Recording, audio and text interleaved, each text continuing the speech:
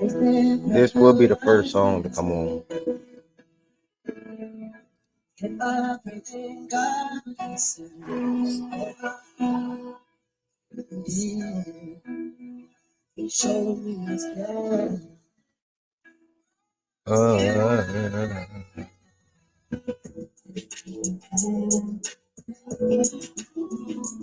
It's on. And I know need to move on. And I ain't going to let go of my hair. I ain't ready to let go of my hair. I know you looking down, smiling at me. I pray that you find some peace and you're finally happy. But I can't sleep, dog. I cry every fucking night. It's probably be the hardest chapter of my fucking life.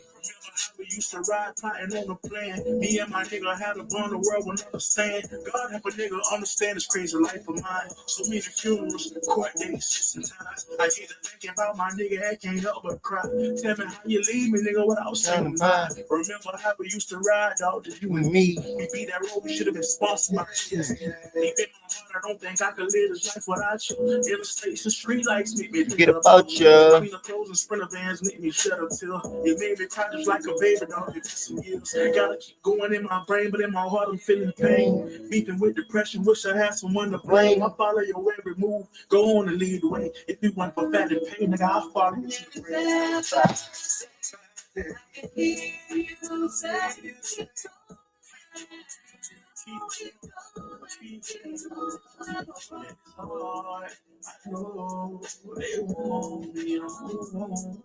I ain't ready to let go of my nigga. I ain't ready to let go of my nigga. And I can do so many things, but this shit the hardest. Tell me why I'm feeling pain, always broken hearted. Yeah, them niggas did they thing, but you the sharpest. In my eyes, you'll remain a motherfucking artist. Tell me how we seeing danger, your such as ours. Tell me who they let us gangsters in them heaven parties. Tell my nigga a fat freezer that I'm plucked up out of it. Tell my nigga I'm sorry that I'm and they ask if I'm okay, I just lie about it. To myself, I cry about it and get high about it. And niggas knew how you was feeling and they let me know. They could have told me anything, I wouldn't tell her so. Tell me why I see me a sign, I can't stop the crying. Tell me that you ain't alright and I wanna leave your side. Nigga, we undefeated, why you lean like this? We did the impossible, it ain't true. Nigga, it's impossible for me to see you like that. Tell me how do I move forward? I you watching my back. And tell me how do I move on or that you gone? I can't. Okay. That's not what I turn around. Step.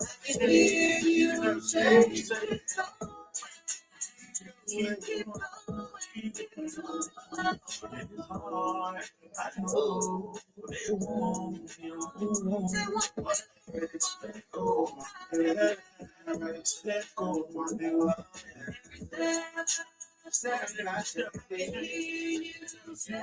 It's on. I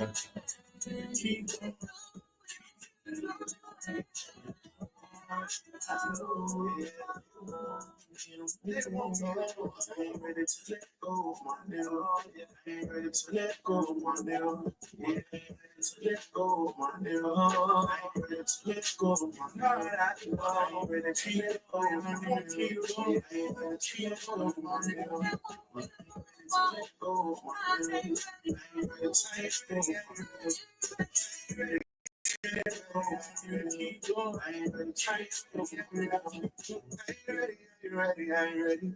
I ain't ready to let go of my nigga. I ain't ready to let go of my nigga. Let go of my nigga. Keep going, my nigga. Keep going.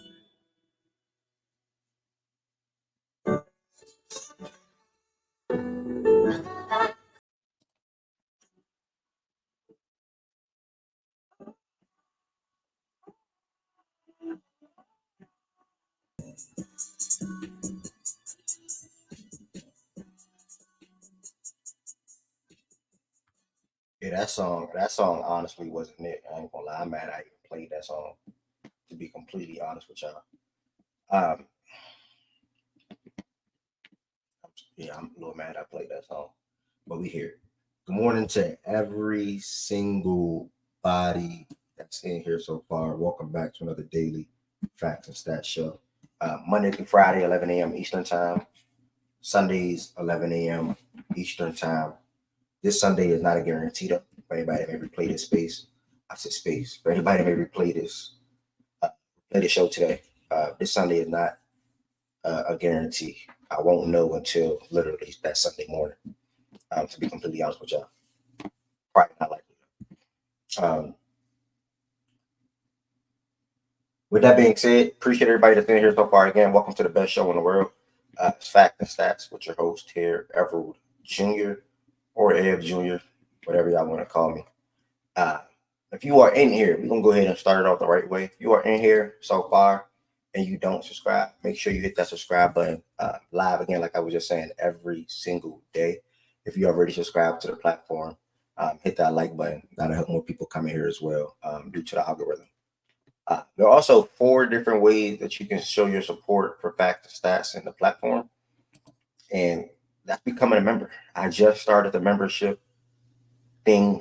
I just turned it on probably like a week ago.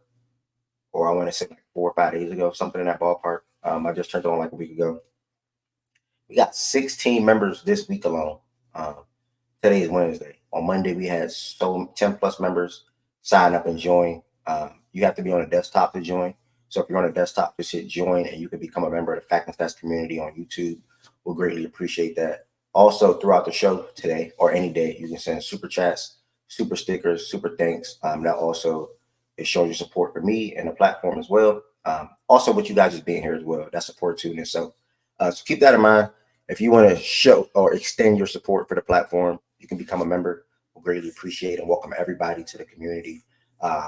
Memberships, you get custom perks, emotes, emojis, and things of that nature that I am still working on. So be on the lookout for that. Also, outside of that,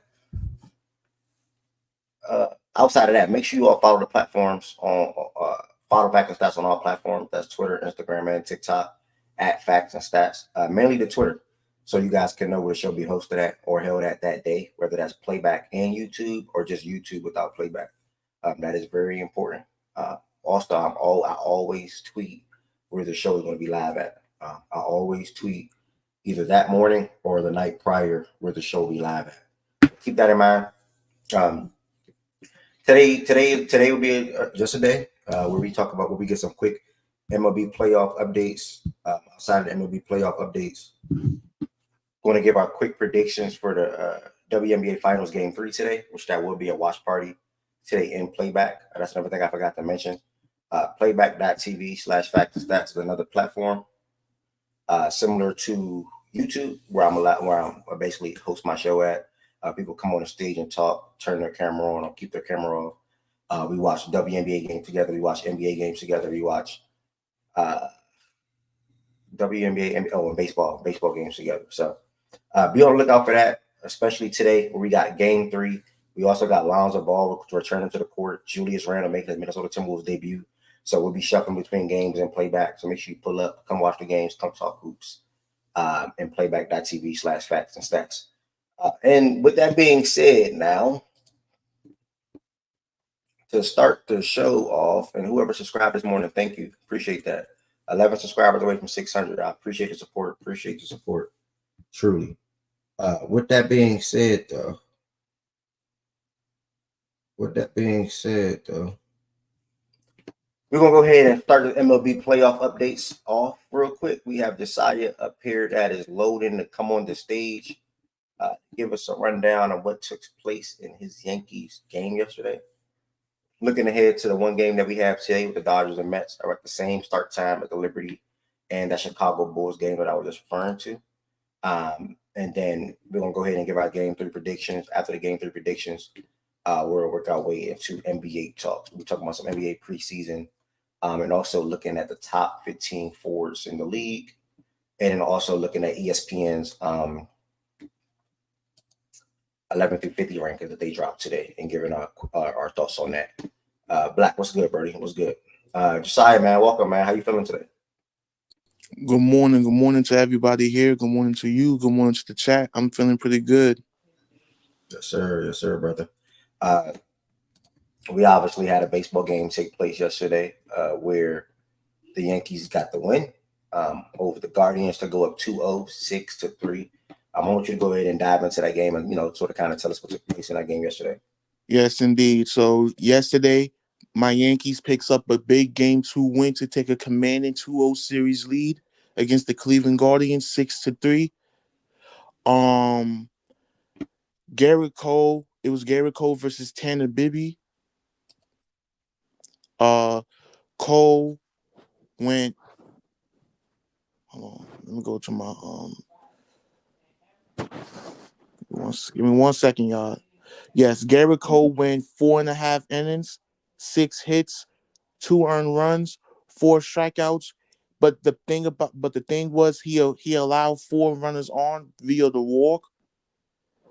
And for Tanner Bibby, he went 1.5 innings with 5 hits, 3 runs, 3 runs, 2 of them earned, 2 strikeouts, 1 walk. And for the Yankees offense, Gleyber Torres went 3 for 5. Anthony Volpe went 2 for 3. Anthony Rizzo went 2 for 4. Chisholm Jr. went 1 for 4. Alex Verdugo went 1 for 3. Juan Soto went 1 for 3. And Aaron Judge had finally get his first homer of the postseason by hitting a two-run home run, by hitting a 2-run dagger home run in the bottom of the 7th inning. For the Oh, so Cleveland Guardians, it was 4-3 at that point. it was 4-3 at that. It was 4-3 at that point. No, it was 4-2. It was 4-2 Okay. because Jose Ramirez of the Cleveland Guardians hit a solo homer essentially in the 9th inning. So it didn't really matter. His home run Mhm. didn't really matter because that Judge homer already put the dagger into this game. So with the Guardians perspective, they left a lot of runners on base. We left 7, they left 11. They had multiple bases loaded opportunities to potentially put this game to bed. They couldn't capitalize. And now my Yankees, we're going over to Cleveland for the next 3 games. So from game 3 to 5, we are going to be in Cleveland, Okay. which would be Thursday at 5:08. We're the early game. This is the first time the Yankees are the early game so far, because we're always like either the late game or like we always like the late game. So we're the first early game. And yes, for today, we had the Los Angeles Dodgers traveling to Queens to face off against the New York Mets in game 3 of the NLCS. The starting pitcher would be Walker Buehler for the Dodgers, and the starting pitcher for the New York Mets would be Yuri Severino. Um, game 2 to talk about that game real quick. Go back to talk about their game 2 real quick. Um, the Mets is coming off a great offensive performance in game 2, and it was a big part of that was Mark Vientos hitting a grand slam in early on in the top of the second to push the lead to 6-0 at that time at that moment. I expect the Mets crowd to be rocking. I expect Queens to be rocking, but I think the Dodgers will win game 3. I think they're gonna come in with being the aggressors because it's essentially a 1-1 series where it's like they have to win like these 2 games in Queens so that at least they can know that they can end this series at the crib. Okay. Because the MLB's format is like for best of 7 is 2-3-2. 2-3-2, right? 2-3-2, yes. The best record teams gets the first 2 games, then the second best record gets the next 3 games. So game 1 to 2 would be like the best team overall by record. Then game 3 to 5 would be the second best. Then game 6 and 7 will go back to the home team. And yes, Chan, all rise, Aaron Judge. Like I'm so happy for him. Like I'm happy that he got that monkey off his back to finally get that one homer. I think now we're gonna see a Judge being more happier because now we're gonna see. I think Judge is gonna go on a tear for the rest of this series against the Guardians. I think getting that homer and the way he's been performing these playoffs, him getting that homer to us in a high leverage situation, knowing the fact that knowing that he struggles in high leverage situations. So with that, so what I mean by how, so if anybody doesn't know what high leverage situation is, high leverage situations is basically, let's say if you're a hitter and your team is up by 2 runs, right? Your team is up by 2 or less runs. You And have a I'm at runner, bat. you have a runner on base, and you essentially hit a home run. So you basically, Tie the it's game, right? you essentially you broke the game open because now you're forcing the other team to really be aggressive. Yeah. So that's what I mean. And Judge is not known as a high leverage guy. He's more known as like a low leverage guy. So for him, hitting that home run in a high leverage situation, knowing the fact that the Guardians can creep up to take this game, to steal game 2, was huge for us. And I think Aaron Judge is gonna have a big game for the. It's gonna be great for the rest of the series. And the fact that we haven't seen Emmanuel Clase yet is amazing. It's amazing. We have forced Stephen Vogt, who is the Cleveland Guardians manager, as or head coach, to say head coach, but in baseball terminology, he's the manager, to essentially go to his bullpen early and often. That's what we did in the Kansas City series. We forced the manager of Kansas City to go to his bullpen early and often, and I think that's been the big success for us. Mm-hmm. Like whoever, and I realize whoever team has lose the most, we have always beat teams so far. The 2 teams we got, we beat, which is the Guardians and Royals. We forced them to go to their bullpen early, and I think that's our method to like winning the games. Force the other teams to go into their bullpen early and make them go to a bullpen game. Force them to go to a bullpen game. So if anybody has any other questions, like any You say prediction, bullpen. What is going to your bullpen mean again? going to your bullpen essentially means that, let's say your starter is struggling, right? Let's say your starter is The getting hit starting around. pitcher, right? Yes. So let's say your starting pitcher gets hit around. If he gives up a lot of hits, he gives up a lot of runs. The manager would then go to the bullpen and say, hey, I need you to diffuse this situation. So it's basically, if he goes to the bullpen, it's basically to diffuse the situation or basically limit the damage. So that's what I mean. So that's Okay. why I say if we go to their bullpen early than usual, that they usually would like to go to their bullpen, we'll win this series. So to end it off, if anybody has any other questions, like concerns, like who you think is gonna go, who you think is gonna have a big game 3 tonight for between the Dodgers and Mets, let me know. If you have any other questions, Nah, man, I appreciate it, bro. I really all appreciate right. you coming up Thank you, thank you, and giving thank it. you. I know you was. I don't think you were here yesterday, but ow, you Yeah, had Ev, I West. won't be here Tuesdays and Thursdays, so for that MLB segment, you just have to find somebody to do it. That is like here. Okay. So class be taking you away from class taking you away from fact and stats, man. But you in Yeah, school. me being in college for throughout those 2 days is going to take me away from like talking about baseball, but I got to get an education. So okay, so Dan Chan said like Dodgers are probably going to go to their bullpen early because Bueller stinks now. That's a good, that's a good take, Chan. I think Walker Bueller, He's been struggling all postseason long, and he has to have a big game. He has to have a big game, especially, especially in a situation like this. He can't have a similar game like he did against San Diego, because if he does, and the Dodgers bullpen, which has been anemic, which has been bad,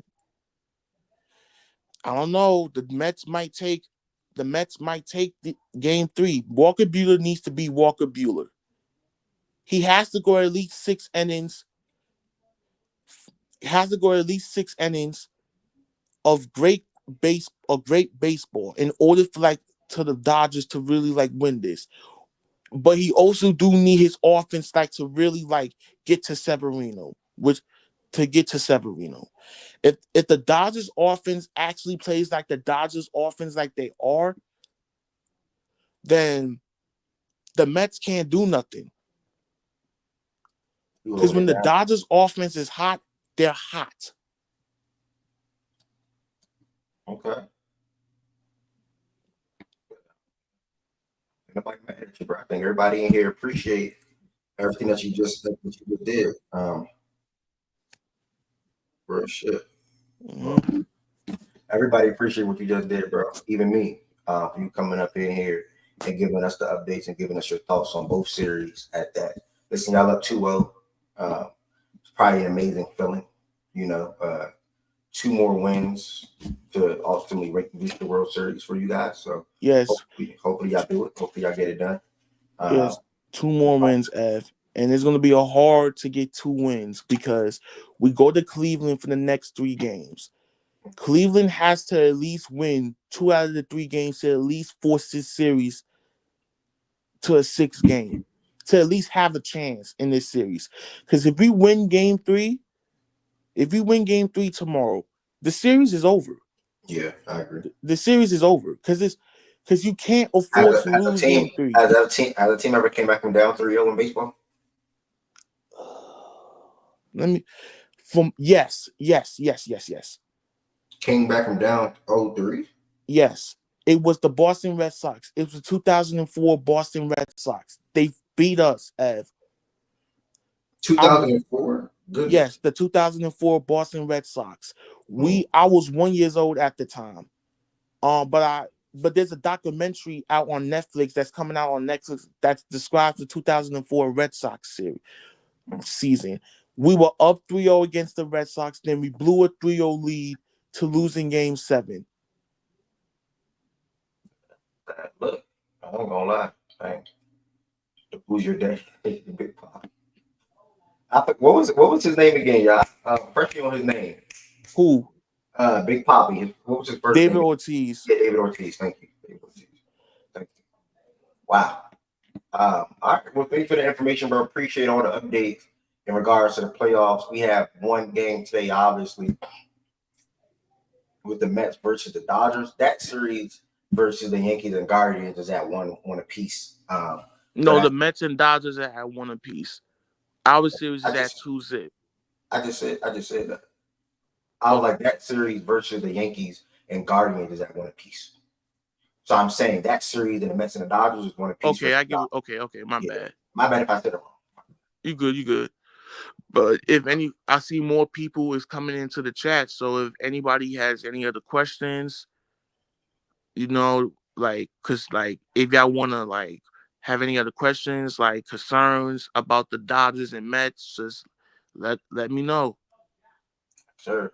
Shout out to the side, man. He's taking pride and initiative to want to talk baseball and kick off talk. So thank you, brother. I appreciate you. We're gonna go ahead and move. Who you like to win tonight, Josiah? I got the Dodgers. I think Walker Bueller has to have a good game. He's bound to have a good game. And I think this would be the game. He has to control the Mets offense. He has to make sure that you have to put like to ensure that the Dodgers offense can be. I know the Dodgers offense can get hot. It's just a matter of time. It's just a matter of time. Okay. All right. Thank you, bro. Appreciate you. Alan was good. Appreciate you too, Brody. And Josiah, thank you. Everybody that's in here, y'all, man, thank y'all so much for being us out of fact and stats within the first 30 minutes of the show. Um, I'm trying to liven Wednesdays up. I need to liven Wednesdays up, I feel like. But good news is we got the NBA season returning next week. So that's going to help the show throughout the weeks on a day-to-day basis. Especially specifically Wednesdays and Thursdays. Mondays and Tuesdays are sort of kind of dominated by NFL for the most part. But obviously with the NBA season returning, we got to squeeze that in now. So it's going to be a lot to shuffle and work with. And also some days throughout the weeks, I'm going to use just to focus on behind the scenes stuff as well. So you might not see 5-hour shows or 6-hour shows every day. So keep that in mind. Meanwhile, if you are in here though, make sure y'all like the video as well. That can help the algorithm bring more people in here. And if you don't subscribe to the platform, make sure you hit that subscribe button. And if you want to show your support even further, there are 4 different things that you can do this morning or also throughout the day. You can not sign up, but you can become a member of the Fact and Stats community on YouTube. Just open that room up this week. Within the first 3 days, we got 16 members so far. So shout out to all 16 of y'all that joined the Fact and Stats community on YouTube. Must be on the desktop to do so. If not, you can send super chats, super stickers, and super thanks, extending your support for me and also the platform. So thank y'all for that. Next, we have Liberty and Lynx Game 3 predictions. This should not take long. It's really only me and Josiah up here, but it's 20-something people in the chat. And just to show y'all, or just to keep y'all involved, just to get y'all involved a little bit. I am curious to know who the people in the chat have winning tonight. So I'm going to create that poll real quick. Make sure y'all vote on that poll real quick, and let me know y'all thoughts who win between the Liberty and Lynx. For me, surprisingly, y'all, I'm not gonna lie to you. I really have the Liberty. I have the Liberty getting a win today. I know it's like, wow, they're going to Minnesota. Minnesota is obviously one of the best fans in the league for sure. They'd be rocking in there. They're a good team with good players. But when I looked at the first 2 games, obviously I didn't see much of game 2 because of NFL Sunday and me locking into the Ravens and Commanders game, which was super duper hyped up. You can clearly see who's the better team, in my opinion. Liberty went out to a big lead in game 1. Went out in both halves, by the way. Liberty went out to a big lead in game 2. Ultimately held on. The Lynx fought back again. Ultimately held on, won by 14. And now I'm looking at game 3. I'm not expecting the Liberty to go out to a big lead again. If they do, cool, great. Hold on to it. But I do think it'll be a sort of kind of similar output with the Liberty get the win. I think the Liberty doing something that the other teams that the Lynx played so far just did not do. Please getting double. She's seeing double teams. I think she had 21 and 16 through 2 games in the series, but versus the Sun, she scored 25 or more 3 times. So that shows you the differences in the defensive coverages that the Liberty are doing for fee and the Lynx and the Sun was doing for fee. We're doing for fee. So I think it's gonna be a similar thing tonight as well. Double her as much as possible, or one-on-one post-ups or ISO situations. If Caleb McBride or Courtney Williams or Bridget, whoever, etc., end up having a game and they beat you, cool. But I just think overall, man, Lainey Hamilton can pick up big from what she did in game 2. She can carry that on to game 3. We need every single bit of her 20+ points that she had.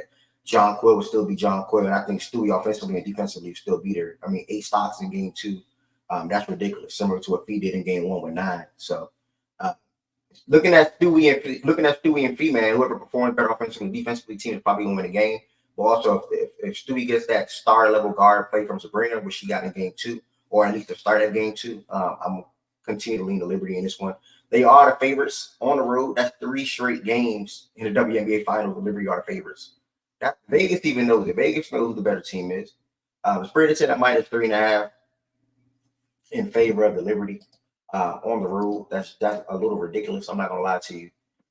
So do what y'all want with that information. I'm personally going with the Liberty. Decide who you got winning tonight. I got my Liberty. Laney Hamilton. I ain't see the first 2 games fully because of course MLB playoffs was on. So I got my Liberty winning. I think that I want Stewie to have a good offensive game because I think if Stewie and Sabrina has a good offensive game as a duo, I think we win this game. I think we have to feed Jacquel Jones because when they go small, Jacquel needs to get all the touches she can get. She needs to get all the touches she can get. I think Lainey Hamilton is gonna have a good game again. But like you said, Ed, we're changing up the defense around for Minnesota. Fee seeing a lot more. Fee seeing a lot more double team than she did against the Suns. Um, I hope and I hope that Stewie takes the initiative to like really be like the one that can that slows down Fee because Stewie has the defensive ability to slow down anybody. Cause she had like a 5-by-5 game in game 2, 5 steals and 5 blocks. So I think that we win this game. Hopefully we win game 4 to win the series in Minnesota. Yes, sir. I'm with you. Well, I don't know about the sweep. That's a tough ask, but No, a gentleman's I mean, sweep. not a sweep. It's one. Yeah, not one yet. My bad. Gentleman sweep. Yeah. It should have been a sweep. We should be up 2-0. But you Yeah. know, Yeah. certain stuff happens. You know, Vegas made a call to extend this series out. Not saying no names. You just said a name. How you gonna say not saying no names and you just said Vegas? Yeah, I did. Yeah, but I got the Liberty. We need to win game 3. We have Wait, to what does win that? game. What does that? What does that mean though? Vegas made a call, but I'm not saying no name. What does that mean? Like I said, Vegas made a call. I ain't saying no names. So what is I'm not saying no name referring to then? Uh, I'm a little confused. What is that referring to? I don't know, but I just know that Vegas hadn't made a call.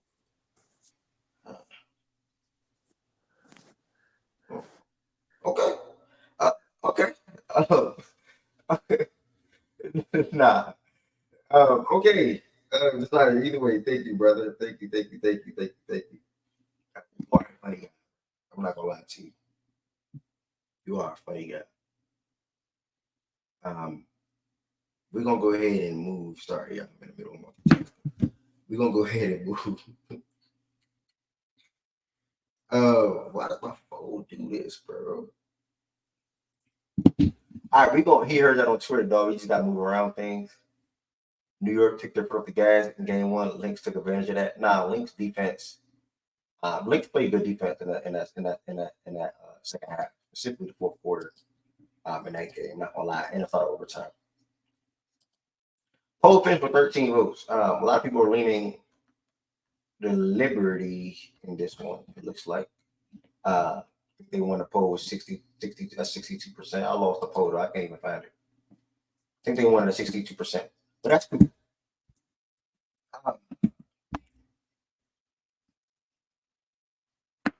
Oh, there it is. Liberty 61%. Thank you.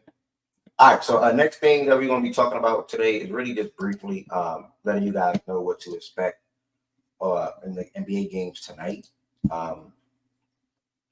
Really just preseason basketball, but there is some things to take notice of or for, I could say. Obviously, Paul George is dealing with a hyperextension to his knee, so he's out for roughly a week. He'll be reevaluated next week when the season starts. But the main thing is the main thing, and I'm just trying to bring it to notice. The main thing is the main thing. Julius Randle.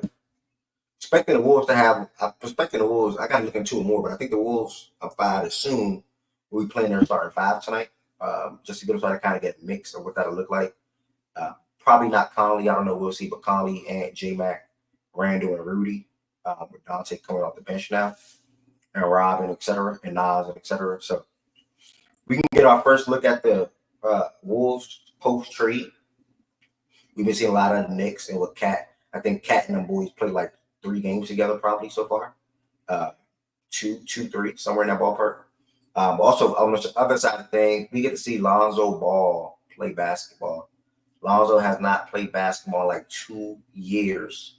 And he's been pretty good throughout his career. In my opinion, he had a good rookie season. And then LeBron James ended up coming to town. You know, when LeBron comes to town, respectfully, when LeBron comes to town, things change. Let me just put it like that. When LeBron comes to town, things change, in my opinion. So you've seen Lonzo move. What literally happened was Lonzo moves off the ball a little bit. He was still playmaking. He was still doing his, you know what I'm saying? He was still doing his thing. Except he was a little bit. This best of 5 or 7. WNBA Finals is best of 5. No, I'm talking hoops right now. That's my problem. Y'all be trying to pick and choose when y'all want to come on the stage. Now I gotta stay consistent on YouTube. Chan gave me some good words yesterday, man. Chan and T gave me some good words yesterday. Chan let me know YouTube been doing good this week. T let me know I already got a shift. Like I got a shift to the tube. Well, YouTube, sorry. So yeah, man. That's what I'm trying to do. I'm trying to continue to grind YouTube. Even if it's slow days. Some days it's gonna be slow days. And that's okay. Sometimes you gotta accept that. Post, get off, and then do the stuff that you gotta do. Speaking of that, behind the scenes, man, I am almost done editing and finishing all the what's next. Literally, I only got 5 more teams to upload. So those are on YouTube right now. If you want to ever watch back or look at any of the videos that we talked about over the last 3 weeks or really a month for what's next for every single NBA team, we did that. We completed it last week, Friday. I only got to upload 5 more teams. So that's what I be doing when I'm not live. When I'm done hosting the show, I'm editing and making thumbnails and chopping up content and things like that. So, yeah, 5 more teams to go. I have a video dropping on the Indiana Pacers in 4 hours. And then my last day that I'm going to be uploading videos is Saturday. So Saturday, you can see I have the Celtics, Thunder, and Mavericks and Knicks all scheduled to drop on Saturday for anybody that's interested. And then on Friday, I have the Nuggets, Grizzlies, and Wolves coming on Friday. And then Thursday, I have the Sixers, Lakers, and Bucks so far. And I got to add more teams to today's and then also more teams to tomorrow. So that's some things to look out for what's next. Let me. I was just joking, y'all. I wasn't serious about y'all picking and choosing. I wasn't just. Everybody's not going to come on the stage every day. Everybody's not going to be available to come on the stage every day. So I don't think I'll be feeling that type of way. But yeah, Lonzo has not played ball in a long time. Like I said, he had a great start to his career. LeBron James came year 2. I think he probably still averaged 7 assists with LeBron. Definitely 6, but I think he still averaged 7 assists with LeBron. Let me put up Lonzo's career stats real quick. Went to the Pelicans. Was a good player there. Ended up moving him to the Bulls. The Bulls was off to a good start. The Bulls were off to a good start before Lonzo got hurt. Looked like Lonzo, Levine, and DeRozan could have been something really good together. He's only 26 years old. That is something to point out. Rookie season, he averaged 10, 7, and 7. My bad. That was not 6 assists. So he went from 10, 7, and 7 when LeBron came, got dropped to 10, 5, and 5. And then he got moved to New Orleans, obviously, in a big trade for Anthony Davis. Up to the assists, back up to the 7 mark. Played in 63 games that year, and then 55 games the next year, and then only 35 games in Chicago. And that was the 2021-2022 season. So we have not seen Lonzo play basketball in 2 years. Mind you, in that last season, he was shooting 42% from 3 on 7 attempts in 35 games. That's damn good. 13, 5, and 5 with 2 steals and 42% from 3. That's damn good. So he's been a good 3-point shooter throughout his career, or post Lakers. I wouldn't say he had to change his jump shot. His jump shot was always wonky, especially in college. He sort of kind of shifted or changed it a little bit. So I'm looking forward to see how he's going to look in Chicago, man. He's on a great spot with a good team, with some good guards. Josh Giddey, Kobe White, Zach LaVine, Big Vooch, Patrick Williams. So a solid team. Not expecting him to do anything, but it's just good to see Lonzo being back and wishing him nothing but the utmost respect and health, man. That really matters. Nah, I got you right. That really matters. So that really matters. On to some preseason action, man. I'm trying to think of some random things around the league that I can think of real quick. I watched the Celtics and Raptors game. I watched the Heat and Spurs game last night. We watched the OKC and Denver game, and I didn't really see much of nothing else that I can say I actually watched. A little bit of the Rockets, a little bit of the Lakers game, but to the Celtics and Raptors, man, I mean, good game. Good game. I think the starters on both teams probably played 30 minutes in this one. Let me fact check that. Yeah, so Tatum played 34, Brown played 25, White 31, Peyton Pritchard 29. So starters on average roughly played about 27, 28 minutes. If you got to put all that starting five together. And Grady did. I want to shout out Grady and I want to shout out to Scotty Barnes. Grady had 27 points in this one, 12 for 21 from the field, 3 free from 3. He was showing a lot of movement shooting. Showing a lot of movement shooting. Looking like the player he should grow into being coming out of Kansas. He was a special shooter. Coming into the league, he should be such as well, especially in this year or two coming up. Scotty Barnes, man, great overall game. I think he had 4 threes in the first quarter. He was 4 for 5 from 3 in the first quarter. Finished the game with knocking down 5 of 9 from 3. He had 26 points, 9 rebounds, and 10 assists. So he flirted with a triple-double. I think overall he had a phenomenal game. If you play fantasy basketball, that is a guy to highlight. When we did What's Next for the Raptors, I literally said a lot of these games, or pretty often, he's going to flirt with triple-doubles. Now, I know Quickly didn't play. I know RJ Bird was on the court, but I had Scotty last year in fantasy, and that's where he stuffed the stat sheet. He's going to get you 6 rebounds a game for sure. And if he has a rock in his hand, which he will have a lot now for that Raptors team, he's going to get around 6 or more assists as well. So, Scotty Barnes, great guy to have in fantasy basketball. Really impressed with how he performed last night. I know it was preseason, but it was still good to see him having confidence in his outside shot. I mean, it was pull-up threes, it was catch-and-shoot threes, things of that nature. So it was good to see. Not really much shout-outs for anybody else. Davion Mitchell, I mean, he's a pest. You know, he does have a player, the defensive guy.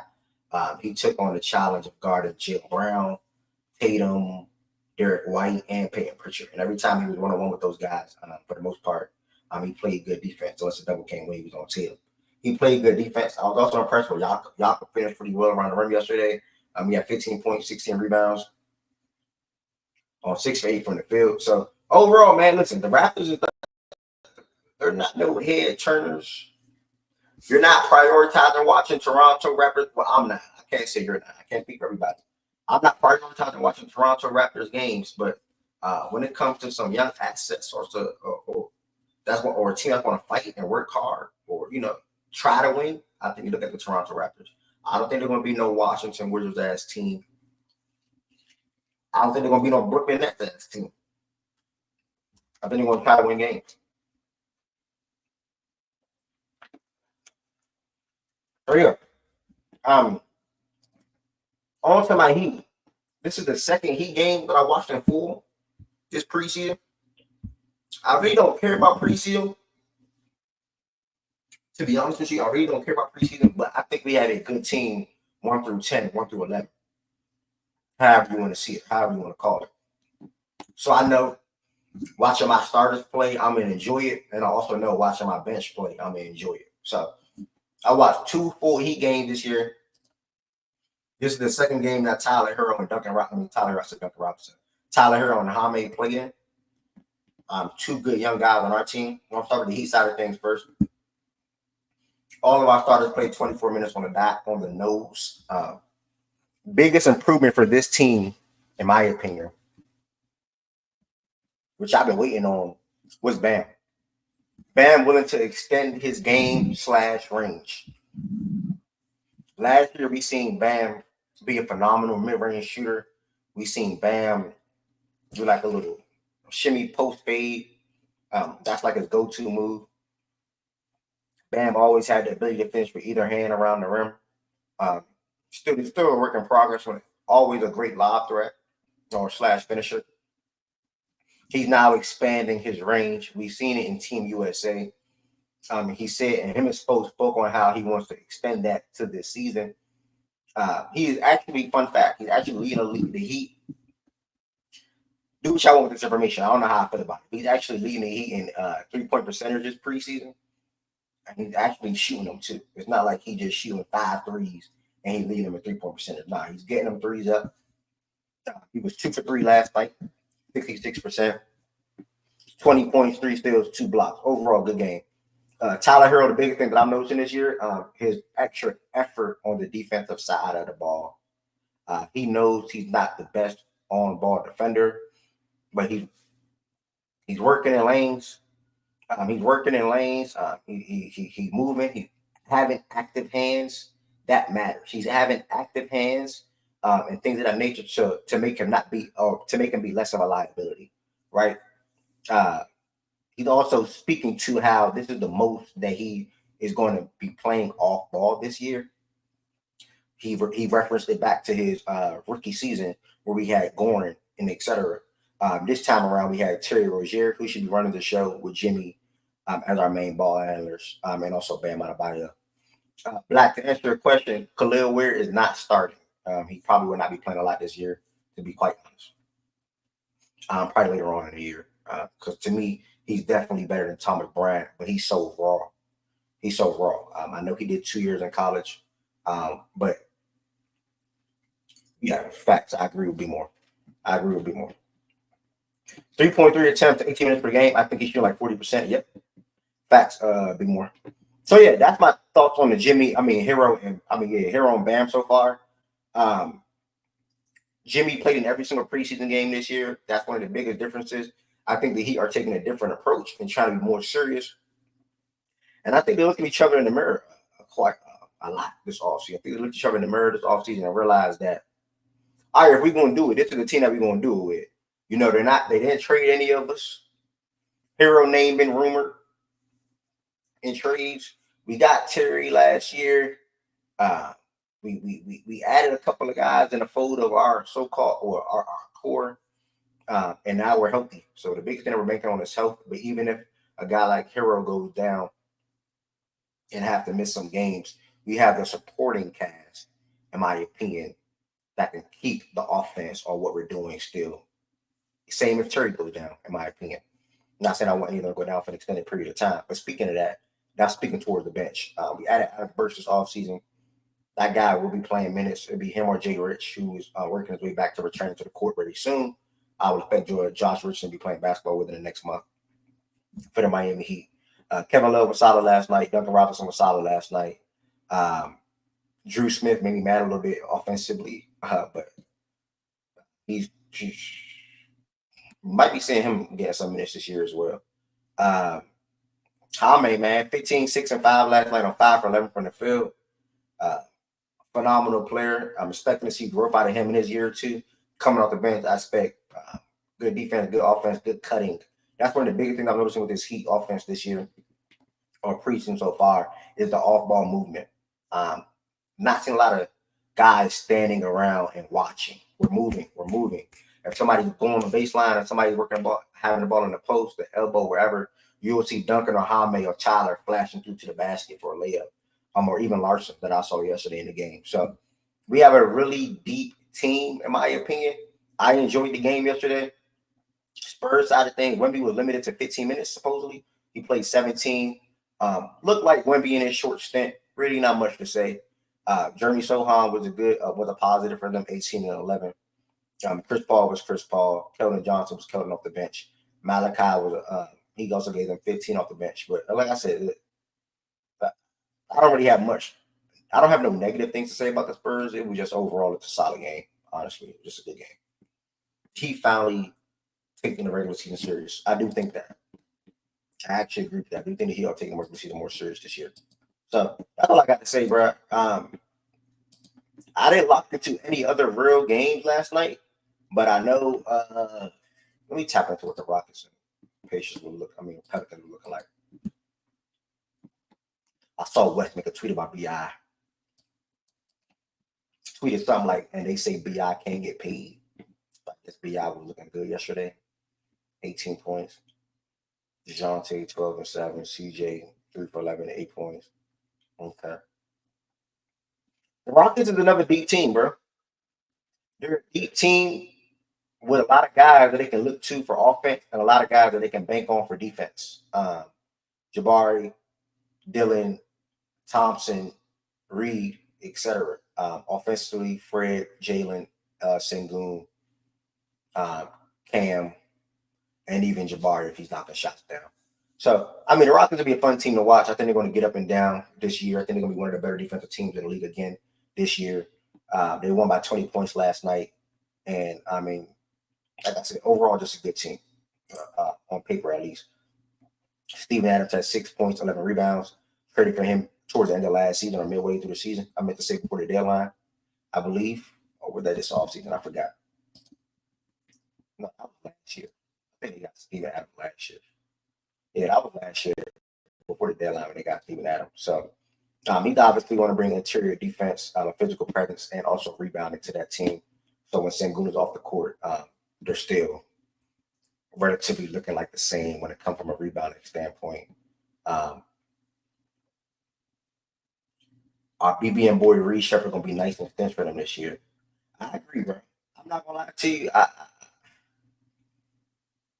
I actually love that Reed is in that situation, and he's not in a situation, in my opinion, where he's going to be having issues with getting time or issues with making his way on the court. You know, typically when you see a team, a young guard or whoever, a young guard that comes, a young guard that comes to a team and they will have issues with making their way on the court, or they will have issues with getting consistent 15 to 25 minutes. I don't really see that for Reed because what he brings to the team, not many guards on that team bring outside of Fred, respectfully. This guy can work in a pick and roll setting.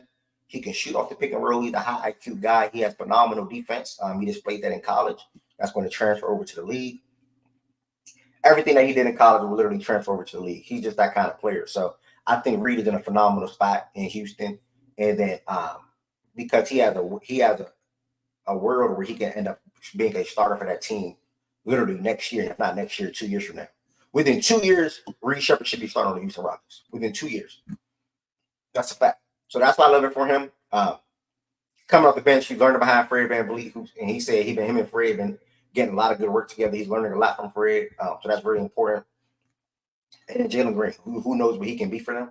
We still got to wait and see. Overall, we know he's going to have games where he has a lot of highs. We also have some games where he has some lows. And when he has them lows, well, it's addition by subtraction. You come out, Jalen, Reed, you go in. Reed, I know you're going to bring us good shooting. I know you're going to bring us good defense. So, you know, that's damn near every game. And make a high IQ plays. Learning from Fred VanVleet, yeah, one of the best pick and roll players in the league. And one of the more underrated point guards in the league. Yeah, that's Fred VanVleet. Like I don't know if you're trying to be serious or you're trying to get some jokes off. I don't give a damn about Fred VanVleet, but I'm not gonna lie about it. You think the Rockets gonna give Green the money he wants? No. He got to earn it. He got to earn it. He got to earn it. Yeah. Name your 10 best pick and roll point guards in the league, Shaggy. And I promise you will list Fred VanVleet in that. Name your 10 best pick and roll point guards in the league that operate in a pick and roll setting. Him and Sengun were literally one of the best and really good at that last year. I don't know if you want to crack the jokes or you want to be serious. Players / point guard, his position. I'm speaking to him playing point guard for that team. That's why I said the word point guard. I'm speaking to him playing point guard for that team, bro. When you think of 10, he's going to be in that 10. That's a fact. And there's 30 teams in the league. Like, come on there. I'll be forgetting if NFL or NBA is 30. I'm going to lie. Hold on. I mean, NFL or NBA. Who's this? NBA is 30, dude. All right, NFL is 32. My bad. I'll be having a brain fart. He not top. Name your 10. Name the 10 right now. Harden's not one. Luka's one.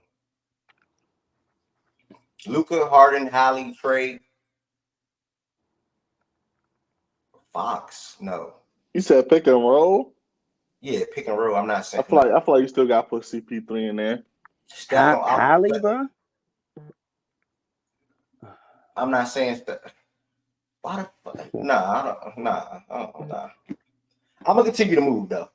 I'm gonna continue to move. Wait, Hallie better than Steph now? Nah, he's saying pick and roll. He's saying pick and roll. I know. I'm saying he better than Steph. That's probably not in order. But I'm just honest. What are you saying? He still got Steph on there. What you mean?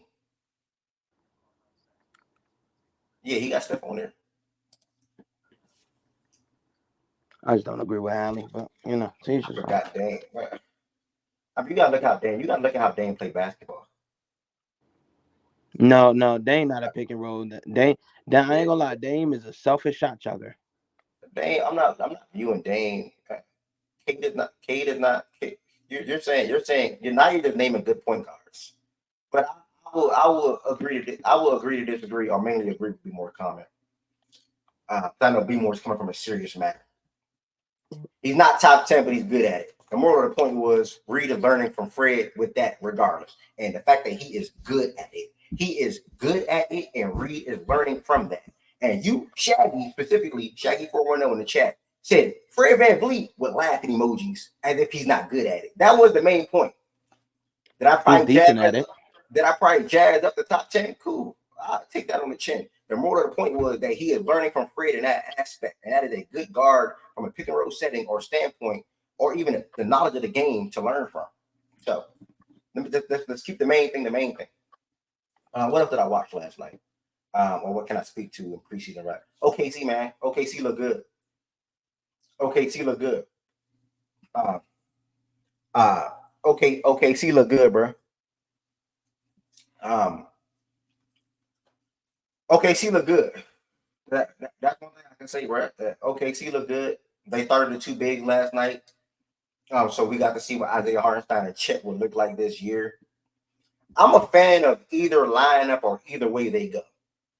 I'm a fan of either lineup or either way they go.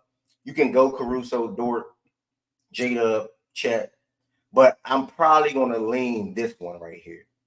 I think I'm more so leaning to this one because I think in this lineup, you get Jada playing his more natural state / role. You get Jada playing what he really is, and that is a 3. In my opinion, also, Chet is really a 4. Chet always been a power forward to me. Chet is like a wing / power forward to me, always been. If you've been keeping up the way how Chet been operating since high school. The same way Chet plays now, he's been playing like that his whole life. And that's typically how it is. I'll probably lean into this lineup right here because it keeps them balanced, in my opinion.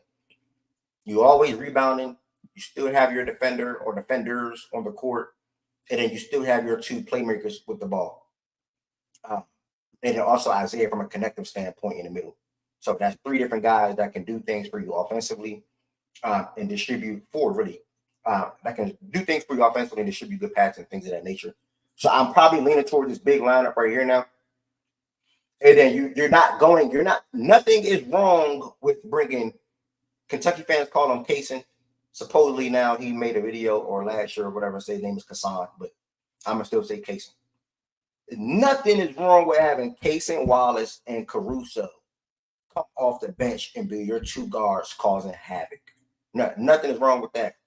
OKC has so much flexibility for what they would do in their lineups because when you have Pace and Caruso, you then have Isaiah Joe on the court as well with that. And then obviously stagger one of the bigs and have one of the bigs in that lineup as well. But man, I mean, Aaron Wiggins is going to come in and fill in for some minutes too. They just have so many different things. That they can do. Let me respond to this question. Hold on. Nuggets were going band for band without Jokic and Murray first half. Yeah, mainly in that first quarter. OKC picked it up in the second quarter, though. Who the secondary creator in their starting lineup? Jada. You ever hear me say 2 playmakers in the starting lineup? Jada will be the secondary creator. What do you mean? Why I mispronounce someone's name on purpose? Again, like I said, I don't know what the correct way is, but what I know it as from a Kentucky fan is Kaysen. Or Kaysen, I'm sorry. Who's knocking out outside shots? They have numerous guys that can shoot from the outside. Chet, J-Dub, new form SGA can shoot from the outside. Caruso can shoot from the outside. Isaiah Joe can shoot from the outside. Shaggy. Aaron Wiggins on a good day, or Aaron Wiggins. So yeah, they have numerous guys. Yeah, they're gonna run action through iHeart. NBA is a damn joke. Oh, I don't know. I don't know where you be trying to get at with some of this stuff. I mean, I respect all, I want to answer all questions, but what do you mean? How is that a joke? Like, what's wrong with them guys shooting from the outside? What's wrong with Jada being your secondary creator when he's a wing and he's good with the ball in his hands? I don't get that. He's only going to get better. Gapping off everyone that starts.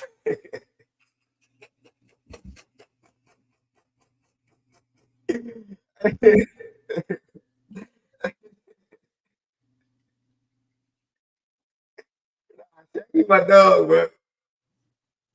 So the takeaway is that OKC will give Denver the hill if Murray and Jokic don't play. No, man. The takeaway is, bro, I watched the game. Me and Good was in here, and whoever else was on the stage, I can't remember. We was in place, like I said, we were watching the game, and it looks really good. Like, and like I think I seen be more type this earlier in the chat, but the versatility that they're going to do from a lineup standpoint, starting 5 and next 5 is ridiculous. It's literally ridiculous. We have Wes up here now, so I'm gonna pass the mic a little bit because I've been talking for an hour straight, which actually felt good, bro. I ain't gonna lie, bro. It actually felt good because I want to one day be able to record videos by myself, just looking at my camera, just talking. And I felt like I just talked for an hour straight, and it actually felt really good. Wes, welcome to the stage, man. We talking about OKC real quick, and just your quick preseason thoughts. You know, like how things are looking for you guys. SGA, Chet, the first time looking at the starting 5, that starting 5 together. We've seen that lineup together, I believe, in some games, but it actually started the game off. You know, how you feel? OKC better avoid Dallas again. Hey, you know I'm with you, bro. You know, good afternoon, man. But I ain't gonna hold you, bro. Like niggas might have been right, man. Anything less than the Larry B is a failure, my nigga. I'm sorry. I don't care about preseason. I don't care that they weren't playing their starters fully, whatever. Shea, by the end of the year, is going to be a top 3 player in this league and our association. It's such a beautiful thing to You're a fucking idiot. Happen in front of our very eyes in real time.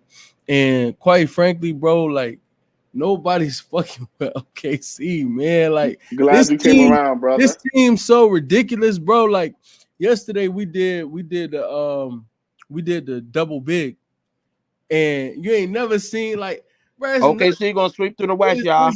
It's nothing you niggas could tell me to move me off my pivot to get me like rattled or any like, bro. OKC is where it's at, man. Like, it's that simple. Western Conference Finals is coming through Oklahoma, Chesapeake Arena, and we gonna make shit shake, man. Like, we not accepting anything less than the Larry B, man. Like, it's amazing that niggas really, like, it's amazing. Not even niggas. It's amazing that I let myself be weary of a nigga like Jason Tatum. Like imagine me being Bruh, it's okay. Y'all witnessing another grown man be worried about another grown man. Got experience. Fuck the Celtics, man. I'm trying to tell you, look, if you knew the facts and stats, I'm gonna tell you something. When you listen to him for basketball talk, Jason Tatum get brought up the most. You wanna know why? None of this shit matter, bro. Like, none of this shit matter. I welcome all Boston fans to the stage. I know Shaggy probably too. And this is actually why Boston fans don't get a mic, because the people everybody can come and we can have a conversation, but I ain't gonna hold you. Shaggy, I judge that Fred shit. Like, go ahead, like, we got everybody in the league wiped down, man. OKC just got everybody in the league wiped down. Listen though, chat. We seen J-Dub. We seen J-Dub last year, y'all. What the fuck did he do? He didn't do shit. He gonna magically step up this year? Okay. SGA was out there motherfucker fighting for his life. No help. But J-Dub is not gonna have as much pressure from him to step up this year, bro. He is gonna get better though. All right, bro. If by some chance that let's say he does do the same thing, bro, they have other players, bro. I'm not gonna lie, like who? I do think a lot of I do think J-Dub is going to be. I agree with BJ. He got to step up offensively. He's going to be relied upon a lot in high pressure situations. For example, when it's 7 seconds, 6 seconds. This one I'm just envisioning games. 7 seconds, 6 seconds. SGA's being hard, closed out. J-Dub had the ball in his hands. He's expected to perform or score in that matchup or create for himself or somebody else in those matchups. He's looked upon in their lineups to do that. So I definitely think J-Dub got to step up, bro. J-Dub is not a guy that's going to be able to just chill and just vibe out 15, 16 and just have a good time. I know they have a phenomenal team, but he is viewed as their second best offensive player at this moment. So that's how I look at it. Yeah, don't none of that shit matter. I ain't gonna hold you, bro. We really got a top 3 player on our team, man. And we got bro, bro, I'm not letting this shit rock, bro. Bro, I'm not letting this shit. Bro, I'm trying to tell you. Exactly, that's what I'm saying. But he's tripping, bro. You just said it 2 days ago. I want it all, nigga. You can't overtalk me. You can't out-hype He's not gonna be better than Giannis. You can't win an argument about basketball against me in terms of like what makes a player better, what makes a player worse. I'm standing on that. Top 3 in the world. Top 3 in the association. He's not better than Giannis. He's not better than Green. He's not better than Yo. Hey, clip is hour 110. It's hour 1. It's guys that's really OGs to this game, and y'all love to be digging up these young niggas, bro. These young niggas is okay, but y'all gotta respect the OGs of this shit. I started my top 3 take at 1 hour 10 minutes. Anybody can come back and clip this. Please, I'm standing on that. Top 3 in the world, nigga. Stop that.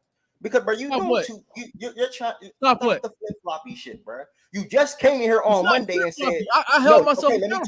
Let me. So why ain't gonna be better than Giannis to you now? Because I'm assuming, or is Giannis 3 for you, or is that Luka? Again, answer the question. I'm about to run through it.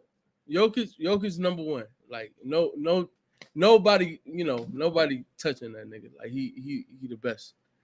Then after Jokic, here's my thing. To add more context, I think that if Giannis and Embiid could have fully healthy season, and not so much Giannis. Giannis isn't because he plays a lot of games. He may get hurt, but he's gonna play a lot of games.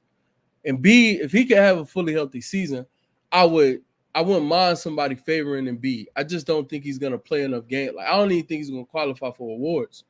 So I'm not factoring him in this equation because I don't think he's gonna play enough games to qualify for awards. No back-to-backs this year, and probably, God forbid, I'll knock on wood, but I just don't see him playing, enough games, enough basketball. So Shea playing at the level that he's going to play at, even with Embiid, when he's on the court, being maybe a tick better than Shea, I think Shea providing 80 games or 78 games, fully healthy season, and his consistency throughout the regular season and playing at that elite level, I would just rather take Shea. So I'm going to put him over Embiid.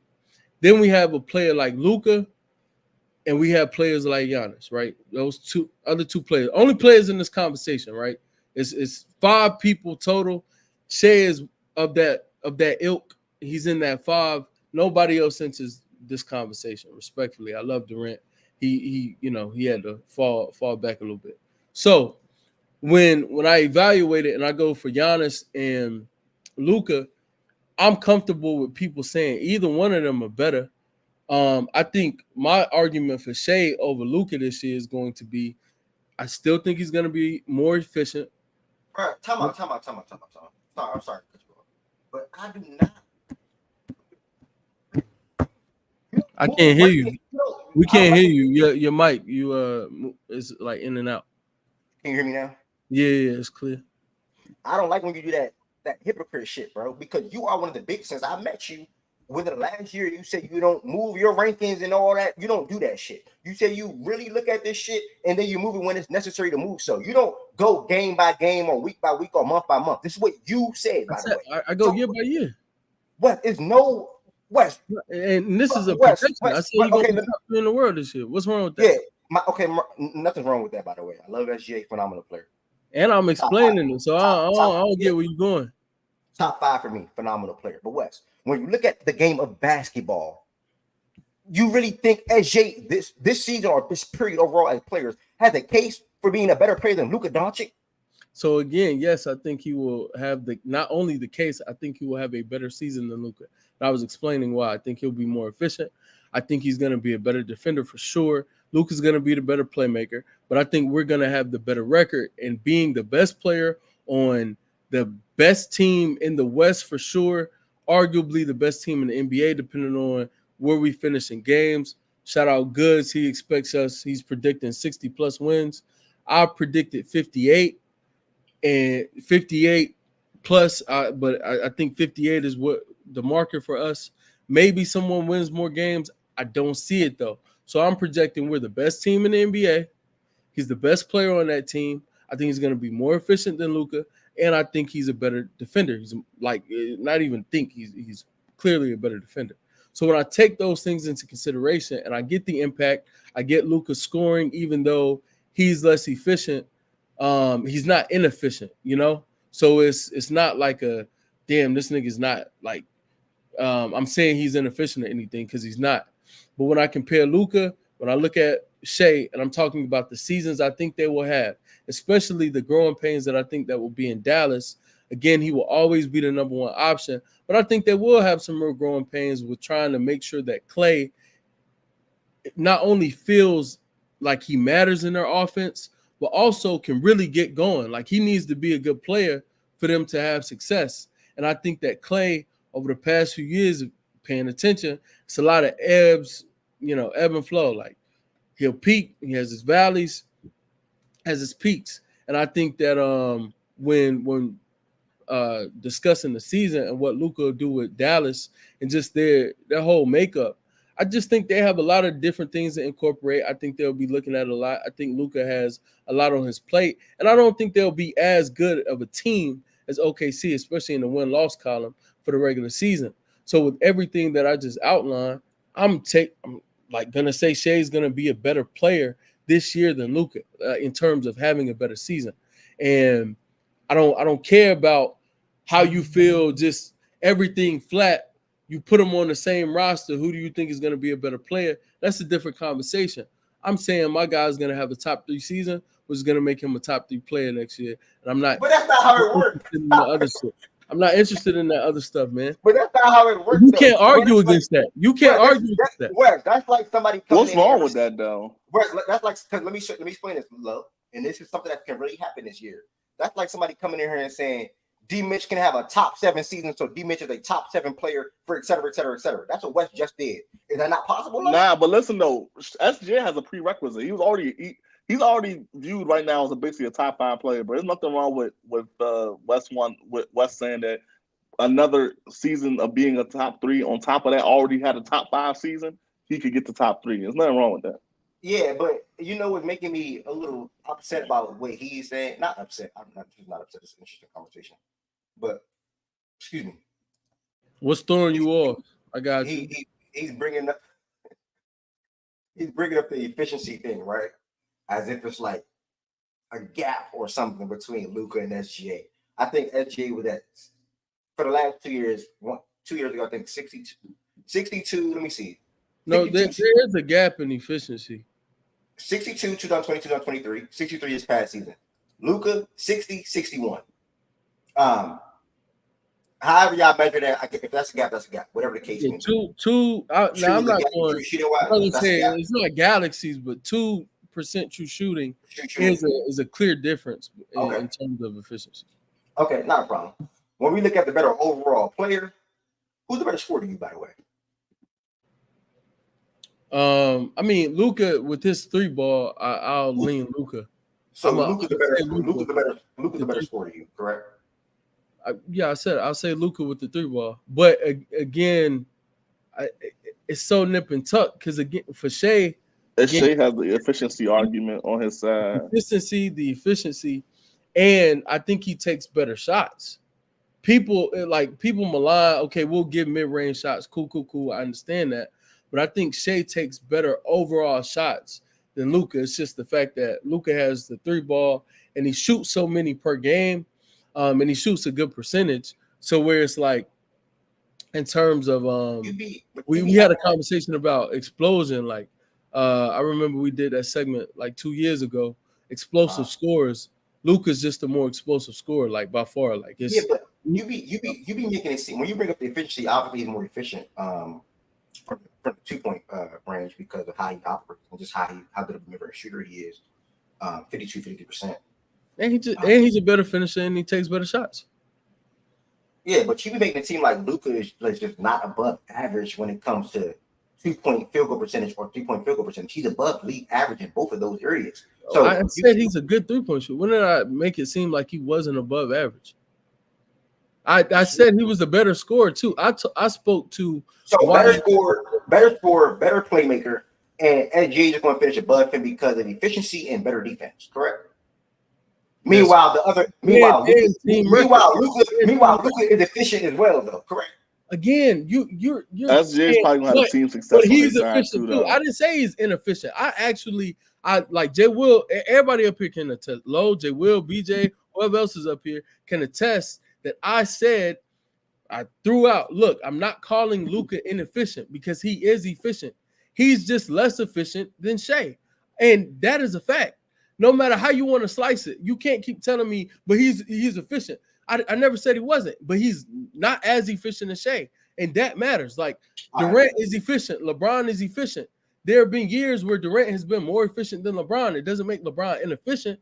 Steph Curry is efficient. LeBron is efficient. There have been years where Steph Curry has been more efficient than LeBron. Doesn't make Bron inefficient. It just means like this other guy is more efficient. Same for Jokic and Embiid. Embiid is efficient. Jokic is more efficient. It doesn't make Embiid inefficient. Jokic is just more efficient. My point was bringing that up wasn't trying to make Luka inefficient. The point was the efficiency. You said I'm making it seem that way. I don't agree. Okay. My apologies. I lost my word. I lost my train of thoughts real quick. That fast. My apologies. Nah, that's my fault for even trying to respond back to what you were just saying. My next question to you was, who's better to you, Luka or Giannis?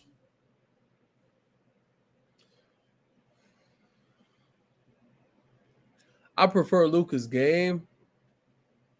I think Giannis is fully healthy. I think Giannis, it's nip and tuck, bro. It's nip and tuck. I prefer Luka's game. I'll say that. But I think Giannis, when he's a healthy basketball player, Giannis is 32-12 and 5 or 6. And like last year, he had one of the most efficient seasons he's had and just suffered a really unfortunate injury to end the season, which ultimately ended his season because he wasn't able to come back and play in the first round. But Giannis last year, again, his defense is not depoy level anymore, but it's galaxies apart from where Luka is. And though Luka's a better offensive player, it's like Giannis is he's still great in every category offensively. Like he's not a good shooter, but in terms of a scorer, he's a great scorer. He's an elite scorer, actually. He's an elite scorer. He's a great playmaker, or maybe really good, maybe great, maybe gassing it. But he's a really good playmaker. Obviously, Luka has him beat in both of those categories, but I think Giannis is still, like you were saying for Luka and Shea, he's still really, really good. And then defensively, Giannis is just far and away the better basketball player. So again, a fully healthy Giannis, I don't think it's wrong to say Giannis. I don't think it's wrong to say Luka. I will say I prefer Luka's game though.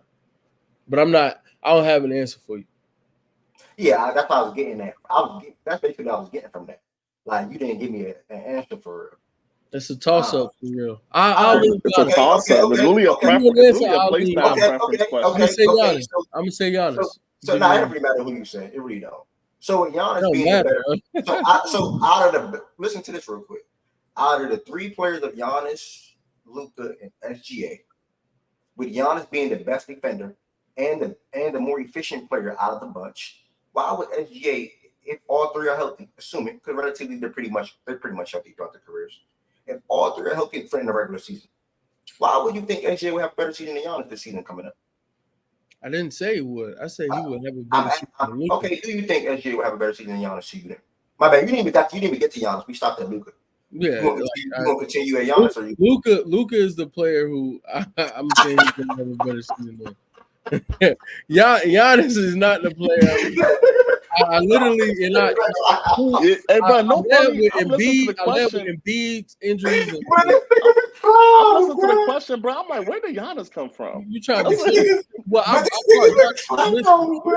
brought Giannis into the combo because I went through the top he brought five, Giannis into it. top Yeah, five I was players in the confused league for a to me. second. He on his other shit, but I went through the top 5 players in the league to me.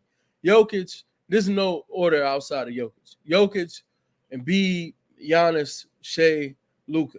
I named those 5 players. Yes. Explain why Joel was not going to have a better season than Shea, and explain why Shea was going to be above Joel to start.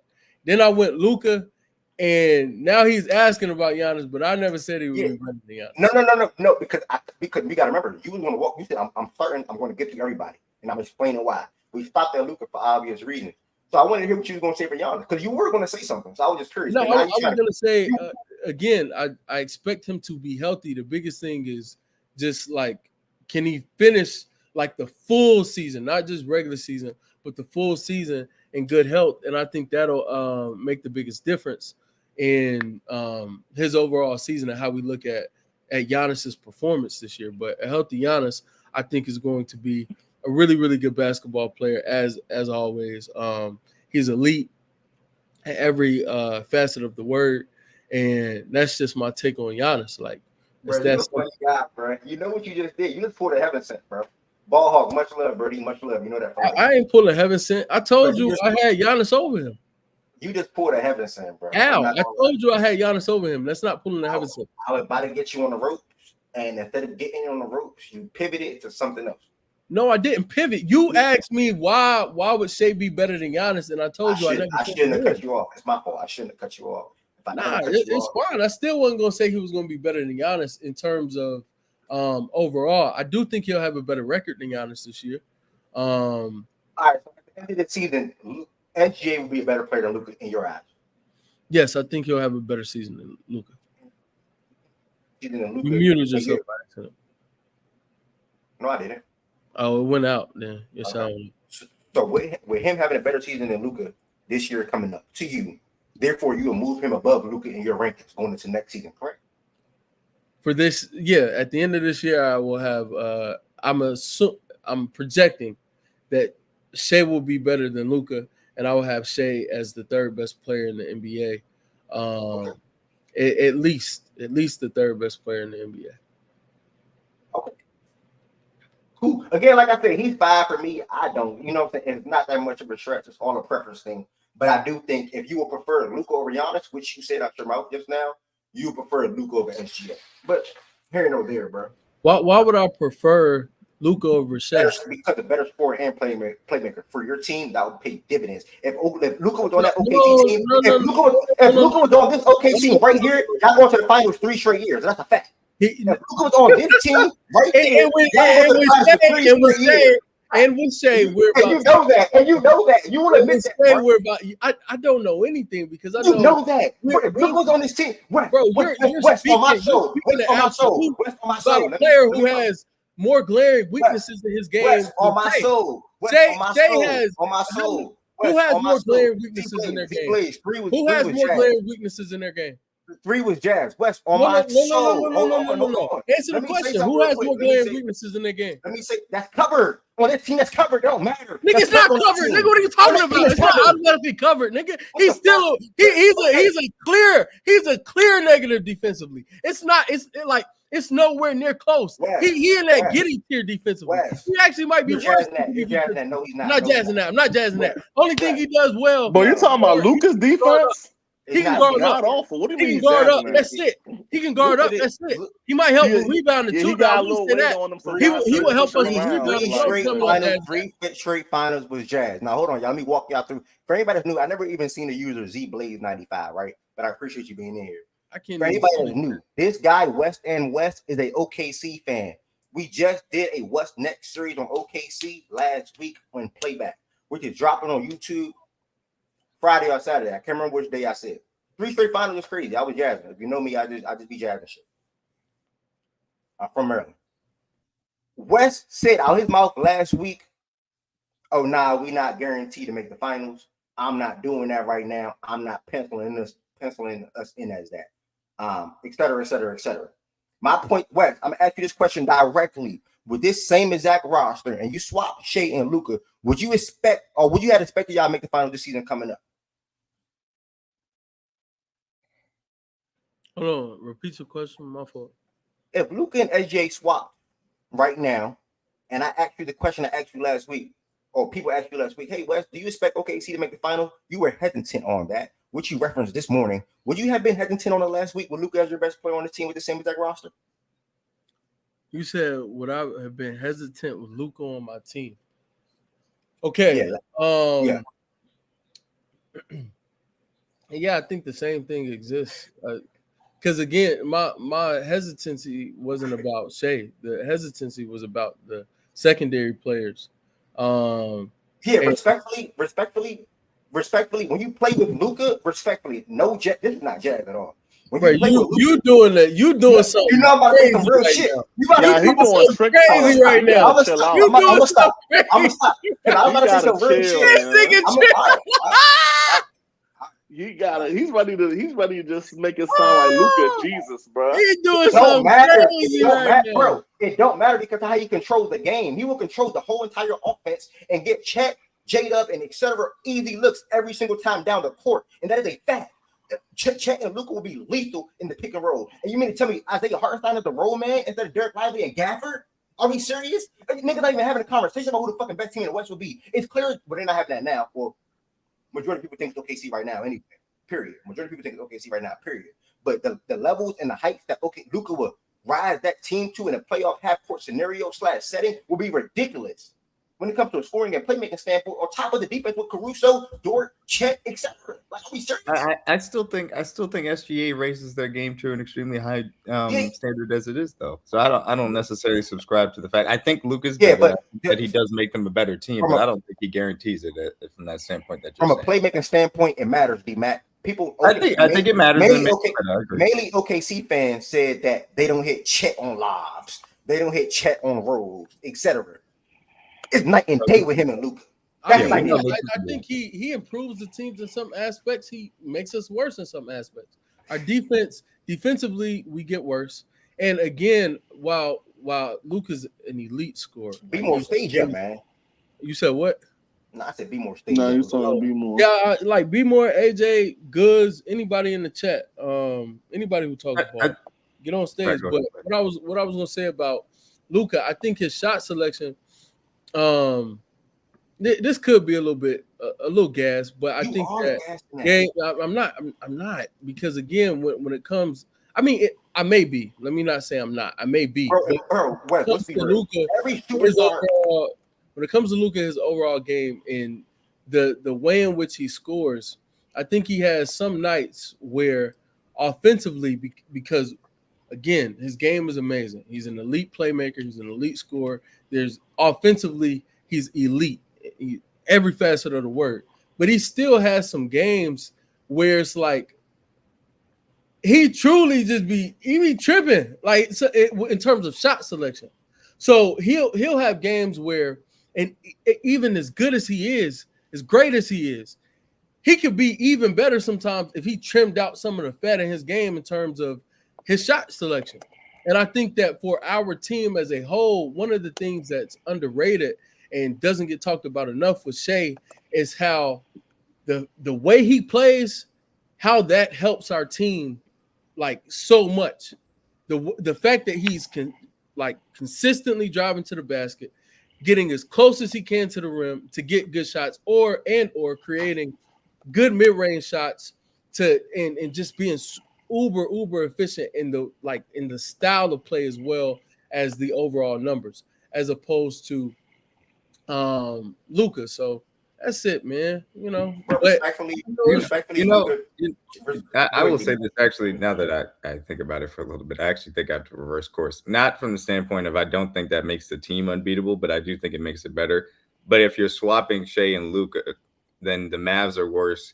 I'm not that high on the Timberwolves. I'm not that high on the Nuggets. So probably they should be overwhelming favorites to go to the finals at that point. So I guess from that standpoint, I feel the argument a little bit more than necessarily that I think that it just raises where they are right now. I think it raises them I don't want to say significantly, a margin that is worth noting. But I think it also lessens everybody else to an extent that it would make them overwhelming favorites. So I guess from that aspect, but I don't think the gap is that massive. I do agree your playmaking helps. I also disagree with Wes as far as how much the defensive aspect hurts, because I really do think that you guys have a really good guard combination to be able to throw out them, to make it a little bit easier as far as that load is on what Luka has to do on the defensive end. I think you can find those matchups to be able to hide him effectively because of his size from that standpoint. But yeah, I mean, I think that if you look at what the rest of the West would look like, then maybe that's a little bit of a better argument than necessarily them all of a sudden being a massively better team. But I do think that they'd be a notably better team. I think y'all are underselling not having someone who you can hunt defensively. Yeah, but I agree. I think that SGA is definitely a better defender. But I don't know that he's a defender that disqualifies you from going after him in mismatches. He's a clear positive defender who, if you have to pick someone on the team, maybe someone picks Shea to hunt, but it's not actually like a positive for the offensive player. Like he's a clear positive defensively, and hunting Shea isn't like a true hunt. It's hey, of all the good defenders on this team, he may be the weakest positive on the team. So this might be the guy we target tonight, as opposed to Luka being a clear negative and saying, hey, we can take advantage of this nigga if we can get him on the perimeter. We can take advantage of this nigga if we can get him in switches. This is the guy we want to go target, and we're going to try to build our offense and the scheme around targeting this weak-ass nigga, number 77. And I've seen teams do it. I've seen teams be successful at hunting him, and I haven't seen the same for Shea. I agree with that, but I also don't think that would be as pronounced given the rest of the roster that you guys would have in OKC if Luka was in that situation. I think that there would be ways in which you can scheme around that on the defensive end to not make those switches as easy to hunt. And then also you guys have better answers, in my opinion. But Mavericks, again, they've improved from that standpoint to be able to not make that as pronounced as easy to hunt from that standpoint. Certainly agree. Luka's much easier target to hunt, definitely more profitable target to hunt. But I don't think it would be as massive of a gap. Or I would say I don't think it will even out the playmaking difference ultimately that you would get from swapping out Luka and Shea. I'll say it that way. Kobe, I don't think he was trying to say SJ the better playmaker for that team. It's really what he's doing, in my opinion, is just. Yeah, I ain't say that at all. I don't know how anybody took that from what I said. He SJ's on his team, so I get his stance. I'm gonna be completely honest with you. You trying to play, bro? You playing? But there's no way in hell you mean to tell me like good conversation. Period. At the end of the day, it was a great conversation. Was Luka bad against SGA? I don't even think. Hold on. Legitimately, Shea was better than this nigga last year. He had a better season. So why are you acting like what I'm saying is crazy? That's exactly what I said. Like it's not making the most sense right now, bro. We literally watched the dude have a better season last year, lead a team to, and granted, he had a better team. I will not lie and deny that. He did have a better team than Luka. But he led his team to heights that Luka in the regular season, in terms of just winning games, couldn't. And in the series that they played against each other, as good as Luka was, Shea was better in that series. Wait, what you just said in the regular part of the regular season? What you just said? He led him to more. He led his team to more wins. And I said in the series that they faced each other in the playoffs, Shea was better in that series. I mean, he led his team to more wins in the regular season because he just had a better team in the regular season. Dallas made a trade. Address him being better. Address him being better in the offs. Yeah, I don't like that. And the regular season. Yeah. Address him having a better regular season. I don't think it. In my opinion, it's not. Oh, one player was better. Both players had phenomenal regular season. Both players finished top in MVP for a reason. Both players finished top in MVP for a reason. Luke was fresh off. No. One player finished top 3. Cool. Both. So it was Jokic, SGA, Giannis. I mean, I don't know where Luka was. I know Shea finished top 3. Maybe Luka finished top 3 as well. I could have sworn the finalist was Luka, SGA, Jokic. Unless I'm wrong. Well, then both players finished top 3. That is correct. It was Jokic, SGA, Luka. Sorry.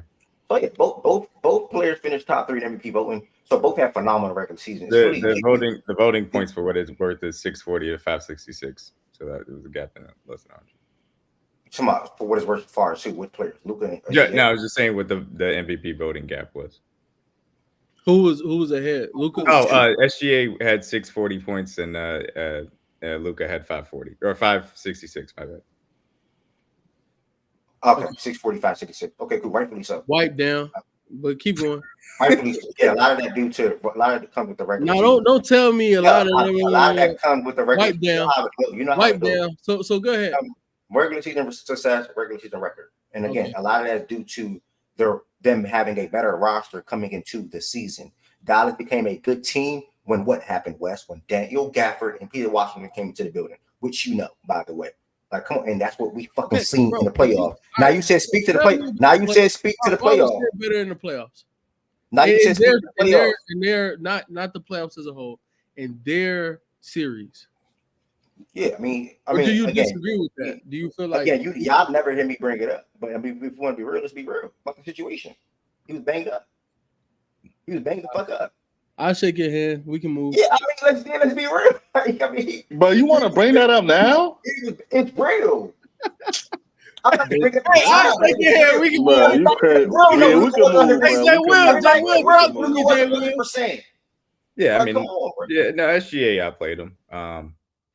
That's the reality situation. I mean, he was banged up. You know how people were banged up at a certain point. And SGA had a phenomenal series. Shout out to SGA. But he did. But at the end of the day, Luka being that liability that he was or is in the playoffs or period, we didn't see that in that series that much. Why is that?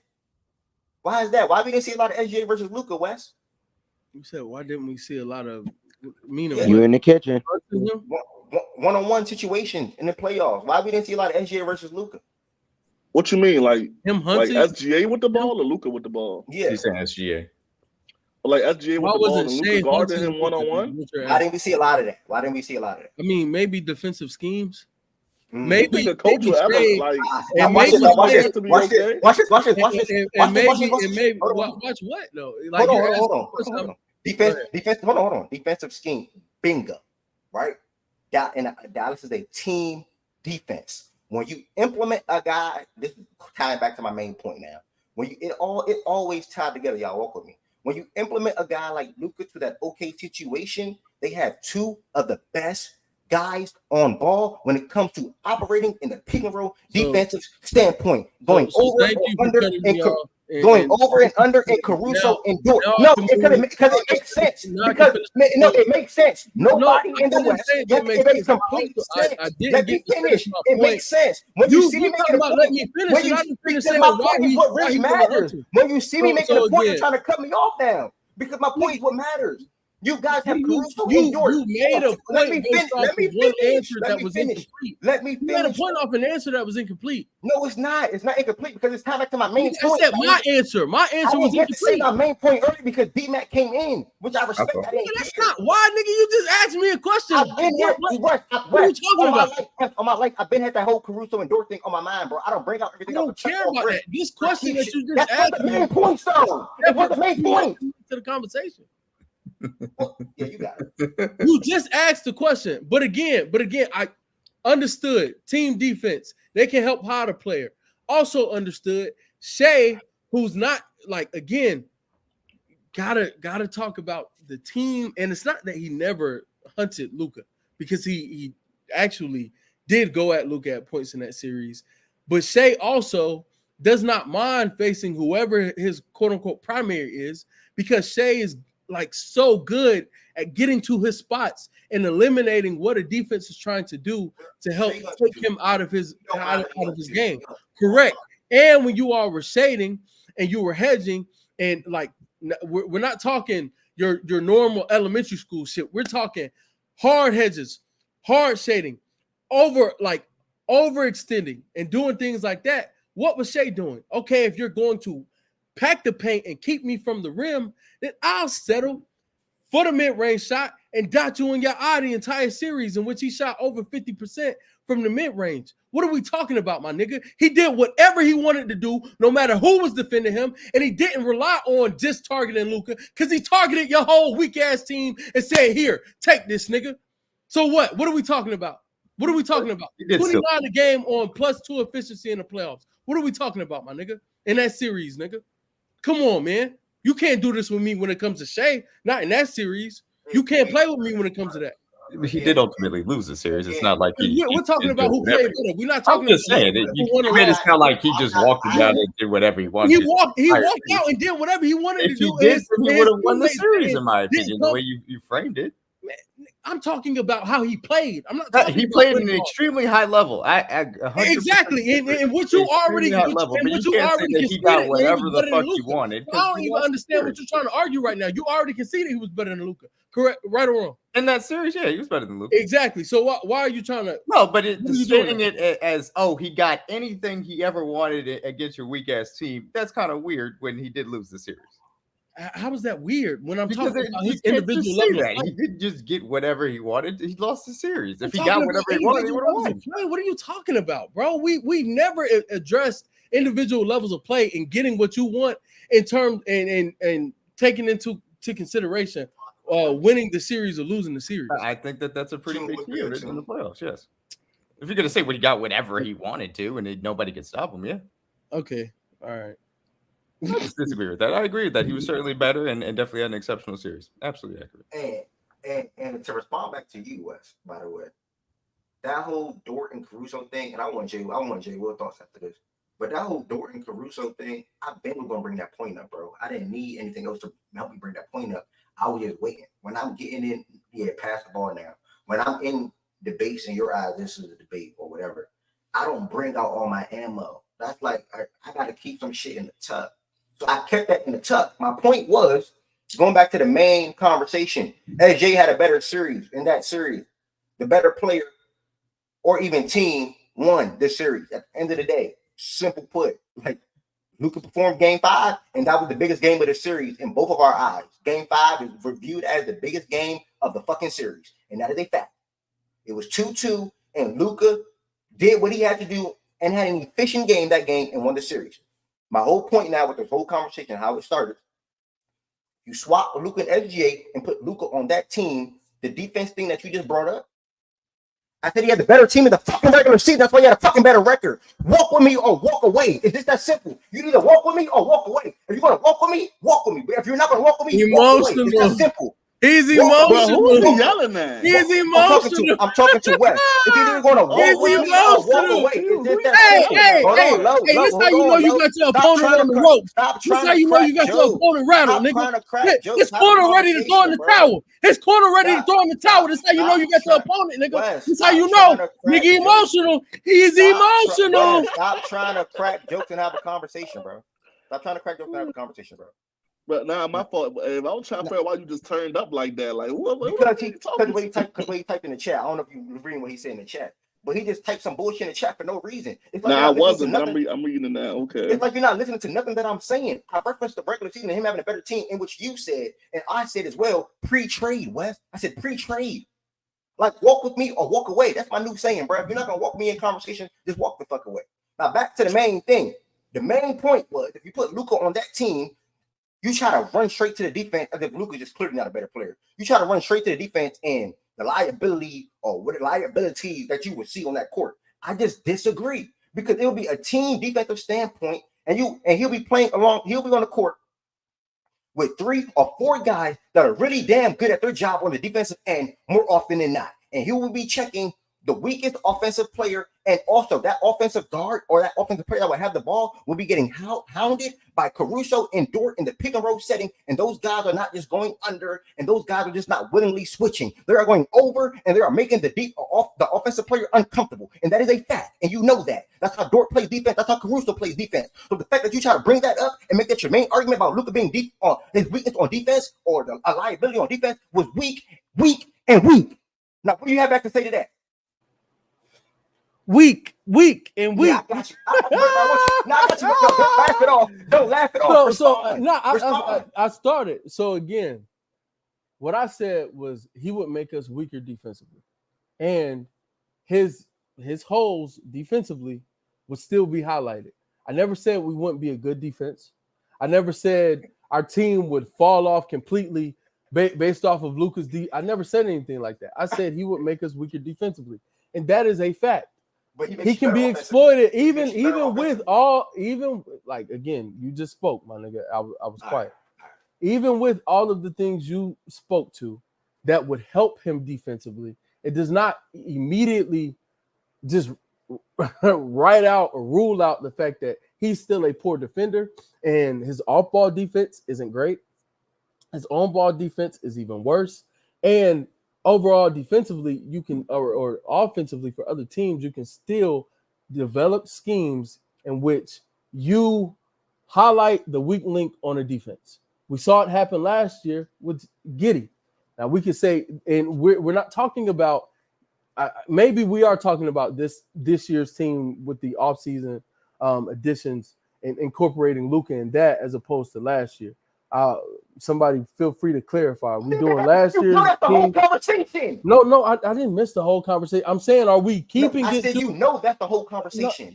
No, bro, I don't know anything. I don't know if we're just keeping it to that, or if we're also doing, if he was on last year's team and the way it looked last year. Because again, one of my main points about how I know it would, again, removing Shea, who's a positive defender, and taking into account how we look with Shea, who we had 4 positive defenders last year in our starting lineup. We had 1 negative. That 1 negative made our defense worse. And when he was off the court and we were able to incorporate another positive, our defense was even better.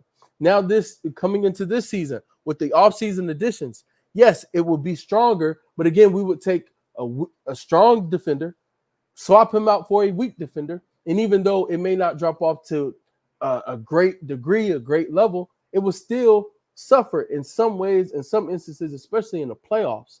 I'm not like, this is a playoff conversation. Y'all talking about he's walking to the finals. And I never said he wouldn't get to the finals. My point is he would make us worse defensively, and it would be highlighted, and teams could exploit that. And there's no real counter argument to that. Just because you're around good defenders doesn't mean you can't be exploited defensively. It speaks to how much you can be exploited defensively. And yes, it wouldn't be as exacerbated as it has been in the past when he hasn't had a good cast of defenders around him, but it still would get exploited some.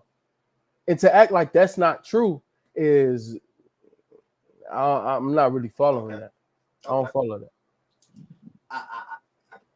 But come on, Pat. Let Jordan Woods, Jay Woods. All right, we having a one-on-one. All right, keep going. 1 second.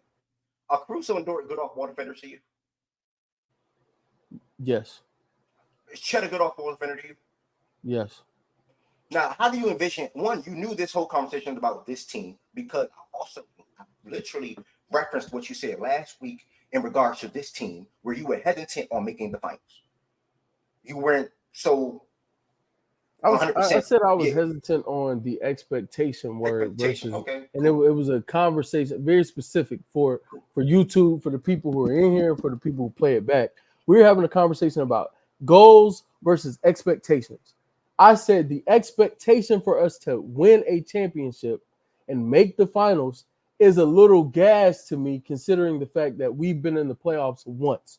This will be our second year in the playoffs. I think that being the expectation is a little crazy. I think the expectation should be Western Conference Finals. The goal absolutely should be championship.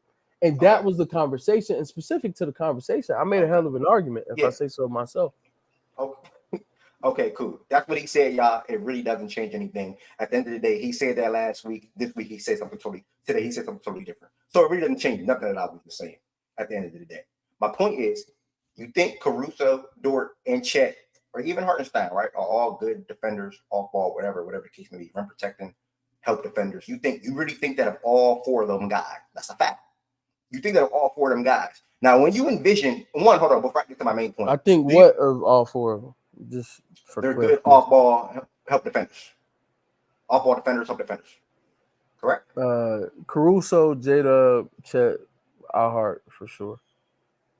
Dort. So you took out Dort. So you said Dort. You said Dort. Well, yeah, niggas make mistakes. That's fine. Dort don't got to be on the court anyway. No, don't worry about it. I made it easy for you. Dort not even on the court, so be good. You asked about him. I'm answering your question. That's cool. He's not on the court now, though. We good.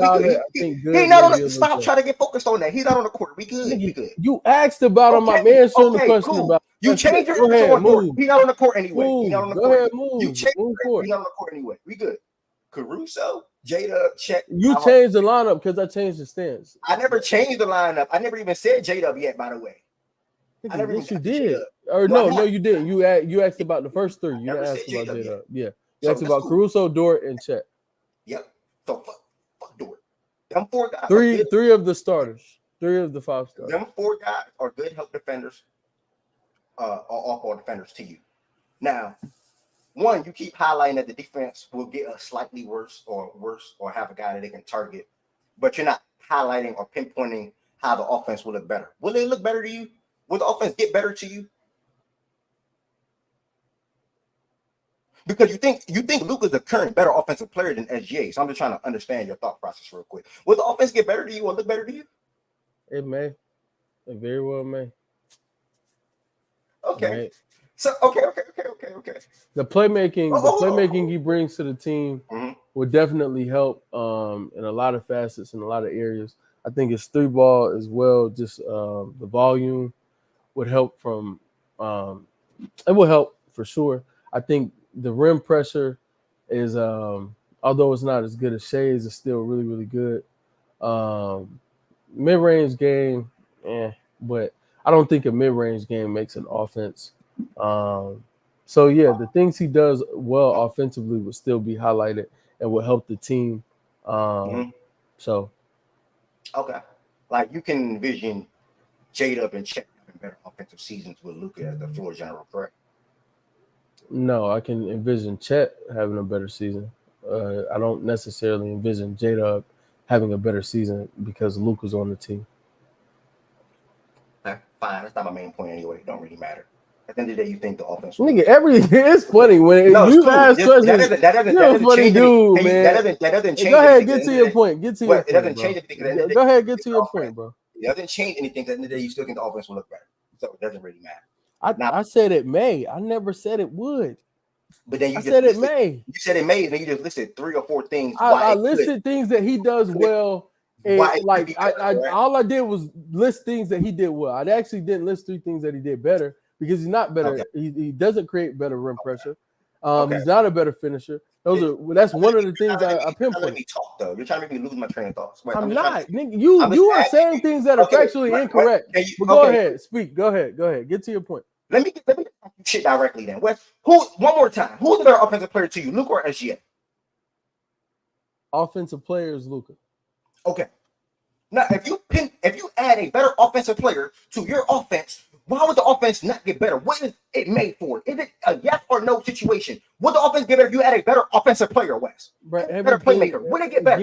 Again, the offense changes. Nigga, I'm trying to answer the question. Nigga, you're not gonna just keep speaking as you ask fucking questions, nigga. Either you want an answer and you want us to have a real conversation or you don't, my nigga. So all right, so shut up and let me answer the question. Go. So when you ask a question about, this, that, and the third, again, the offense changes. The way it looks changes. The way it operates and it functions changes slightly, ever so slightly. So again, in ways it will get better, in ways it may not get better. There are ways where he may not add to this part of our offense and that part of our offense. But we know the ways in which he will add, and you want me to say for sure because I know he's going to add more playmaking and I know he's going to add volume in terms of threes.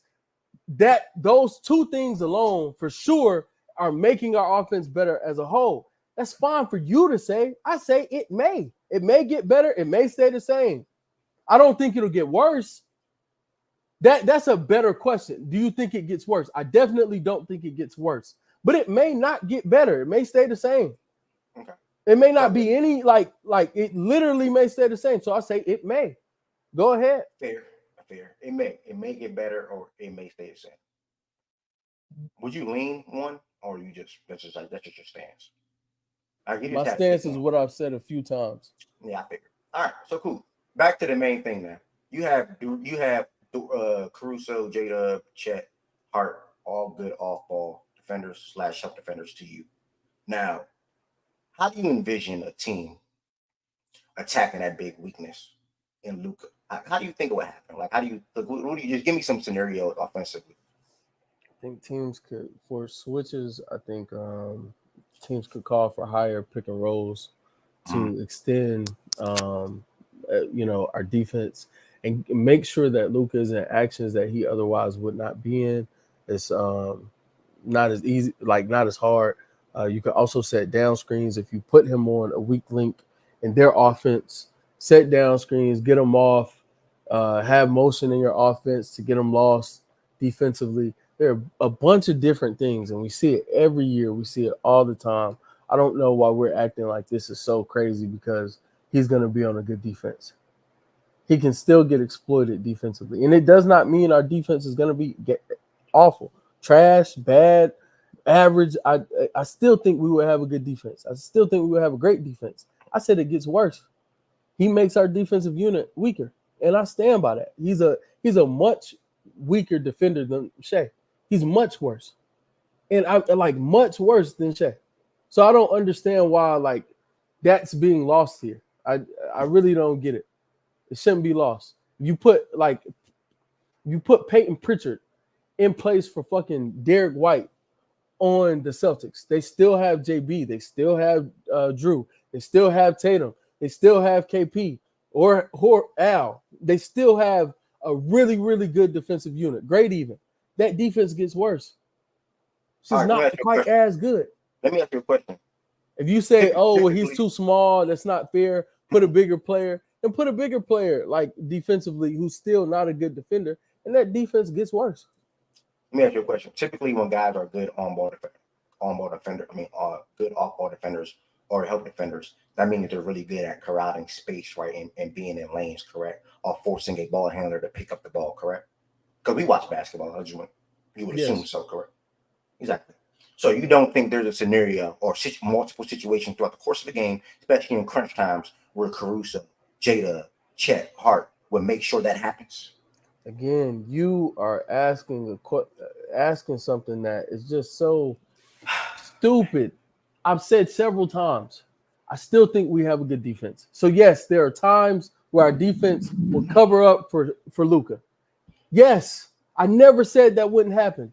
I said there will also be times where he gets exploited.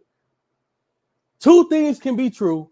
These two things have always been true with basketball. Since you want to pull the we watch basketball, right? Correct? I'm assuming. Yes, I do. You do as well. So you know that even when I wasn't saying it like that. I wasn't saying it like you were saying it. I wasn't saying it like a shot. Bro, come on. We're talking. We're having a conversation. It's entertainment.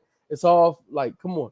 Keep going with the show. So with these things that you've outlined, you talk about players on bad defenders on good defensive teams. They always at some point end up getting exploited. To what extent is the real heart of the conversation, which is something that I have never said is going to be an extent to where our defense is bad or I just went through it. I never said we would be average. I never said we would be bad. I didn't even say we would be just like a tick above good. I think we will still have a great defense. I think our defense still can get worse. And that is something that you can track. Obviously, it's a projection. There's a hypothetical conversation as a whole. My opinion is that our defense gets worse. How much worse is the conversation? I don't think it's bad. I don't think it's average. I think we still have a great defense. I just think our defense takes a step back from what it would be with Shea if we incorporate Luka into our defense, who's a poor off-ball defender and a poor on-ball defender. One I want to stop. We had a phenomenal conversation. Maybe can end it right there. We're going to keep going in circles.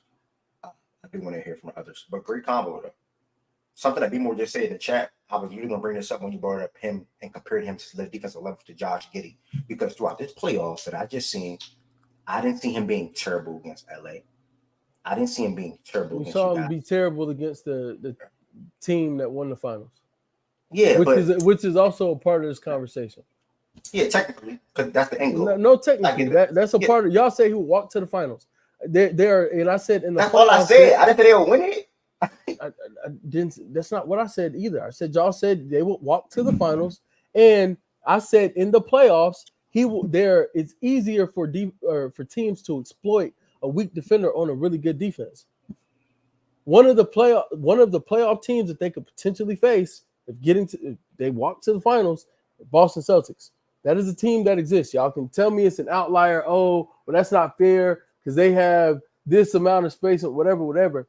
That team can exploit Luka if they face off in the in a series, and that's just what it is. No matter how good the defense is that Luka's on. Wes, correct me here. But how does that affect the walk to the finals standpoint of it? It doesn't. I said the playoffs. But that was the main. No, but they wouldn't see him into the finals. Again, the playoffs are the finals are part of the playoffs. I agree with you, but answer my question since you just answered that.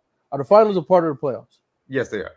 Okay, then. So again, I never. But he said walk to the finals. I said walk to the finals. I never said anything different from what he said. I said you all said he would walk to the finals. In the finals, one of the potential matchups he could face are the Boston Celtics, and I said in the playoffs he could get exploited. And it's easier to exploit someone on a really, really good defense in the playoffs. So who do you think would be the other teams that would exploit him if that was the matchup? That would be in the walk to the finals, not the finals.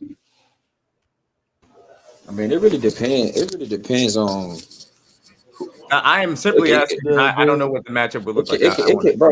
Y'all making this really difficult, bro. I think we seen it with Steph Curry on the 2016 Warriors, where Kyrie Irving exploited him, and they had a hell of a defense. Stop acting like this is a conversation where we don't know how this works. If they play the Memphis Grizzlies, Jaws can pick on Luka Doncic, beat him off the dribble with speed, and then make the defense collapse, kick out for threes, or either finish at the basket. There's the other people in the West that can do the same thing, not even just in the Eastern Conference. He went to the finals because we just clearly saw the nigga get his ass torched. So he's using the most latest and the most thriving example to show in his point. But there's other people in the Western Conference before you get to the finals that can do the same thing. That's all I wanted to have answered. That's all I wanted to know because they only cited the Celtics. That's why I wanted to know who the other teams in the West thought were going to be able to take. I mean, Ja can do that. Ant can do that. Kevin Durant can do that. LeBron James can do that. I mean, it's multiple. Whatchamacallit? Well, I wasn't even the one who cited the Celtics. It was cited, I think, by Evan B. Moore or maybe by B. Moore, and brought attention to it. But like, my statement was just black and white. In the playoffs, it's easier to exploit, and I think he could and would be exploited at times in the playoffs defensively.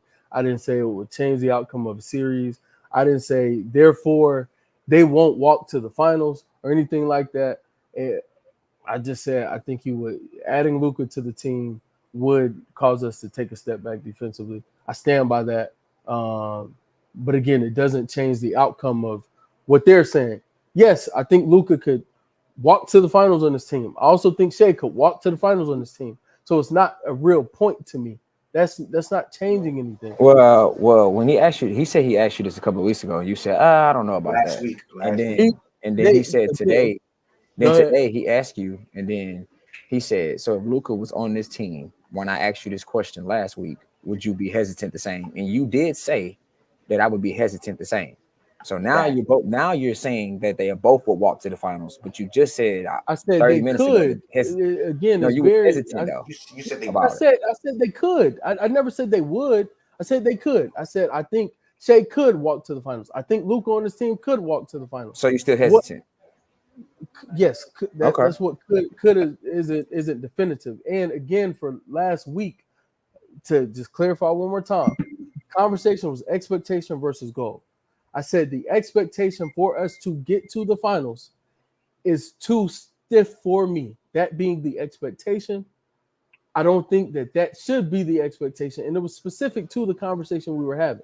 If Luka was on the team, would the expectation be different or the same? Luka's a totally different player. Luka's been in the playoffs more than Shea. And again, with this team, maybe for the team, maybe the expectation should stay the same. But I think Luka's seen in a different light for obvious reasons because Luka has been in the playoffs at a certain level for 4 or 5 years of his career. Luka has been in the playoffs at a certain level. Luka has, because we're taking into account Luka's resume and not just Shea and the OKC Thunder as a whole. We're taking into account Luka's resume and what he brings to the team. Luka's been to the Western Conference Finals. He's been to the NBA Finals. He also has been in the playoffs at least 4 times, if I'm not mistaken. And he has just more on his resume. He has more on his card than a Shea, than an OKC put together as a whole. So then when you add a player, it's like when you add LeBron. LeBron currently, to me, isn't a better player than Shea. But there are people who would say if you put LeBron on this team, the expectation would be finals. Oh, Jay Will dropped out. But that's kind of how I like that. I expectations like go. that. Well, that's a good little caveat you throwing there. Okay. That's a fact though. You throw Brown on the team. Yeah, so okay. Yeah, using expectations, expectations is different Expectations from are goal. completely fair from that standpoint. I guess I don't know. I think that obviously there was hyperbole in that initial comment from F as far as 3 straight finals. But I do think that Luka, if you swap those two, that it would make them more likely to go to the finals. So did y'all get somewhere with this? Like y'all got y'all? No, it was very entertaining. Not really. It was No, there was some good talks though, but It was just a fun hypothetical. He wanted to go back and forth about Luka, about Shea being better than Luka this season, and overall a better player. And we had a good conversation around it. Jay, Good how you feel about entertainment SGA? to- You think he's a top 3? Well, I know how you do your rankings, so you don't do the year by year thing. But do you feel like right now he's at least stamped top 5? Yeah, he's viewed that way, but me, nah. So, I think this year will probably get me there, but nah. I'm not there yet. Where you got him now in your eyes? Like, is he at least top 10? Probably so. Maybe something like that. I don't know. It's hard, but maybe. No outrage for that. My rankings. Bruh, it's Jay Will. Like, you can't even be mad at that. Like, because at least he stood on business since we met him, bro. Like, Yeah, he don't do shit a little just different, promote so- people. It's a multi-year thing with him? Yeah, he Yeah, been see, I stood on can't- that I 2-3 can't year blame him. sample size forever, bro. I can't blame him. The reason why is like it's not. I think with certain players, certain players can get exceptions. It's just I need to see one more playoffs. You don't like what you saw from the last playoff or something? Good question. No, he just. I said he dropped down. I I understand the multiple year thing. That's kind of how I've always done and kind of looked at my rankings. Of there's a certain level of multiple years to get on tiers for me. But I think SGA has proved himself to be at a certain level of player in which he deserves to be in top 5 conversations at the very least. Because he's exceptional. And I always thought that the Clippers, if they didn't win a title, they would come to rue the day that they traded him away and all those assets. Yeah, the Clippers. That's the worst trade in history right now. That might get looked at as bad as that Nets Celtics trade back with KG and P. Like that's bad, bro. I mean, the Celtics got a hell of a. To end up giving up all that, they gave up, and they don't even. They didn't get nothing out of it. Paul George is gone. And OKC over there building a legacy off of the back of SGA, like that's like, come on, guy.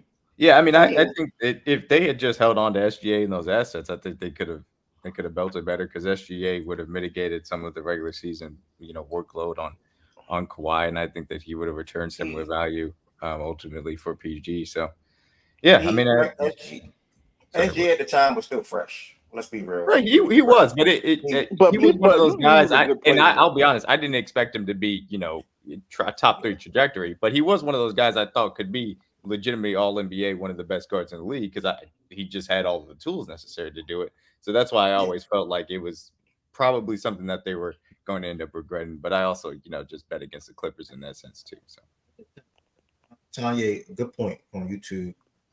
Sitting on YouTube, like I'm not on YouTube. CP3 he did learn that from CP3, but you got to remember though, he was fresh. Like, what's that, year 2 SGA? I want to say. And let's look at what took place at the time. I thought Tripp's ridiculous, by the way. But let's look at what took place. Kawhi is fresh off of literally leading a Raptors team all the way to the finals. You get that. You get gifted with him wanting to go back home and come to your franchise. He chose them over the Lakers, by the way. Yep. He interviewed with the Lakers, by the way. What was it? He's borderline MVP conversation. Yep. So they said, hey, we got Kawhi. Let's go. He wants Paul George. Let's go get Paul George. You want to do something like that. So we have to trade our young asset in SGA to land that guy. So then now you're pairing 2 top 20 guys, top 15 guys at a time. 2 top 15 on top guys of what? Was it like 5 first-round picks that went with that? Yeah, whatever it was. No, but he's just saying just to construct the team in which you were doing. I'm talking about the trade in general. That was a terrible trade in general. Yeah, now the SGA specifically for Paul George aspect of that, I mean, I still think that's. I mean, hindsight is of course it's 2020. At that time you got to move SGA to get Paul George to pair Kawhi and Paul George. Yeah. At the time, that's not necessarily that bad a move. I mean, I looked at it. No, it wasn't a bad move at the time. It was just one I probably wouldn't have done because I believed in it. You're lying, D-Mac. If you're the owner of that Clippers team and Kawhi Leonard comes to your team and thinks, I want to come here and I want you to get Paul George, you're not going to get Paul George. As a Nets fan, I'm also somebody that said I did not want to trade for James Harden when we had KD. No, you're not. No. You're not answering my question. If you are the owner of the Clippers. Oh, and you're saying that Kawhi only comes if we trade for Paul George as well? Yes. Yeah, then you have to do it. I agree. Yeah, what I'm saying. I completely agree with that. Yeah, no doubt about it. Absolutely. You have to. Lakers dodged the bullet. All right, I'm not with that. The Lakers and Kawhi and AD, they would have won like 3 rings. No jazz and shit. They would have. Yeah, nah. The Lakers have been healthy. How you gonna stand that? Nigga, what do you mean? Bro, come on, my nigga. Would they have been healthy? Bro, yes, they got. But I don't know together in 20. I don't know if Ari is saying they've nobody's not having to trade Kawhi coached in regular season with LeBron. And in 2020, like all we got to do is go back and look at the years.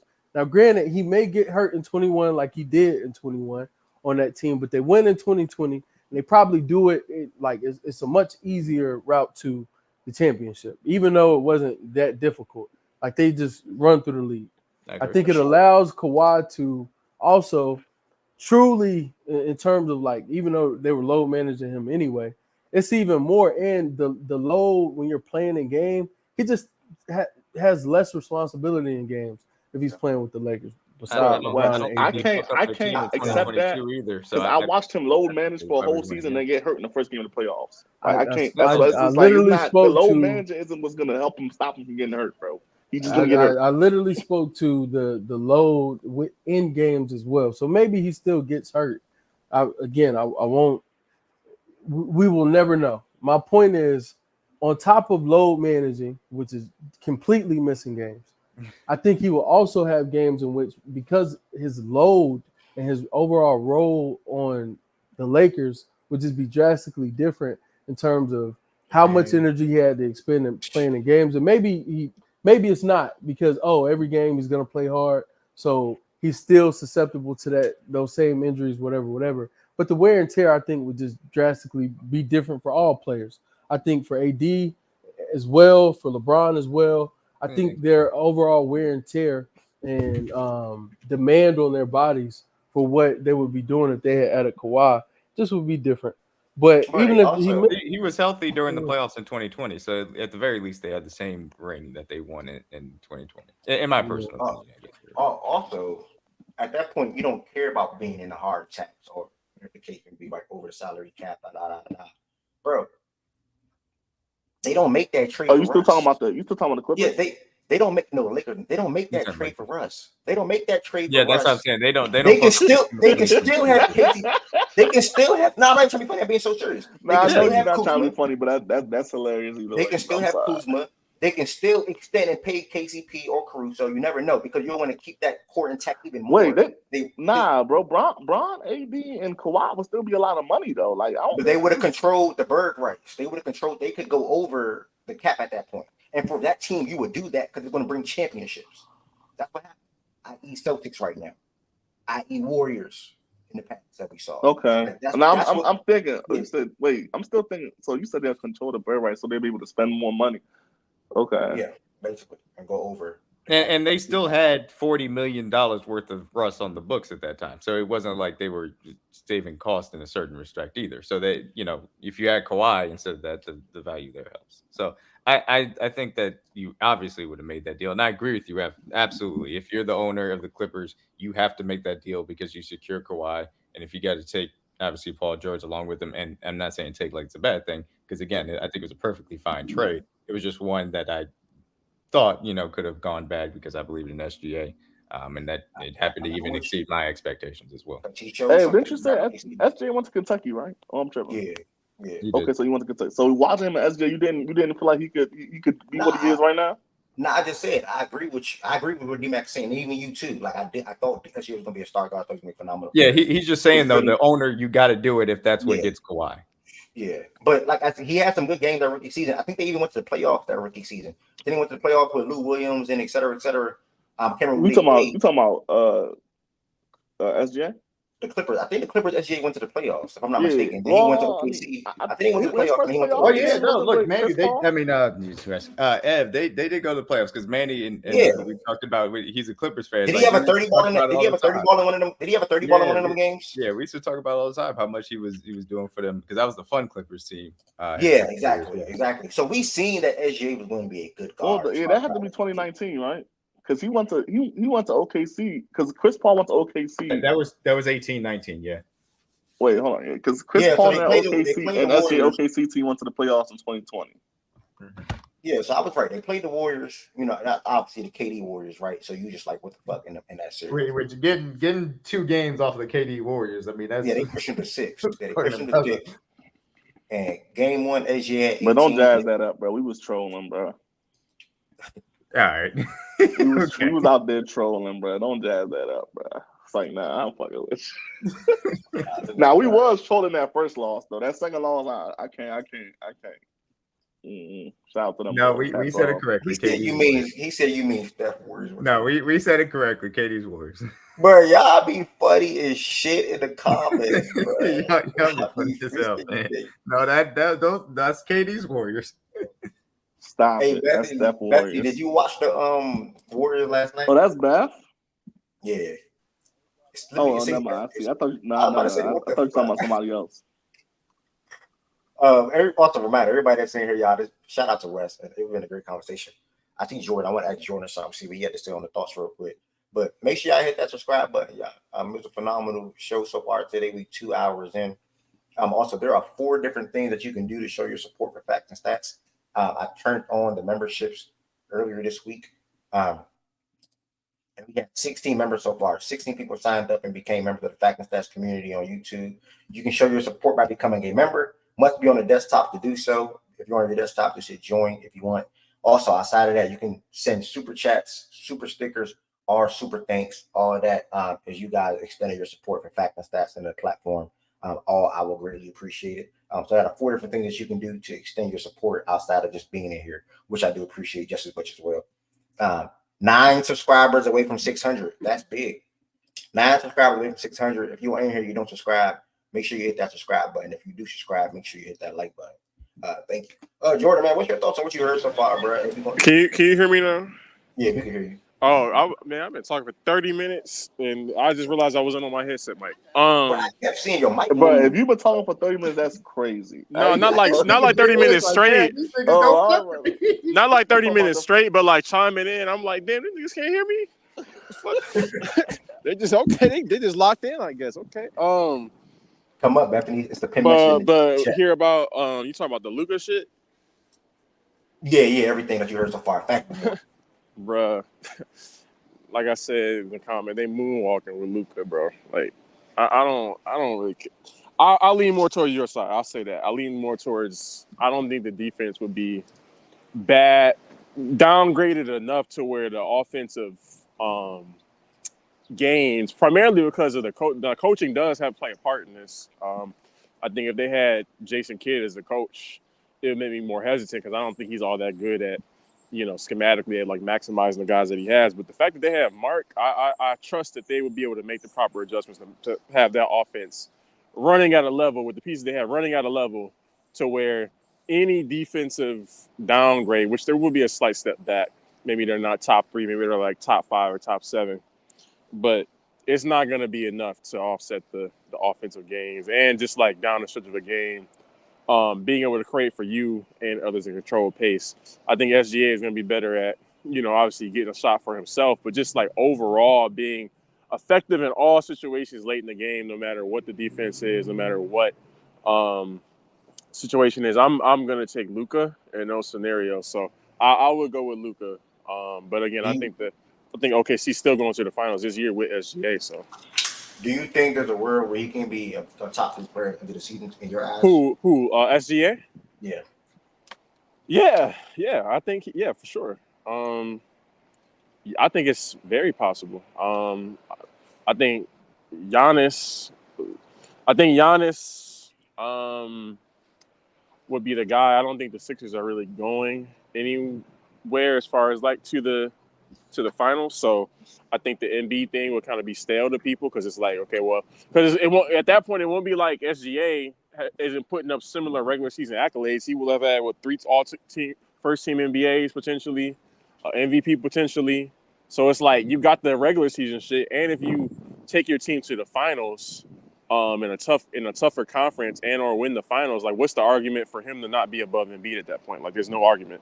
And then the Giannis shit, he's been getting hurt towards the end of the seasons for a few of the past few years. We're a few years removed from the championship, and again, let's say SGA goes to the finals or even wins the finals. If he goes to the finals but doesn't win it, it's more in question. But if he wins the finals and they both have 1 ring and one has more recent playoff success and they both have recent and like since SGA has been a premier player, have similar accolades as far as like first team All NBAs, MVP, whatever, then again, what would be the argument for SGA to not have passed him? So yeah, he could definitely be top 3, but he got to be first team. I think they have to at least have a really tough conference finals, if not make the finals, and he has to be like MVP level this season. But he could definitely be top 3 at the end of this year. 0 MVP, 0 defense. Look at Fraud, my dog Fraud on Twitter. Twitter, why you never converted to YouTube, man? I appreciate you watching on Twitter though. Who's he talking about? He's saying SGA. So that doesn't. Oh, okay. Well, Brian has 4. Why Brian not top 2 right now? Like I don't. That shit. Who cares? Like what the fuck? Like, it's not how we do this. Bethany said, "God bless," because she got to pay to become a member. Lord. Whew. Shout out to Derek. SGA can be top if he wins every play plus the finals. He disrespect his production. So you saying he's not gonna have the production for him? He slowed down. He's saying he'll slow down. Not too much on my sis. Nah, shout out to her. Who slowed down, Frauden? I don't know what he's saying, bro. He be hearing things that wasn't said. Yeah, I'm trying to follow what he's saying, Frauden. LeBron wise. Oh, he's saying LeBron slowed down. He got the 4 MVP, but he slowed down. Has he? Numbers wise, has he? Looking at the same numbers, but yeah, I think he can be top 3 for sure. I think he has a good chance of being at the. I think he's going to be. That's probably going to be my top. I think he will definitely. I think he's going to pass one of Embiid or Giannis at the end of the year. It's just a matter of if he passed both of them. Fair. Now, if West came up here and said that, but West is pinpointing Luka, and I just think Luka's better than Giannis personally. But I know obviously people they pick and choose between whichever one they feel like is better. I think majority of the population at this moment have Luka as the second best player in the league behind Jokic. I'm sorry. So if Shea is top 3, Shea is better than 2. I don't know why you said that, Fraud. He already won the chip and first team many years in a row. Yeah, shout out to Tatum, bro. Tatum Who said that? Fraud. Luka better than Jokic? I'm with you. I'm with you. With Jordan's logic, no. No, I know what he's saying. I understand what he's saying. Yeah, I see what he's saying. But then so there's that. There's the accolades, and there's the actual play on the basketball court. I think you're missing like the whole. It's the whole thing put together. I'm making the SGA argument in comparison to like Giannis and Embiid because they will have both the play on the court and the accolades to validate it. So like Tatum being first team All-NBA, I don't think he was as good of a basketball player as SGA last year, and that's just what it is. It's not just the accolades; it's the accolades combined with the performance. Wait, somebody asked about Tatum. Where'd that come from? Fraud, because he was trying to say, well, if you're saying SGA can be top 3 with the finals berth or championship and first team All-NBA, then why isn't Tatum top 3? And it's like the play on the court. Bro, come on, y'all. Like, come on, dog. Come on, dog. Can we need to start leaving Tatum out of certain talks? Like, when we talking about certain caliber of players, bro, Tatum name should not be mentioned, bro. Just chill. I wonder why my dog Sly laughing, man. Why you laughing, Sly? What's funny, dog? What's funny, man? 61. Fuck, bro. That was some good talks. What's next, Ed? Nah, that was some good talks. Welcome back, Bethany. Care to show the belt I just gave in fantasy this week? I did new that week, new belt, nothing new. Ha ha. I did that yesterday, bro. Hope you win it all, man. No funny. So y'all did that? Oh dang, that's what it was. Yeah, you Tuesday. did give out another belt, bro. You good, Birdie? You give out another belt for sure. New week, new belt. Let me see who I gotta give it to this week. Oh, it's Ryan. Damn. It's Ryan. That's a tough one. Ryan 5-1 or 4-1. I need Ryder to handle that, bro. Wait, why you want Ryder when you should want me to win? No, because I don't care who 1 or 2. I just want a bye. So like the further separation me and Ryan can get, or like I can get from like over third place. Because like if you lose and I win, that's 2 games up on third place. That's what I need. Oh, okay. Yeah, I just want a bye. I want to only have to win 2 games to win the league instead of 3 games. All right, so yeah, we about to move to, and again, everybody that's in here, thank you. Hopefully, somebody was up. Who was it? Jay? Well, it was somebody else that was up here. Somebody D-Mac. Hopefully, we can get that back going. Let me put that up there. I should get that back going. Hopefully, some more people can come to the stage. Either way, if not, we'll proceed. After this top 15 forwards list, I'm gonna then shift it to playback. I know the process will probably pop in there real quick, but talking about that whole damn top 50 bull crap. Yeah, combine it together. Talking about that whole top 50 bull crap. Shout out to y'all last night in the playback, man. I ain't gonna lie, bro. I don't know why I was up that late. I'm typically not up that late. I know it's really late for y'all on the East Coast.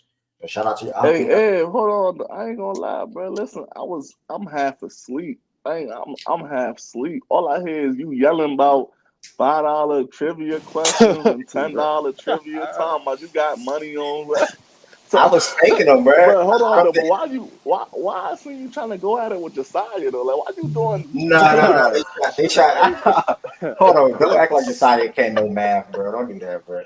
Bro, they try to make it seem doing like his times tables with Josiah, bro. I'm like, what is Josiah going on here, bro? Josiah can fuck with me in that apartment, and I think Z Farm had a chance, and I think T had a chance, and then nobody else wanted to step up to the plate after that.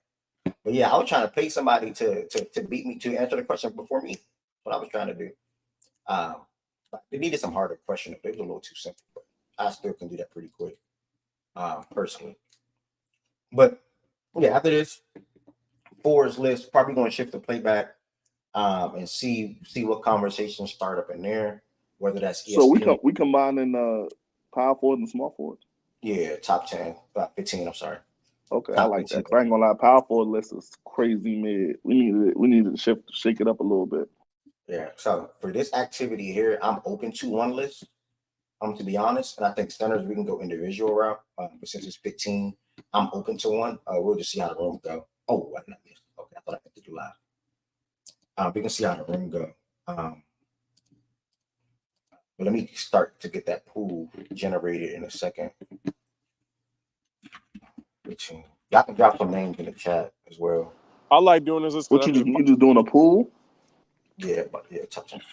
This is good. We got a better chance of Paulo being left off now, so I fuck with it. Nah, Sure. man. Too many quality. Paulo, you don't fuck with your But Duke why guy? you fake hate Paulo? He a Duke guy. Bro, you don't realize by now I don't like most Duke players' games. Yeah, you don't like real. Tatum either. Like, why you don't like your Duke I guys? like Tatum. I don't love Tatum. I like Tatum. I don't love Tatum. But like, I don't know. Some of these guys' games is just like Bi. I hate for sure.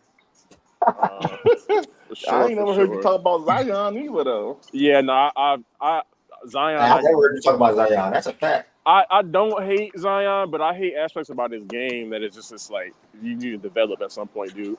Like, yeah, we doing that at playback, Miles. We doing that at playback right after this. Fuck, man. You're gonna leave a lot of quality guards. I mean, forwards out of here.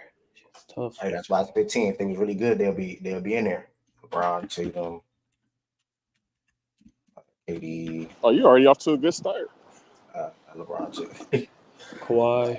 You got to put Giannis, obviously, but the first three after that. But Scotty already saw it. Yeah, there you go. Paulo, Zion.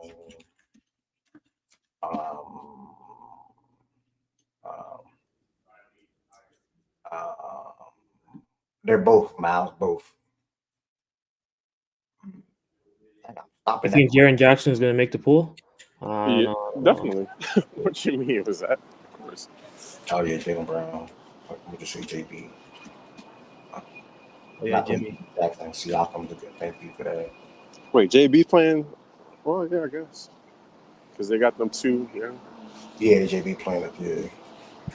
Laurie's a good one, too. Oh, yeah, marketing, yeah. Yeah, when I saw the two guards list, I was like, what the hell Jaylen Brown at? I said, okay, they probably have them three. Nigga, good. Jada, bro. Now Because I got bad news for you, bro. We got bad news, bro. Not putting anyone on that well, list. he might be right there. He might be right there. Jada? Nah, he's not being. We'll see. It's gonna be close.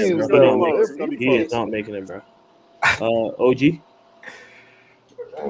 You're not making it either, but you might as well. Jimmy.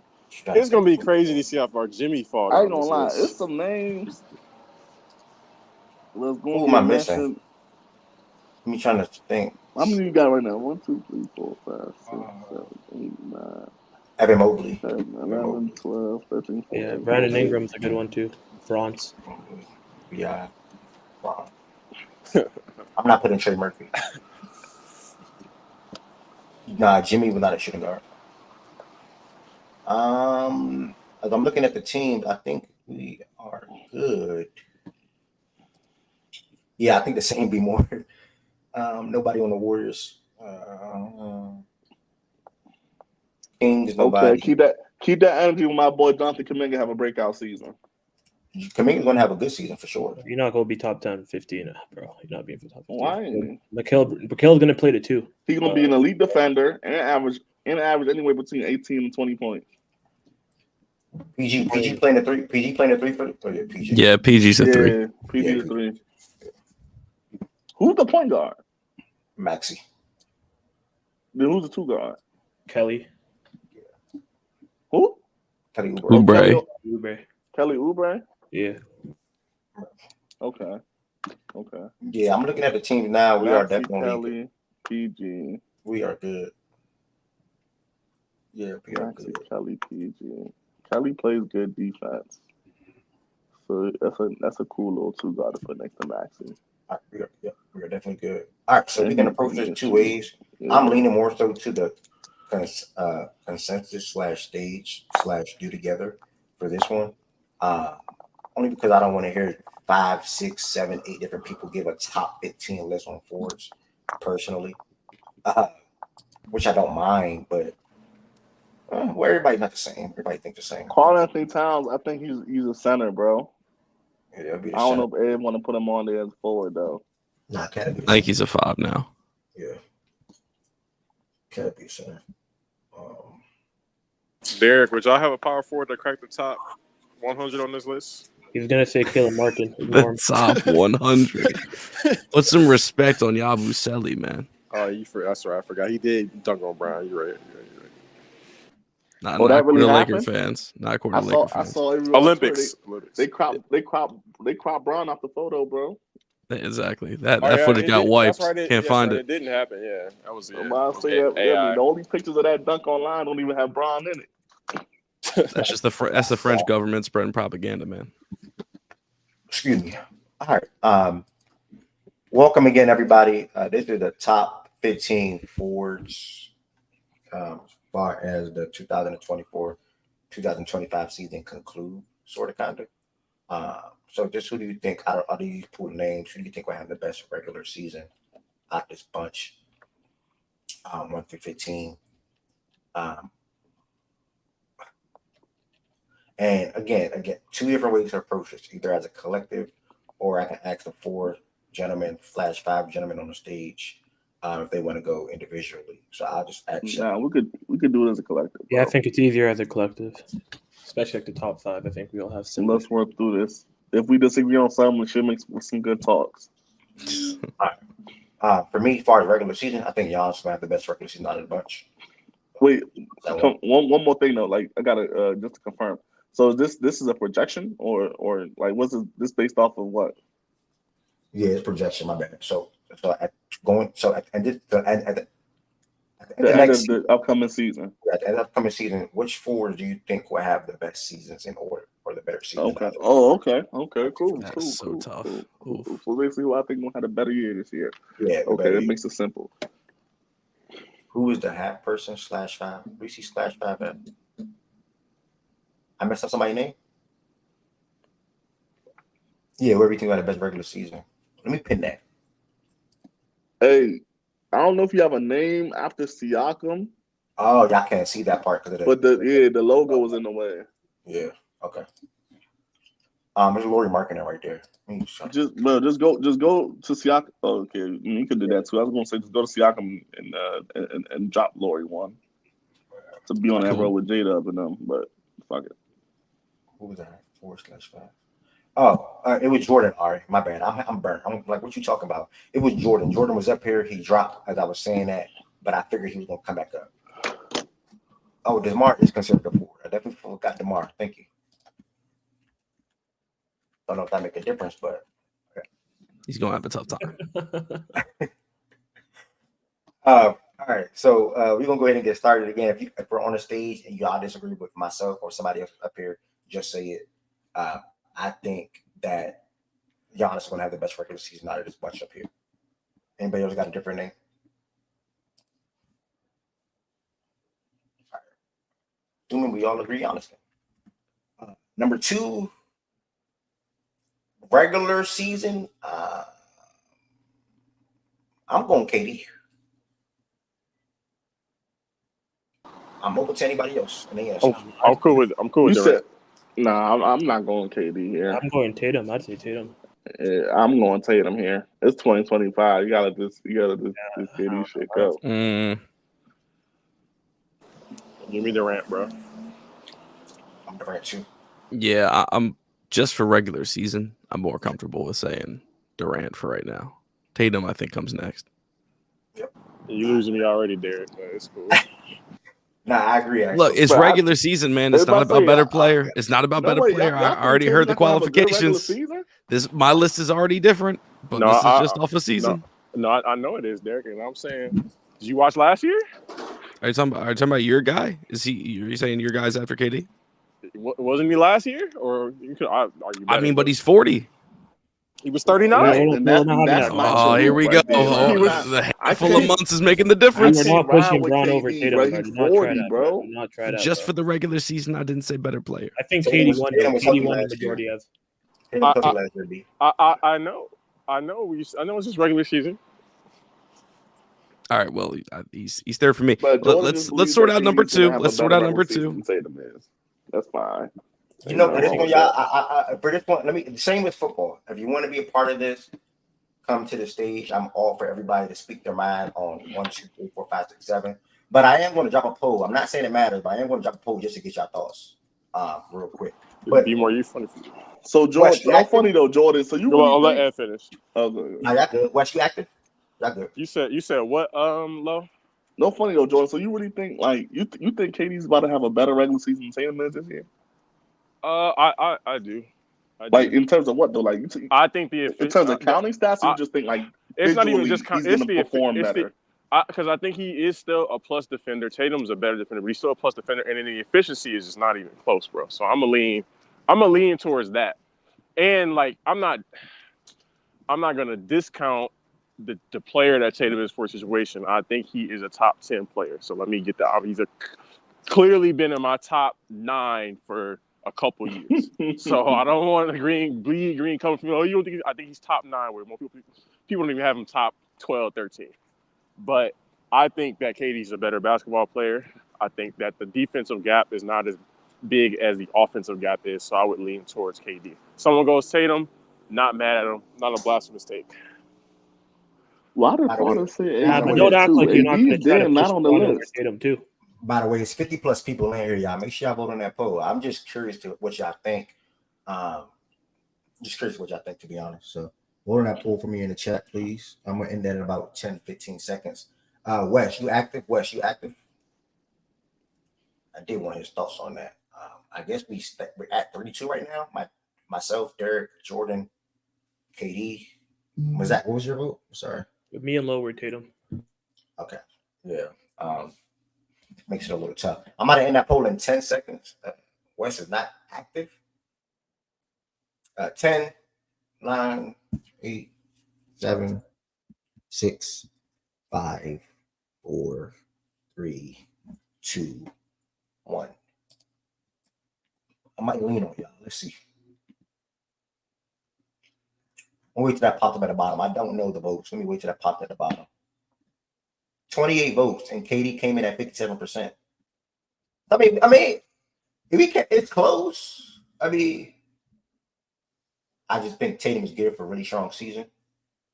Yeah, that's what I'm saying. Like, I ain't even mad at Tatum's KD. third. Like, KD is gonna have a good season, but bro, give me the younger player that's coming in feeling like he got something to prove. I'm rocking with Tatum on this one, bro. And real quick, why y'all acting like him being top 3 or 4 is like, not y'all, but I'm talking about the chat, is like some, oh my God, y'all hate him. Like, he's literally right after KD. I don't know what we're doing. Yeah, for me, he's actually right after 2, and then it'd be the other guy. Well, not the other guy. Yeah, that's fair. The obvious name. I think Jordan spoke to the efficiency standpoint. That's one of the main things that I will highlight. While both of those guys will give you the same level of scoring throughout the regular season, and both guys will be rebounding the ball throughout the regular season, and one guy will be peaking or giving you all defensive type efforts on a night-to-night basis. But KD still gives you help side as well, and being a good defender for that Phoenix team. So that's why I think that I'm gonna go Kevin Durant. Similar scoring, but one guy is more efficient and will continue to beat Kevin Durant throughout the regular season. It's just regular season for me. That's it. It's just regular season for me. But when it comes to the playoffs / NBA Finals, who would I prefer to have on my team? It is the guy that I know that can check an opposing team's best player without having a real issue on that side.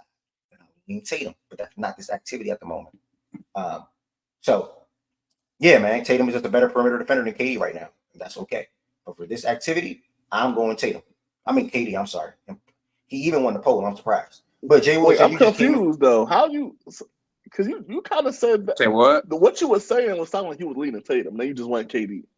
Because I would prefer to have. Because at the end of the day, in a playoff scenario, I'm a value the two-way guy. But this is a regular season question. How do you bring in a playoff scenario? Yeah. So again, walk with me or walk away. I referenced the main thing that Jordan said, gang. Jordan brought up the scoring, in which I think, similar to last season, it was on the same level. They both did 26 or 27, I believe 27, and KD was more efficient. That is going to happen again for the Phoenix Suns basketball team, and respect for that Celtics team. Both guys will be at 27, 28 points per game, in my opinion. Both guys will average 7, 8 rebounds, if not more. Probably Tatum, probably grab more, but if not more. And then both guys will give you 5 assists a game or something like that. Like, that's going to happen. Okay. But KD will be more efficient throughout the regular season. So I'm going to lean with Kevin Durant in this situation. That's all. Okay. Okay, so You chose efficiency. Tatum, hold on. Let me Tatum is gonna be efficient too, though. Like he's not he's not gonna be as efficient as KD. KD's just in a different world. But I'm talking about like Tatum also gonna be efficient. And you just agreed that he's the better defender. Tatum, what was his efficiency last year? Tatum he's the better defender. Yeah, he's better, bro. What was Tatum's efficiency last year? Tatum did. I'm not just gonna stamp that he's gonna be this. I know KD level is kind of crazy, but I'm not just gonna stamp that he's gonna be. We're not even talking about KD level. But I'm just saying. I mean, Tatum's efficiency is pretty good. Like he was really good at the rim too. I need to know what it is. I don't need to hear very 60% true shooting, 47 from the field, 36 from three. Yeah, that's cool. That's good. That's very good on the volume. We don't have to hate this hard. Bro, I'm not hating, bro. I'm talking relative to who we talking about. That's good. It's not like I think that's very good on the volume. Actually, I think that's very good. KD is not going to sound. He's a better playmaker, Quan. He's a better playmaker. I'm talking about we're comparing it to like the top 3. Who's a better playmaker, bro? Oh, okay. I think he's going to have plenty to do. That's why I think I have him. They said Tatum the better playmaker. Jay Will, you don't agree with that? No, I don't. But okay. This upcoming season, Jay, well, I'm about to ask you, who would you put at 2? This is a regular season. This is top 15 forwards. At the end of this regular season coming up, who do we think will be the top 15 power forwards or forwards? I'm sorry, in order. I think regular season wise, just regular season alone. Yeah. I mean, if people having a conversation, Tatum should be go with Tatum at 2. I mean, that's not bad. That nigga might have a better. Yeah, he might have a better regular season than KD and Bron. That's not crazy to say. That actually might happen. I think it's kind of harder to stamp. To be honest, it's kind of hard to stamp anybody at 2 because I think all 3 of them. No. I think Tatum and KD is the conversation of who could have a better regular season. I think LeBron, the better. You could say he's the better player, but better regular season. Yeah. Jay Will, I have a question for you. What? Jay Will, you there? Yeah. Who do you think had a better regular season last year between Bron and Tatum? Last year? Yeah.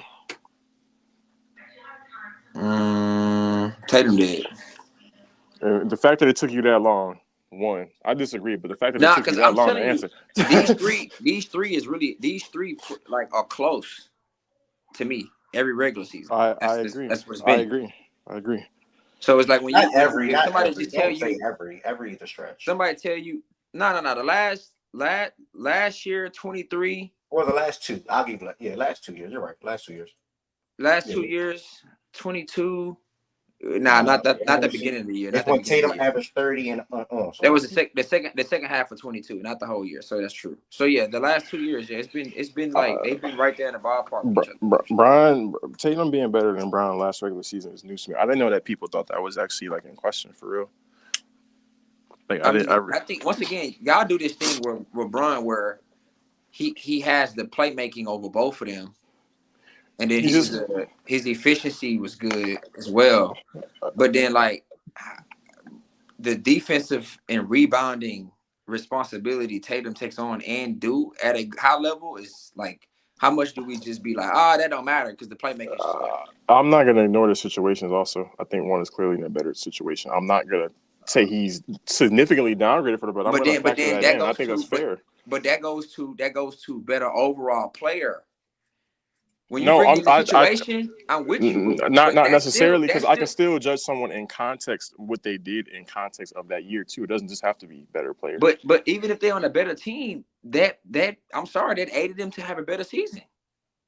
We just judge that differently then. Hey Jordan, let me ask you. Let me ask you, Jordan. What's up? Do you have Bron at 3? Yeah, I think I would. Okay. Would Tatum be at 4 then, or just another name come up? No, he easily is at 4. Like, what the fuck? Yeah, okay. I'm just saying. I mean, me personally, I don't like. I'm cool with the guys. Well, you think Bron's gonna have a better regular season than Tatum this year too? Yeah, because I think he had a better one last. I think he had a better one last year.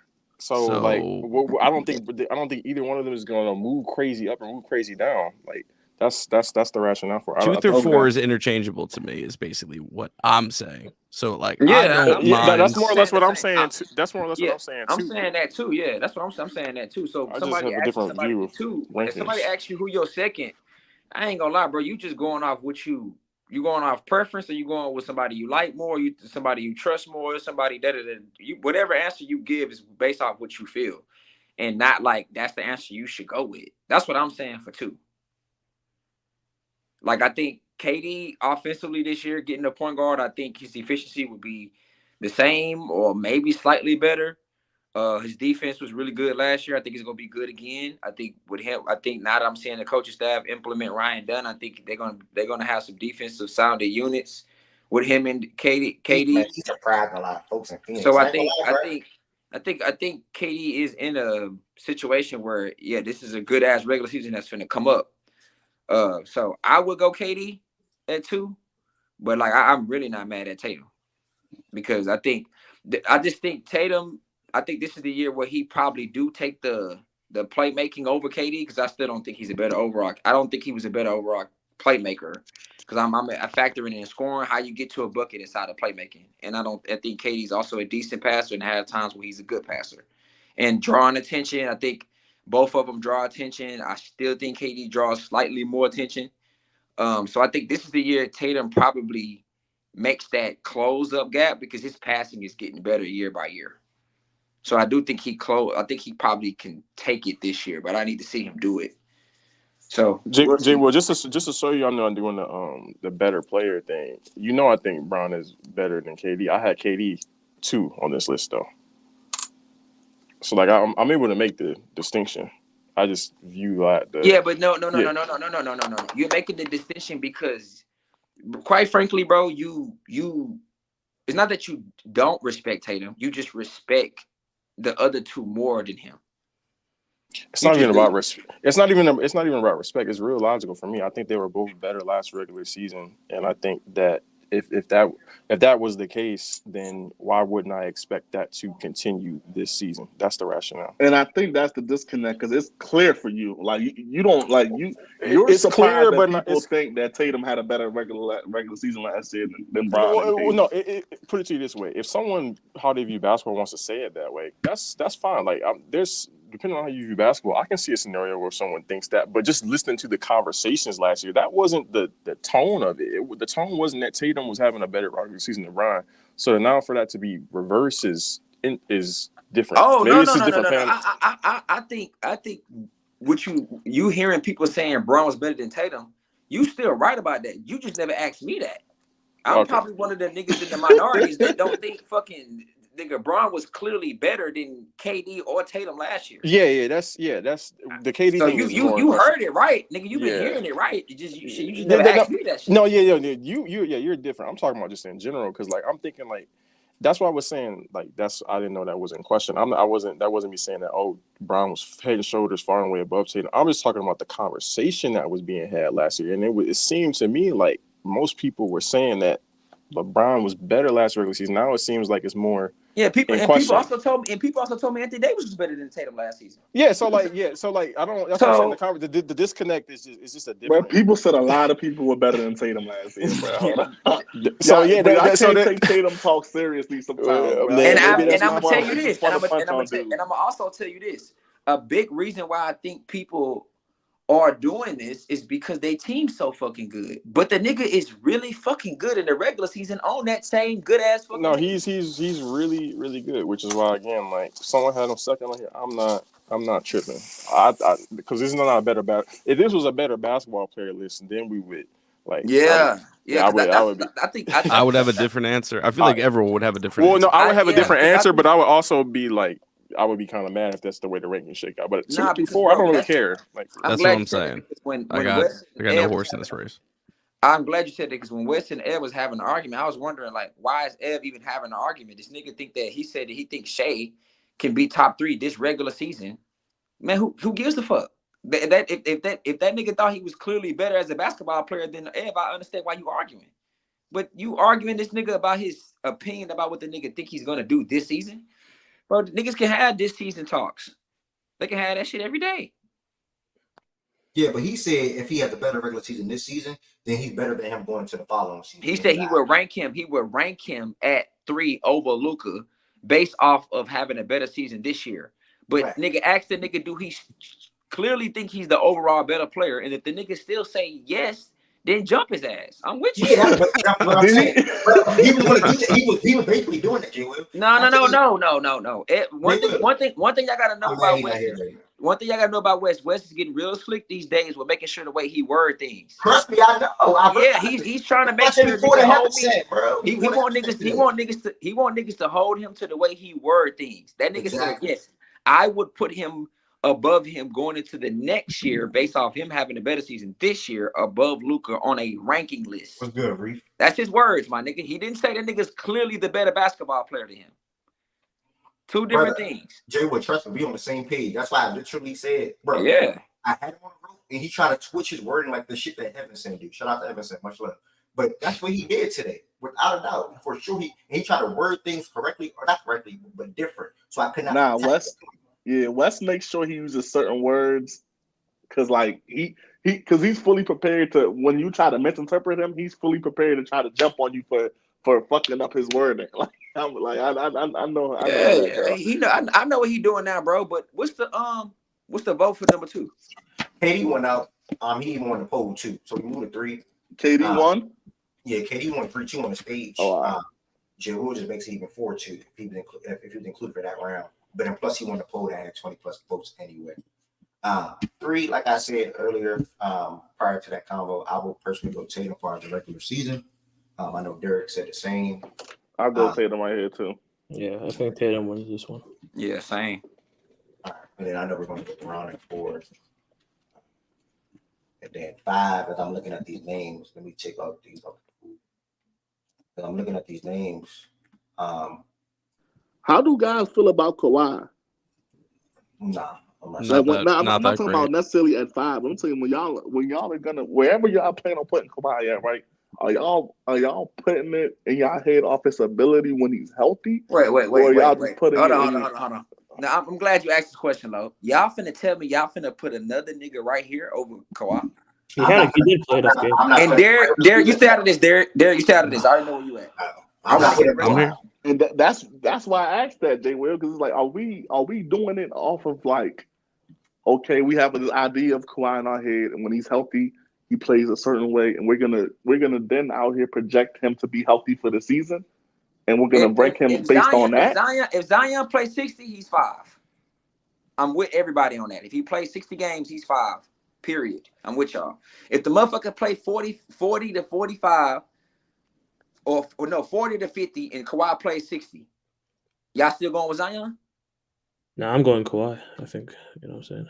So ask that last question again. Say that again. Yeah, if Zion plays between 40 to 50 and Kawhi plays 60 flat, 58 to 60 flat, y'all would still go Zion? I think at that point it depends on how they played. But based on how they play in my head, yeah, I'm going Kawhi. Yeah, Kawhi is regular. Kawhi looking like typically regular Kawhi a little bit. And performing, then without a doubt he'll be 5 at that point. He's playing 58 to 60. Zion is only playing 40. Who played 70? B Moore said he played 70 last year. Who played 70? Zion. Kawhi played 68, but Zion played 70. So both of them played around the same amount of games last year. Who's better? People say Kawhi. I don't know. People say Kawhi. I mean, Kawhi's gonna win the efficiency argument. Yeah, Kawhi was better. Zion has stretches, but he just looked dead like. No, Zion was Zion that we saw in the last 2 times he was healthy. Practically 2021 and the stint that we saw in 23. So it was Kawhi last year, correct? Yeah, Kawhi last year. So y'all expected Zion to be Jay. Y'all projecting Zion to just be better at basketball this season? I mean, if they play around the same amount of games again, are y'all expecting Zion just to be better this season? Yes.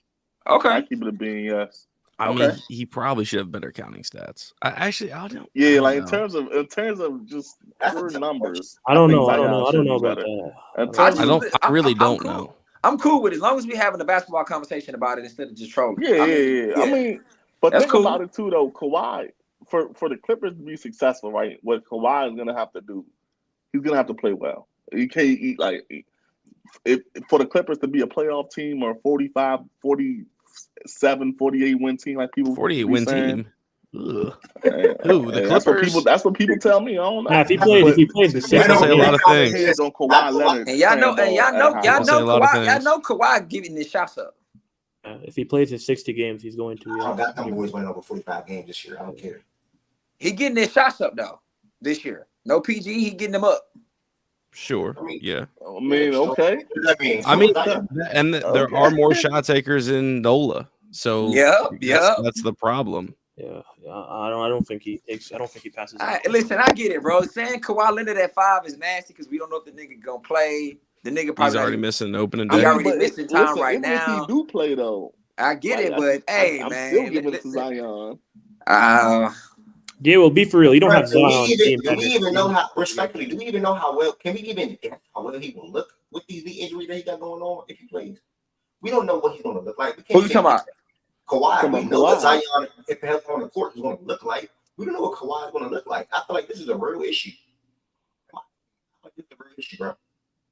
I'm gonna go with the safe answer. I'm going Zion for me. I'm Zion, bro. I respect Kawhi, but I can't even envision. I think he got too much uncertainty around him, and there's too many things that's going on that's not really being released. And shit, but for all we know, he can be out till November or December. For all we know, that's fair. That's fair. That's how I look at it, bro. And then Kawhi, and then I don't even know. Like Zion might not play back to backs. I don't know, right? But Kawhi, we know for sure he's not playing back to backs. Yeah, I agree. Zion played 70 games last year, so I would assume a couple back to backs was involved. Oh, you played 70 games last year? Yeah. Okay, so maybe the back to backs thing is probably situational. Cool. I think Kawhi played a couple back to backs too last year too. I'll go with Zion really off of the strength of Kawhi's not coming into the season healthy, and we know it's obviously only going to get so much better. Zion, he's coming into camp far more in shape, coming into the season in shape, and I think there'll be relative production. The last picture of him, he looked in shape too. I ain't gonna lie. He looked good. So I'll take. All I know is that my last thing on this is both these niggas are fluky. All it takes is Zion to come down on the knee the wrong way or come down pull the hammy wrong way, some shit. He out of there. Kawhi same thing. We ranking 2 injury prone ass niggas. I want everybody to know that, by the way. Wow, we combine power forward and small forward. Interesting. Like it. Welcome back. How you feel about the list so far, Wes? Yo, easy wizard. Let's not do you that. Agree? No, I would have Tatum below Bron. Oh shit. Well, is this a projection? Yeah. Projection for next regular season. Yeah. I mean, I probably still would have Bron ahead of Tatum, but I'm not mad at Tatum ahead of Bron. Come on the stage, Risha, if you want. We're not doing individual for this one, Risha. We're going individual tomorrow for centers, and that's it. I don't want to do this on Friday. Please do centers just like this, bro. That center shit ain't worth no individual list, bro. That shit. Yeah, we already made our list. Yeah, I agree. It's not. That shit ass, bro. Evan said, where you at, bro? My vote for 5 is Zion. Not that it truly mattered. You know? I agree, AJ. Good. Appreciate your comments always, bro. 60 people in here real quick before we pivot back to the list. 60 people in here, y'all. A couple more people just subscribed. Thank y'all so much. 6 subscribers away from 600. I mean, that's a good number for YouTube. 60. No, it is. I'm not gonna lie. I ain't gonna hold you. I might share the chair when I see 100 watching, man. I remember the first time I saw 100 people watching me on TikTok when I was gaming like a month ago or two, bro. I was like, oh my God, that's insane. So I cannot wait till YouTube. But everybody that's in here, y'all, thank you so much. It really means a lot to me. 6 away from 600. If y'all don't subscribe, make sure you hit that subscribe button. If you don't know what Facts and Stats is, Facts and Stats is like a network. Network, why? Because it features a lot of different avenues. It's a podcast where I record typically or trying to get back into weekly episodes. Host a daily sports show Monday through Friday. And then also have a clothing brand as well.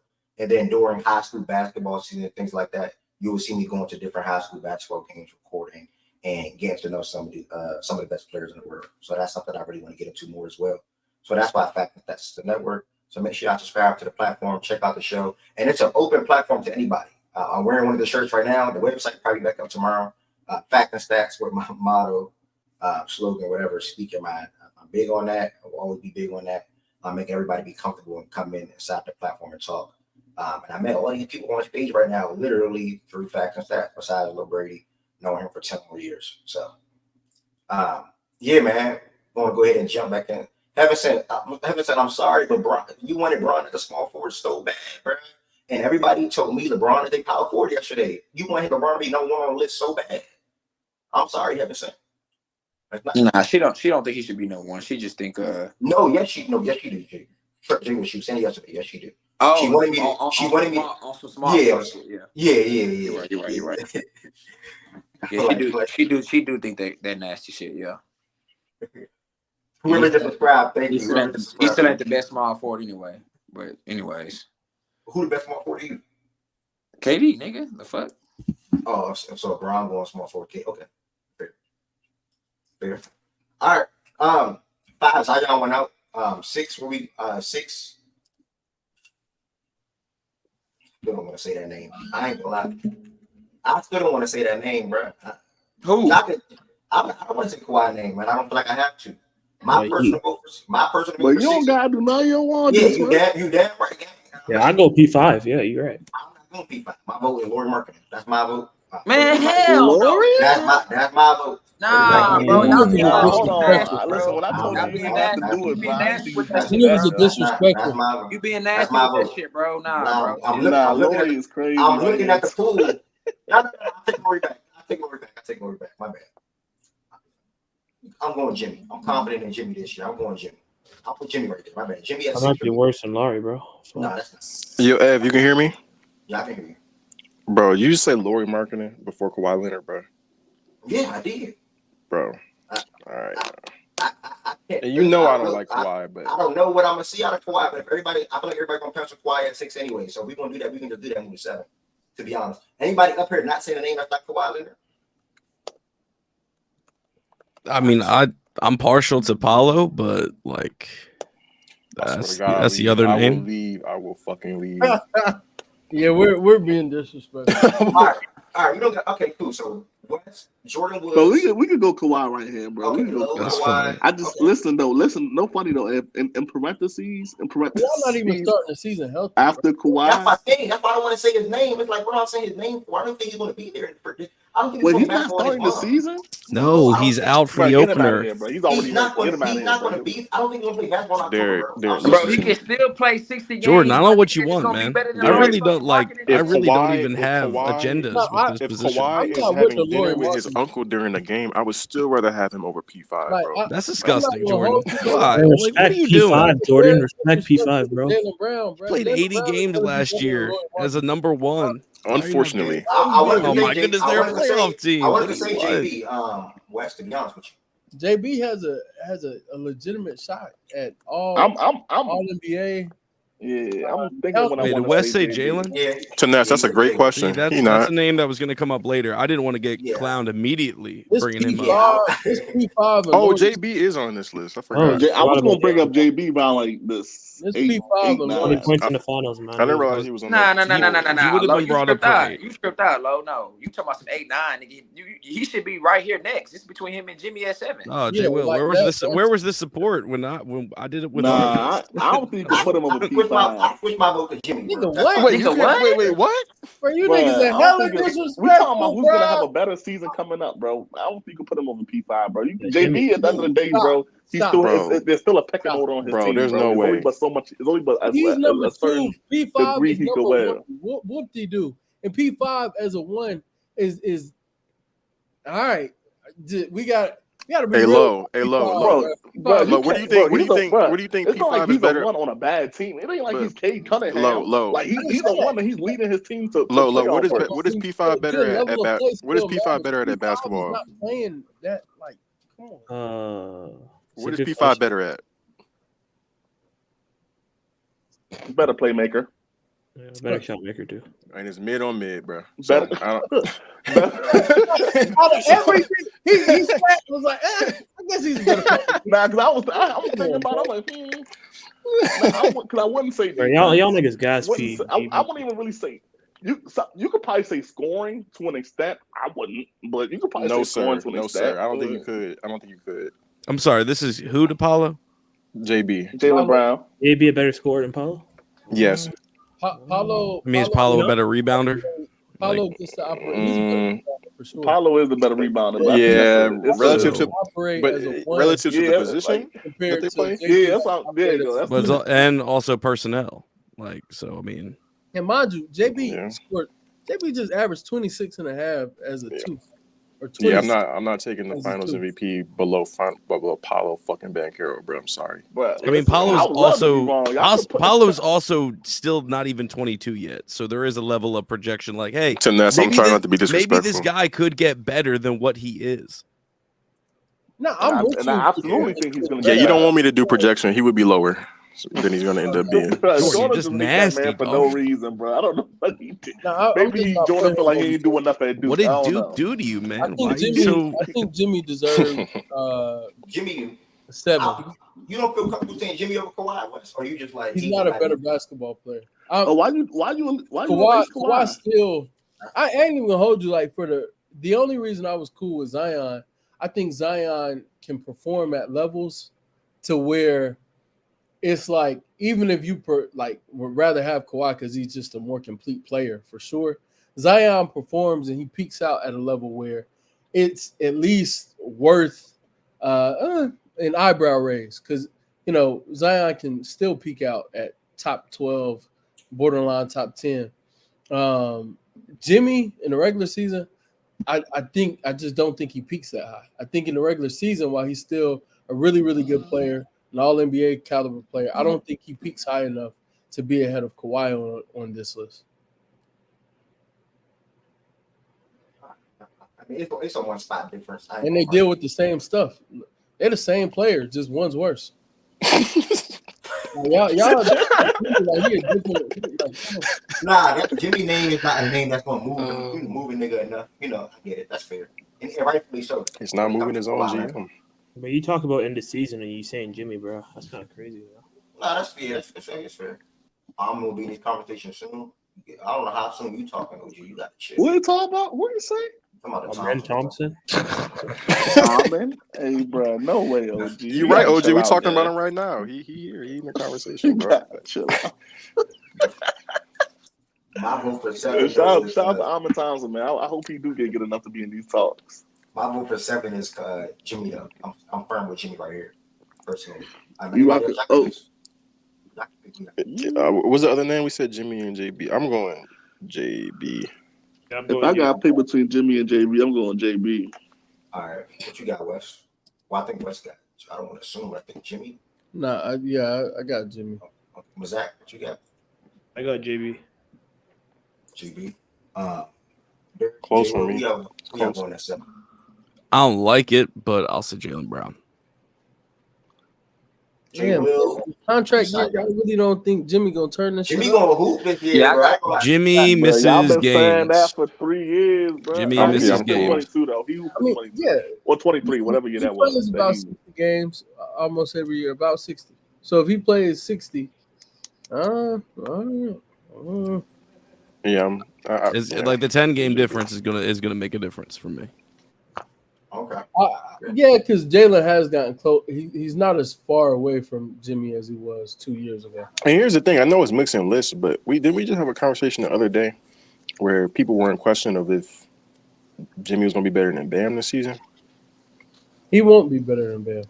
So then I'm really interested to see where Bam end up on the center list then, because that's Bam rising up the player rankings at that point, man. Because if you don't feel that Jimmy's gonna be better than Bam, then I don't think that you can just stamp him over JB, in my opinion. I mean, I don't know. It's still, I do think Jimmy's getting a little disrespected here, though. Jimmy's a more efficient basketball player, even though his counting. I disagree with that, Shaggy, but I'm not mad at it. His counting stats are actually like worse than Jaylen's. Fairly close. His counting stats are I don't know if it's drastic, but what doesn't JB average like 4 more points, 5 more points? Nah. You said like last year he averaged like because 3. JB averaged 26. The only last year JB averaged 23. Jimmy averaged about 21. Okay, right. so last year was averaged less, but he's going to be a more efficient basketball player, more than likely, just free throw shooting, and his last year his threes, he didn't shoot a lot of them, but he hit them at a 41% clip. Jalen's shooting like close to 7 a game, and it's mid-30s. So, I think, Jimmy. It's nip and tuck though, because I think now Jimmy's a better defender, but Jalen's right there. It's like so many things, but I mean Jimmy's still much better off ball. It's just he's a better playmaker, better. It's just about regular season, Wes. That's all. Like to me, it's not really much of a conversation for player. Yeah, but exactly. It's about production in the regular season, and I just don't have enough confidence in air quote unquote contract year for Jimmy Butler. Which, by the way, he's got a player option, so it's not like he's missing any bag. I hear that, and it's like I think it's a little gas. I think Jimmy, the past 2 seasons he's played 16. He's like right after this though. Like it's really not gas when you're a point away. We can move if it's necessary, but I'm making a case for Jimmy, and I'm just making the argument for why I think he should be at 7 instead of Jalen, or 7. And for Jimmy, the past 2 seasons, he's been 64 in 60 games. He's been up in terms of league average. 2 years ago, he was like crazy efficiency. I think he was like +5 or close to +6. Last year, he was like +3 point something, as opposed to Jalen being like right at league average or slightly above league average, like 0.6 above, stuff like that. It's just there are clear gaps, and the games played I don't think are enough. It makes it closer. This is why it's a conversation, I guess. But I think Jimmy should still get that nod. He's a better basketball player by most metrics. And then when you factor in games played, it gets closer in terms of value, I guess. But like the better player is Jimmy.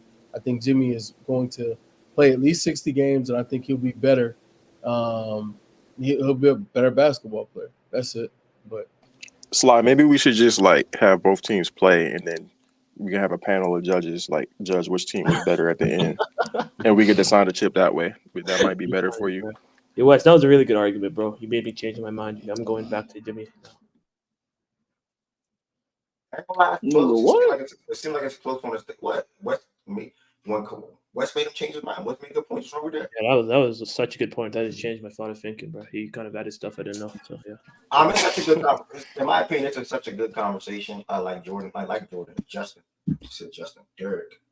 In my opinion, I think it's. You think I'm white now? Hey, don't say it like it's the worst thing in the world. Oh wow! I do think whoever ends up being it's not great, but it's not the worst. It's got his perks. I hear you. Y'all are crazy. I am going to lean poll on this one. I'm curious to see what the poll is thinking. Y'all heard good arguments from everybody that's up here so far, and you also heard who we select. What's the number on stage? I think it was like a tie, right? A lot. Wes Mazak, myself, you. Wes Mazak, myself, you, and then Lowe, Derek, Jordan, Josiah, and Emerson didn't even say nothing actually. Emerson and Josiah, we y'all. Between who? Between who? What's up, Emerson? How you feeling, man? Okay. Between who? It's not between anybody, just whoever you think. Who are people voting between? Were you listening? They're between Jimmy and JB. I was trying to log into this thing. I'm sorry. So my apologies. No, there's a pool at the top. Their name right there. Who would you put at? Oh, I thought you guys were trying to remove Kawhi and replace him with Jimmy or something. My bad. No, we slided Kawhi. They're between Jimmy and JB for the most part right now. Paulo got some love for some reason. Oh, I think JB should be higher than 7th. Oh, okay. Because you guys are talking about who's going to have the better season. Yeah, regular season. Yep. Yeah, I think JB should be higher. Okay, so Then your vote will be 7th. JB. So her vote will be JB. So Mhm. that makes it a tie anyway again. So 4-4. I'm gonna end this poll in like 30 seconds. In the meanwhile, I'm gonna slide a promo in real quick. We got 60 people in here watching. 2 more people just subscribed. We are 3 away from 600. That is an amazing thing. I shifted the show to YouTube heavily within the last 30 days. Still not all the way there primarily, but this week alone, every day been on YouTube without playback. Playback is still in the mix. Just trying to get all the playback folks and the Twitter folks to YouTube. Outside of being here, guys, there are 4 different ways you can extend your support for Facts and Stats and myself and the show. With that being said, I turned on a membership program or memberships like earlier this week when I hit YouTube Partner like a week and a half ago. So you can join and become a member of the Facts and Stats community on YouTube. 10 plus people did that on Monday. Shout out to all 10 of y'all. And then on top of that, more people did it yesterday as well. Also, outside of becoming a member on YouTube, there's 3 different levels. You can become a member of level 1, level 2, level 3 with customized perks in the works, emotes, emojis, etc. Or you see some people with green names in the chat. That means they are a member. Outside of that, you can send super chats, super stickers, and also super thanks. That's extending your support for Facts and Stats. On top of subscribing, or on top of just being here, honestly, it's all the same for me. Obviously, you just extending the support. So you can become a member. You can send super chats, super stickers, or super thanks, and it's all greatly appreciated. Also, 3 subscribers away from 600, road to 1,000. So make sure y'all subscribe. Also, on top of subscribing, there's only 18 likes on this video. Can we get that video to 30 likes? That can also help the algorithm out as well. And I'll go ahead and end this poll, y'all. Thank y'all for the one that's on the stage, and also thanks for the one that's watching. The poll had 30 votes. Jimmy won by 56 to 43%. I do think the other person will be 8. I'm sure myself. I'm sure Wes. I'm sure Zach. Why? What happened? What's the argument for Jimmy having a better season than Jaylen Brown? Just it's a contract year. That was most of the gist of it. And he's still technically a better defensive player. And I think Wes said due to metrics, things still point Jimmy's way anyway as well. Guys think Jimmy playing better defense than JB in 2024? Okay. I don't know if he'll have a better season than JB, but we'll wait and see. I think. Go ahead. Yeah, I think he'll play more games than normal, but I think he's still looking probably to just get a good seeding and then perform really well in the playoffs type of thing. I don't think regular season wise though he'll be better than JB. I think he's still gonna pace himself like he normally does, not really be aggressive in games and shit like that.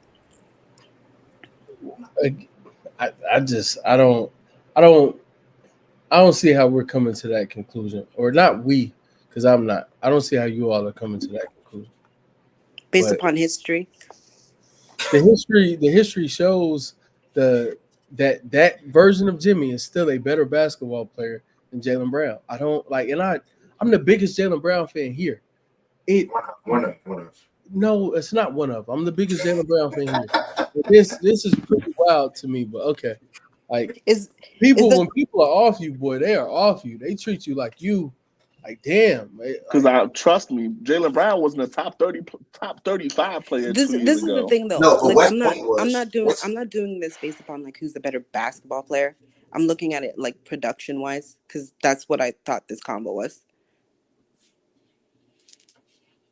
Fair. Production wise.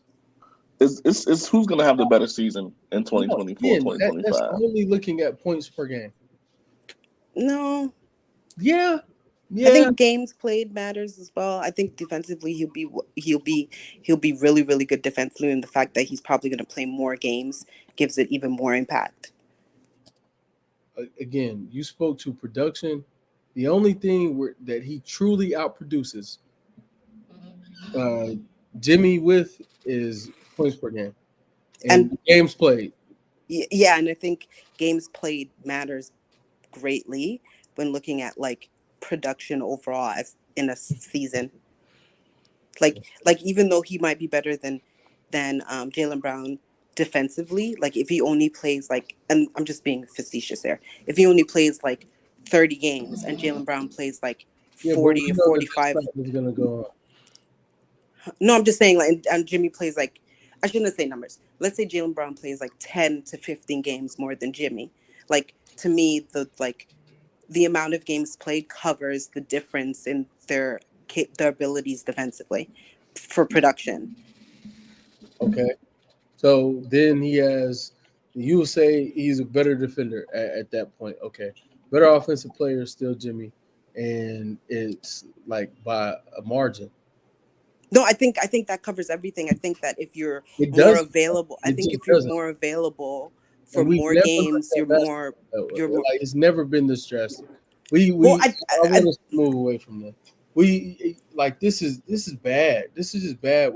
And when Kawhi was playing 62 games, Kawhi was still getting the respect he deserved, and he's a better basketball player than Jimmy, but he was still getting the respect amongst the best of the best in the league based off of his ability when he was on the court, and not just comparing. Oh, so and so plays more games, and I've heard you. But that's argument, but that wasn't the conversation, though. That wasn't the conversation. It has been though. It's been the conversation in the past. No, I've heard you have the same conversation. I think y'all are missing one part too. When we are ranking, I've heard you have the same conversation with Byron. Argue the exact opposite point. Because it is not the same conversation. Because when I'm saying like when we were ranking players, it's more so who I think is the better basketball players, point blank, period. From my understanding from this exercise, it's not who's the better basketball player. Who's going to have a better season? Yeah, and production, the games played matters in production when you're measuring who's having a better season. Cool, right. Games played matters. The better season, still, if he reaches a 60-plus game benchmark, which that's where I am. Maybe you all are somewhere else. I'm at a 60-plus game benchmark. If he reaches that benchmark, he's going to play at a level with his production, even though the counting stats, I think, could lean in Jalen's favor in some categories. They're going to play, or he's going to play at a level in those 60 to 65 games. Let's say he plays that. That's his range, to where he supersedes Jaylen Brown. Are we also assuming that JB doesn't get better this regular season too?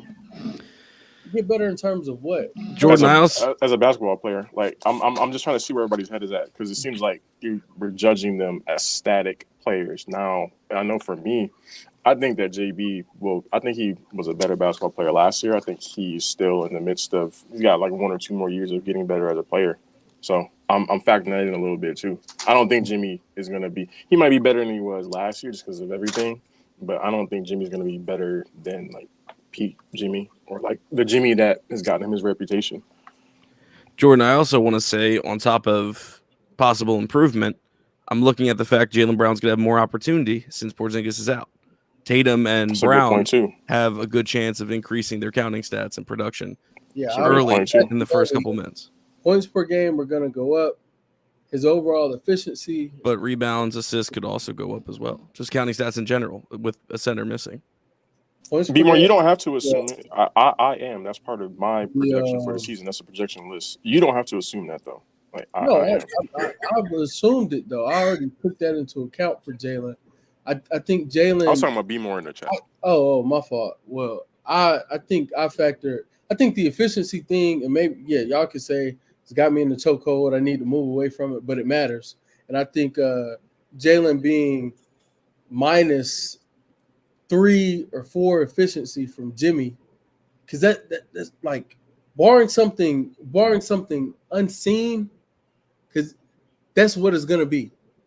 So unless Jaylen, and I love him, unless he reaches a level that he has never reached in his career, Jimmy is going to be a far more efficient basketball player. He's going to have more responsibility. He's going to be better with those responsibilities than Jaylen. And the real gap will be counting stats and games played. And that's not enough for me to say that you had a better season.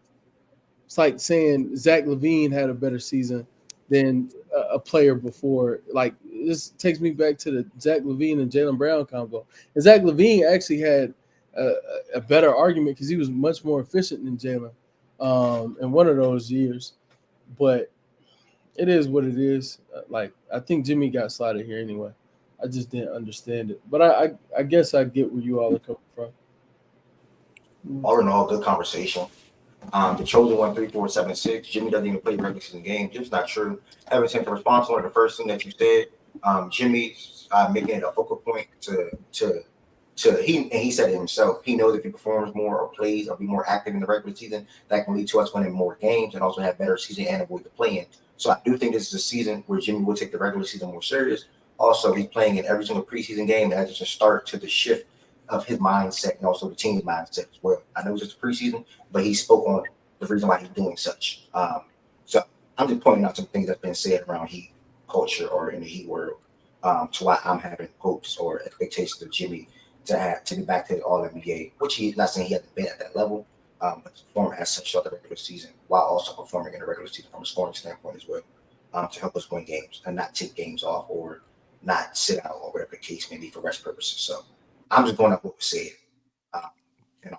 D'Lo said he was going to be the next D White one time, bro. Like, I got to see that shit on the court. D'Lo said something like that, though. That's a little different. Jimmy, I got to see that on the court, bro. I mean, but we know that Jimmy can play basketball at a very high level, though. So what's wrong?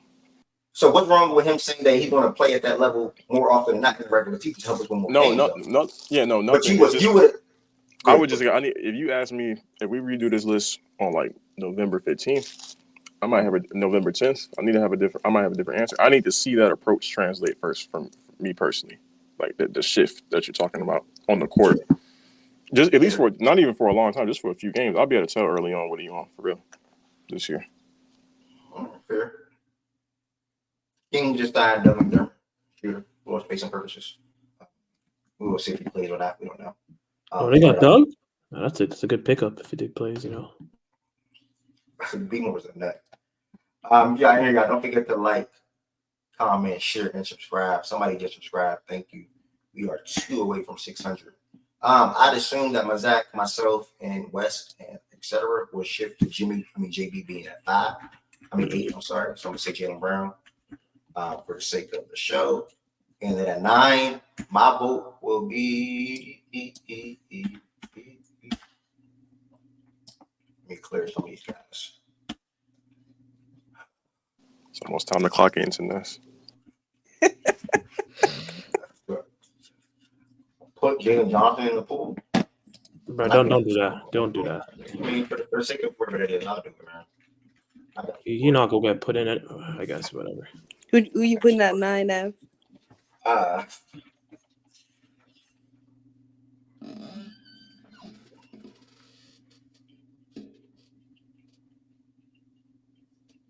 Between for me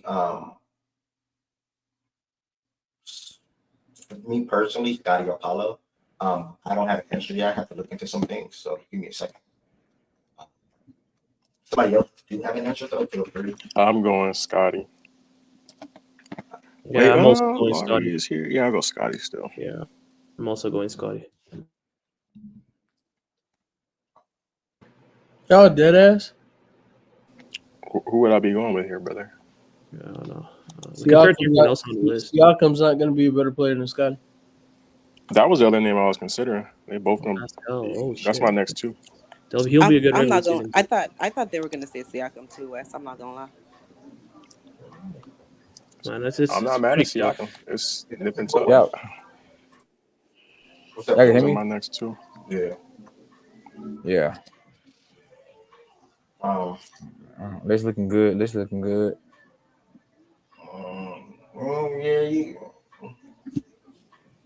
Yeah, I'm hearing the C. Hold on. Wait. Tell me. Wait. Now I know niggas think I'm a PG hater and I don't fuck with PG, but niggas, y'all said Siakam, Scotty, and niggas are thinking about them niggas before PG. I didn't know. I didn't see him there. Neither did I.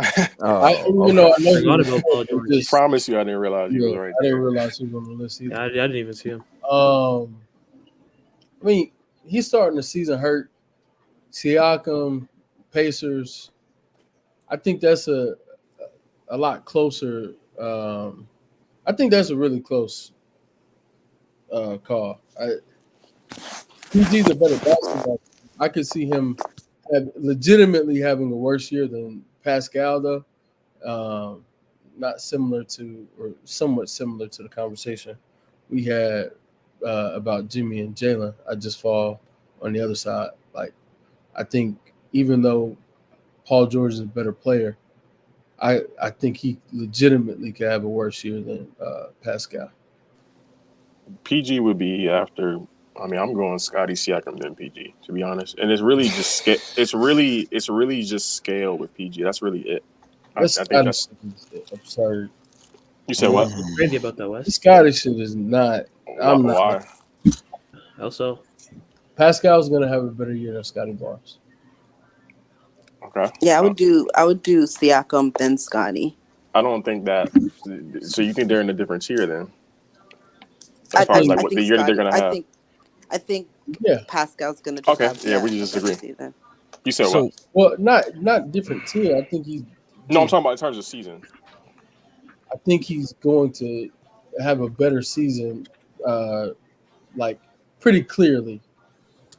For me, I think. Okay. He's also, but I do things like factoring into winning as well, and maybe that's the argument for Jalen. The argument for Jalen over Jimmy, I guess, would be how he contributes to winning his overall their overall cause for the Celtics. But yeah, Pascal's going to be on more than likely the top 4 seed as the second best player who, for stretches during this year, is going to be the best player on that team. A top 4 seed? You said more than likely a top 4 seed? Maybe that's for me. I project most likely the top 4 seed, maybe 5. I think they're going to be better than Cleveland, and then I think it's about, do you think they're better than Philly? And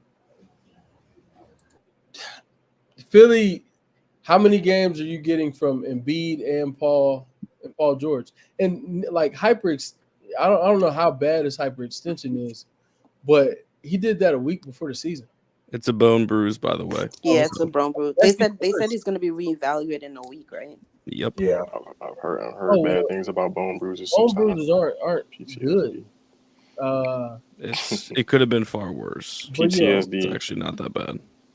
I mean, he could be back. He may miss no more than a few games. They may be cautious with him though and have him set out for 2 weeks, and then he may be fine for the rest of the year. I don't know. I just think in terms of overall production and like true like impact as well, I'm gonna lean Scotty. I mean, not Scotty. Damn, y'all are distorting my brain. I'm gonna lean Pascal. You just think the Pacers will be a good regular season team, kind of? You know what I'm saying? Like, really yeah, and Pascal was really good for the Pacers. Like I don't want that to be lost. Like Pascal was a really, really, really good player when he got to Indiana. Yeah, with if you judge it with Scotty, for me, I wasn't factoring in the winning portion like you are, which is not a bad way to look at it. And then 2, I am projecting. I really believe in him as a player, so I'm projecting a bit of a step up as far as who he is as a player this year. If it was who they are as players right now, I would be with you. I think Scotty is going to take I don't want to say a leap, but I think he's going to take a noticeable step forward as a player. I think that trajectory is kind of started before he got hurt. Why do you feel that about Scotty, but not just curious. Like, what you What I feel that about? I had this conversation. We had this conversation at length a couple weeks ago. I don't think that it's an eye test thing, but then 2, I don't think that the way, this is going to sound harsh, the way that Paolo plays basketball is going to change all that much. That's the simplest, plainest way I can put it. And I don't think it's the way he plays basketball right now is as malleable or versatile towards winning as Scotty. And Wes, I think you're kind of forgetting the fact that Siakam kind of dropped as a defender, bro, recently these past couple of years. Like, he isn't as good as he once was. Just kind of why I'd put, Scotty over. I will say Paolo has an opportunity. Like, he's not even he's barely a positive at situation-wise to change the way he plays. So let's see if he does it. Yeah, I hear that. I'm hard pressed to see Scotty outperforming Pascal, given their current situations. I just, but again, maybe he does. So, shout out to the projection. What do you think Scotty does next season, you guys? 22, 6, 7. Good shoot for 35% from free. 52 from the field. 60% true shooting. What year was last year for him? Last year was year free. Yeah, I don't think it would. I just saw B more talking about the efficiency in the chat. I don't think his efficiency was like bad. I don't think his efficiency was.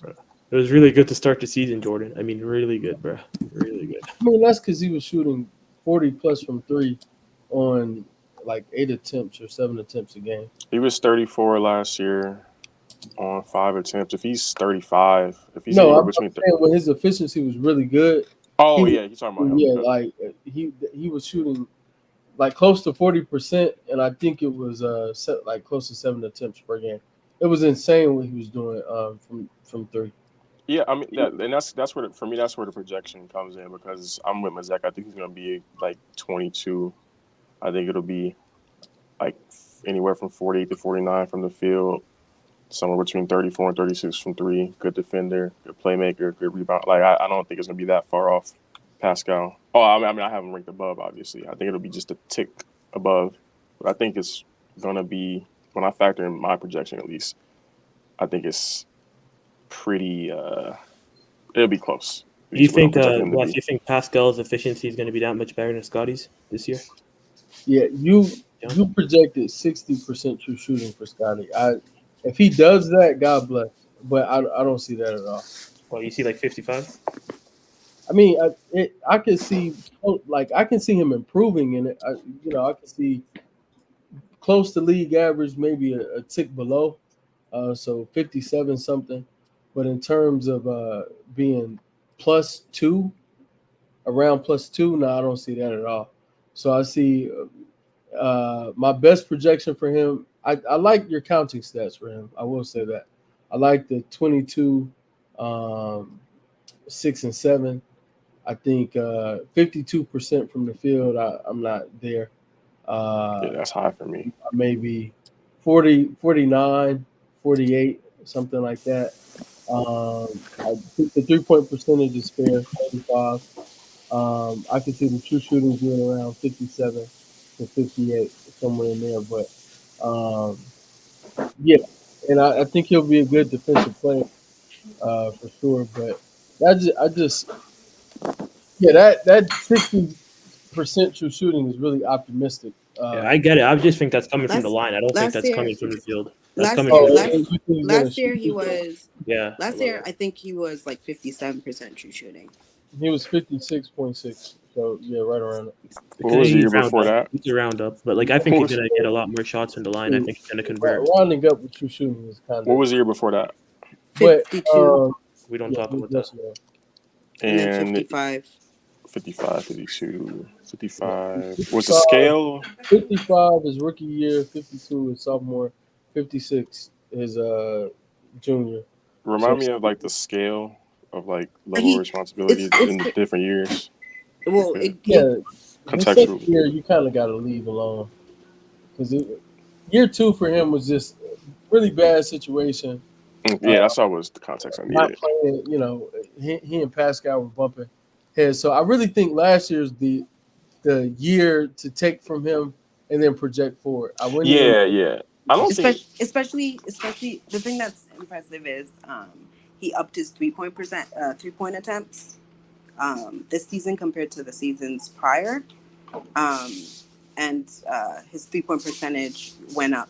Because I think like before he was only taking like 2 or so attempts, and I think like last season he took like 5. Yeah. Like, right, and it went up like his 3-point percent, and like even the thing is too is like how he was taking his threes too, is it wasn't just like catch and shoot, like it was like off the dribble, some pull up stuff.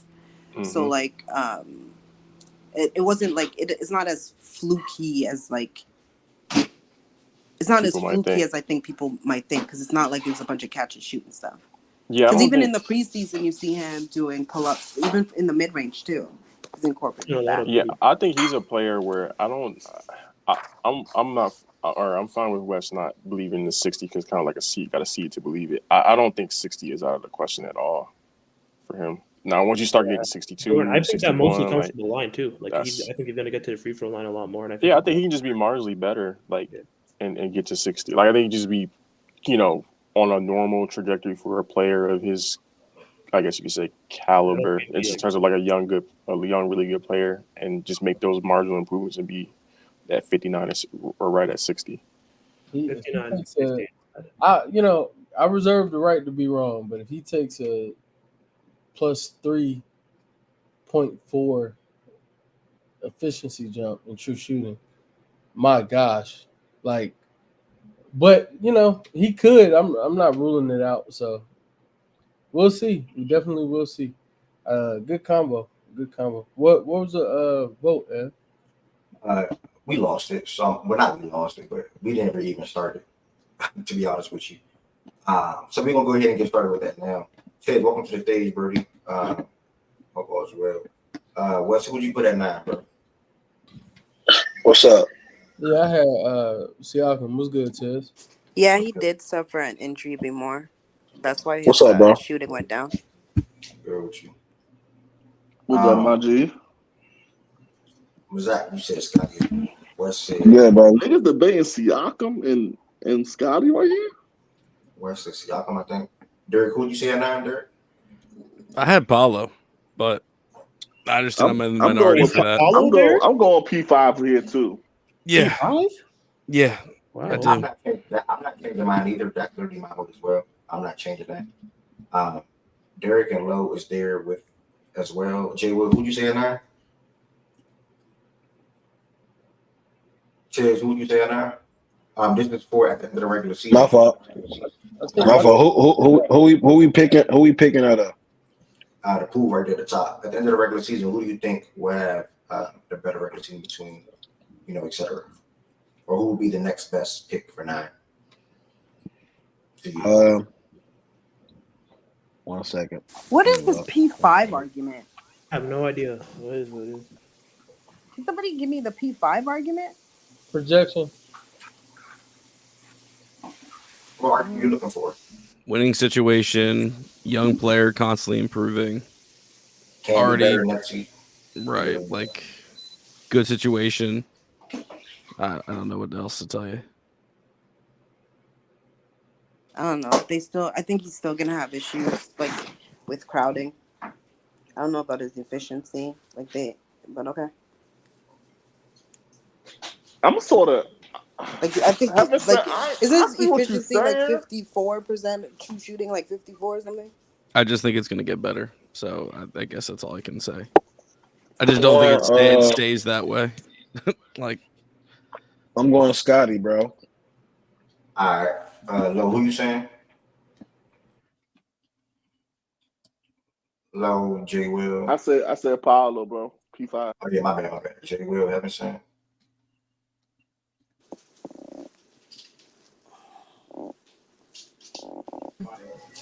What I miss? Who you got at 9, J. Will? PG. Haven't saying. I'll do Siakam. So West haven't saying Siakam. Mazak, Ted, Scotty. So that's P5, y'all. This shit is fucking shit out of me.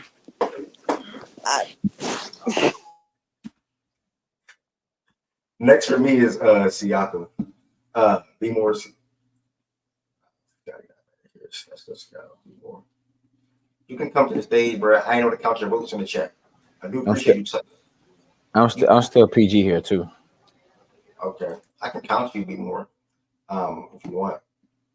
That would make it a tie, I believe. But yeah, man, I said stage up. I'm flipping to Siakam here. I'm joining Heavenstein and I think West. I think, yeah. Zach, I know you. Mr. Scotty. We play back game. Man, haven't seen can make her YouTube show debut today. Bro, you if once this blow up, bro, you ain't gonna be no more playback. So you're gonna have to get used to it, bro. I'll stay here, exactly. Right. Facts. We'll just say facts. I'm missing somebody. Derek, who you say a 10? I'll go Siakam. And low. Not true. Playback is always something that should be used. Nah, he honestly, if he gets a big enough platform, he probably find some shit. Yeah, Some man. shit Once play YouTube back. gets up and going, Come on, bro. show purposes, Wes. But I ain't gonna lie, won't bro. exceed YouTube on the show. Listen, I ain't gonna hold you, bro. I'm gonna be in the minority when I say this. People gonna call me names, say mean things about me after I say this. I don't give a fuck. I'm going Julius Randle right here. God bless. All right. I won't call you names, Glow. Oh, bro. Siakam. My next one after that is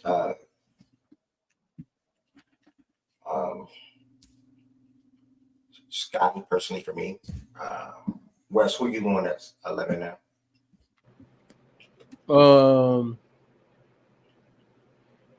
I think I'll rock with PG. Yeah. Yeah, I'm gonna rock with PG here. Is that who you got? Yeah, I'm gonna stay with Scotty. My bad, Zach. Derek. I'll go Scotty. Ness, I left for 2 seconds. What did you allow to happen? Yeah, they allowed Siakam and P5 to get higher, bro. We tried. What did you? I can't.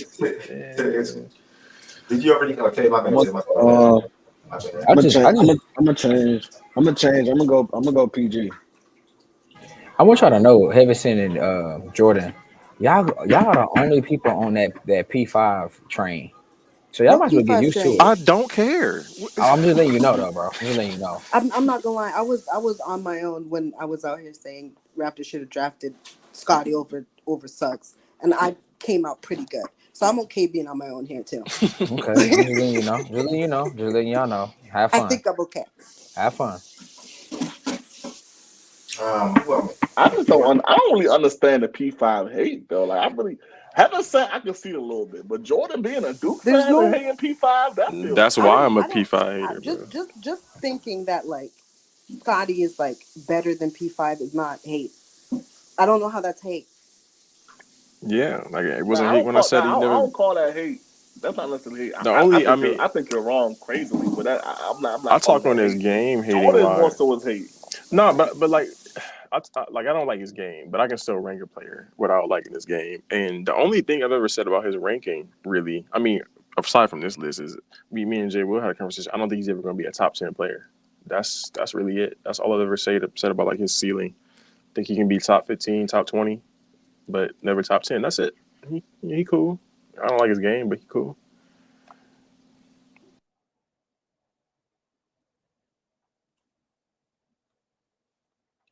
All right. Jordan, haven't said who just said 11. I'm going Scotty still. My bad. Haven't said who you said 11. She didn't even vote Scotty, by the way. I'm voting. She voted Pascal. I was gonna do Pascal then Scotty, but I'm gonna vote J-Dub off of projections. So I don't. They're trying to have a good time now. So that's the team. Mazak. Who else said Scotty? I mean, who else said Scotty with Mazak and Jordan? I said Scotty. Okay. That's it. Oh, I said Scotty as well. Mazak, Jordan, Derek, Ev, J. Will, Tez, West, PG, Low, Randall. All right, so that's Scotty. We still at 11. Yeah, I move my vote to PG now for 12. Holy man. Oh, fuck, man. I think I'm gonna go P5 for 12. P5 already slotted again. P5 already slotted. Yeah, I'm stupid. Yeah, I'm gonna go. Like no funny. Like, yeah, I'm gonna say it, bro. Lori really worse than P5. Based on Bro, I ain't, bro. No funny. Hey, no funny, Wes. No, I he's knew, not. I knew I was gonna be the next. I was gonna be probably the only one. My next pick here was Lori on everything I love, bro.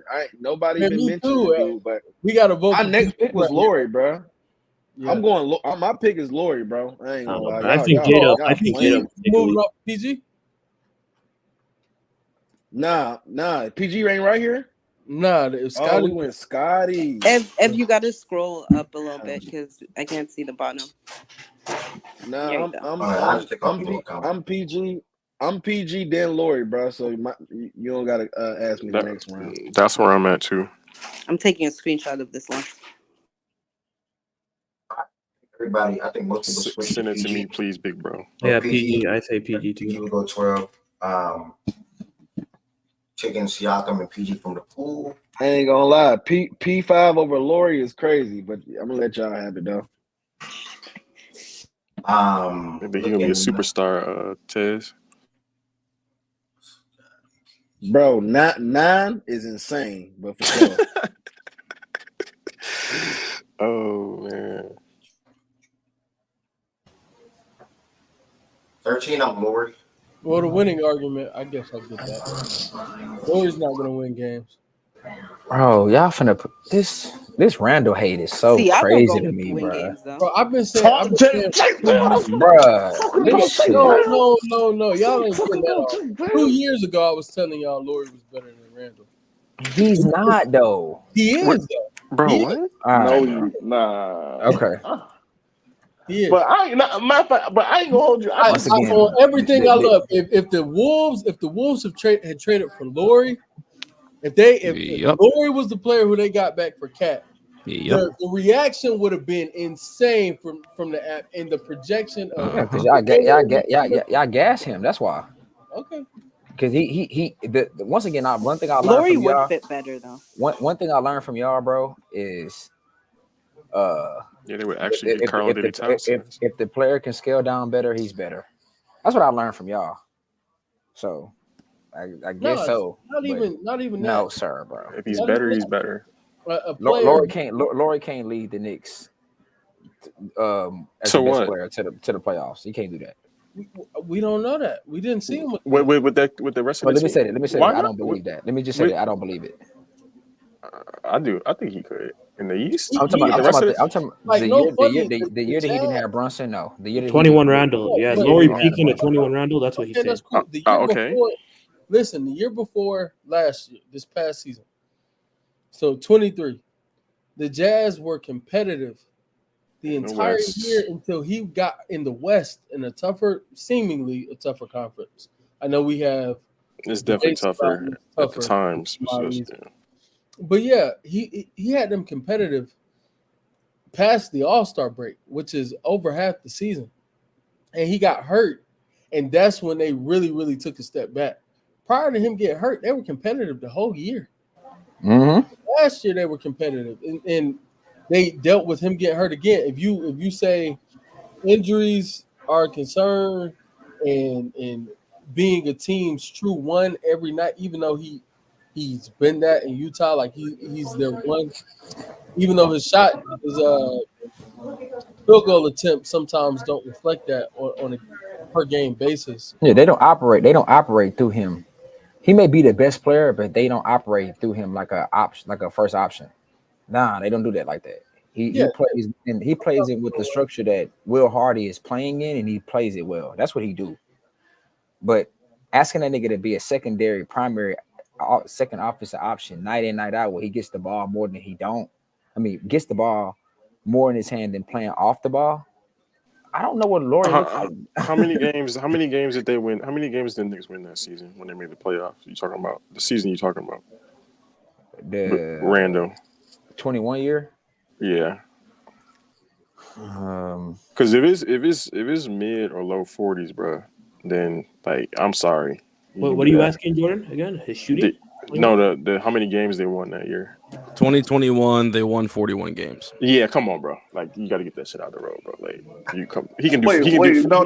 Hold on. That's the East though. Come on, that 41. Them 41 wins got him a 4th seed. You like that was especially. You can't do that, bro. The number 1 seed that year had 49 wins. Yeah, that was with like Brooklyn and That was I was about to say that was the shortest season. By how many games? I was gonna say that. By how many games? I think they played like 70. And even like the pro rate.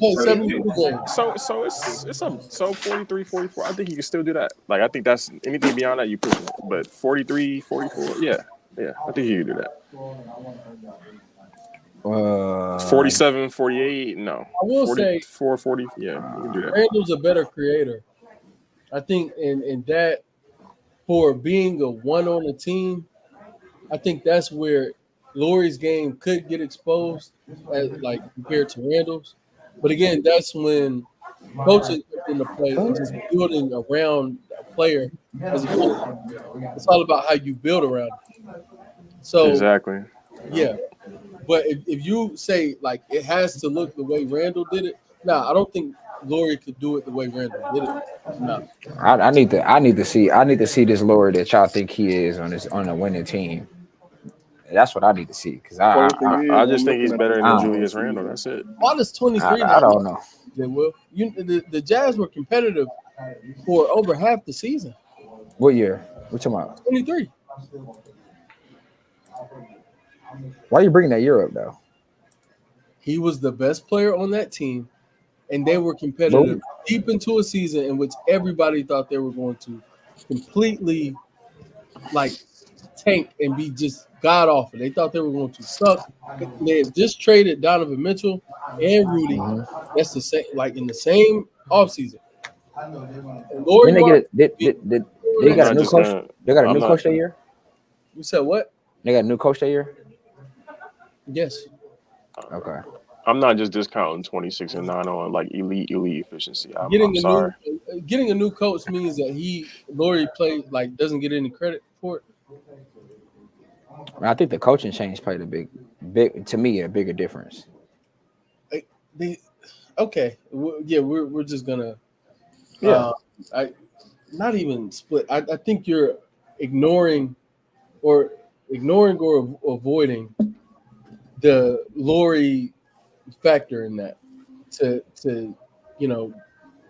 give credit to other people or demean just how good he was or how important he was.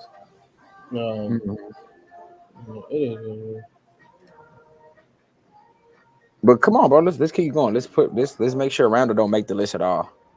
Because he's asked about. Man, I just know how niggas talk about him. That's all. No, he definitely has a very good argument to be on this list. He probably is going to make the list. I just know a nigga who got 25 on plus 6 or 7 efficiency. I think Beavermore said it might have been +9. Nigga averaged 25 on plus 6 efficiency in 23.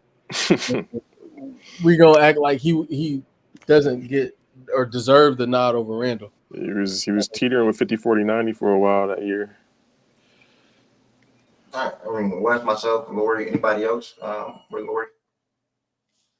Yeah, I'm going with Lauri. I said Lauri. Cheers. No, I say Lauri too. All right. We're now we move to 14 now.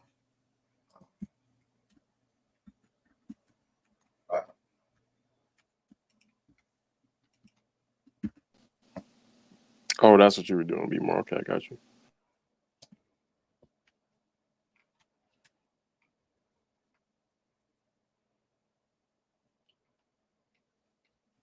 Now I'll go random, and I'll take a look. I'm fine with going random right here, personally, in the regular season. I would side with J.U. on this one. Wes, was that? Yeah, I'll let y'all say it, even if I agree with it. What, for 14? Yeah. It should be Randall. I think it's close. Yeah, I think Randall edges it though. Yeah, that's fair. Sidebar. Look how This is making me think about Jaren Jackson as a player.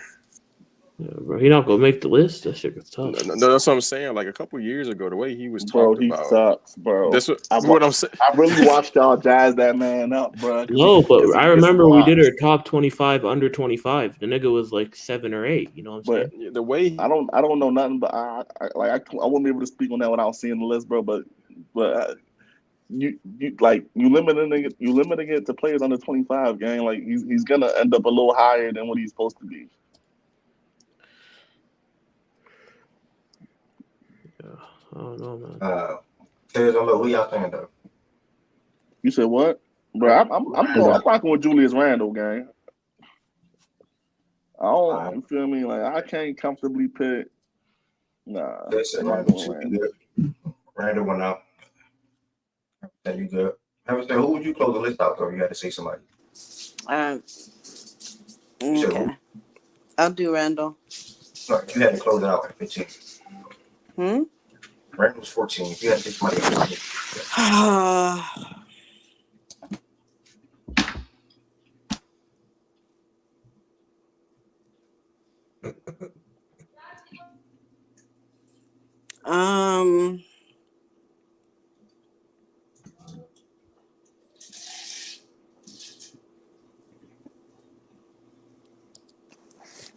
I don't know.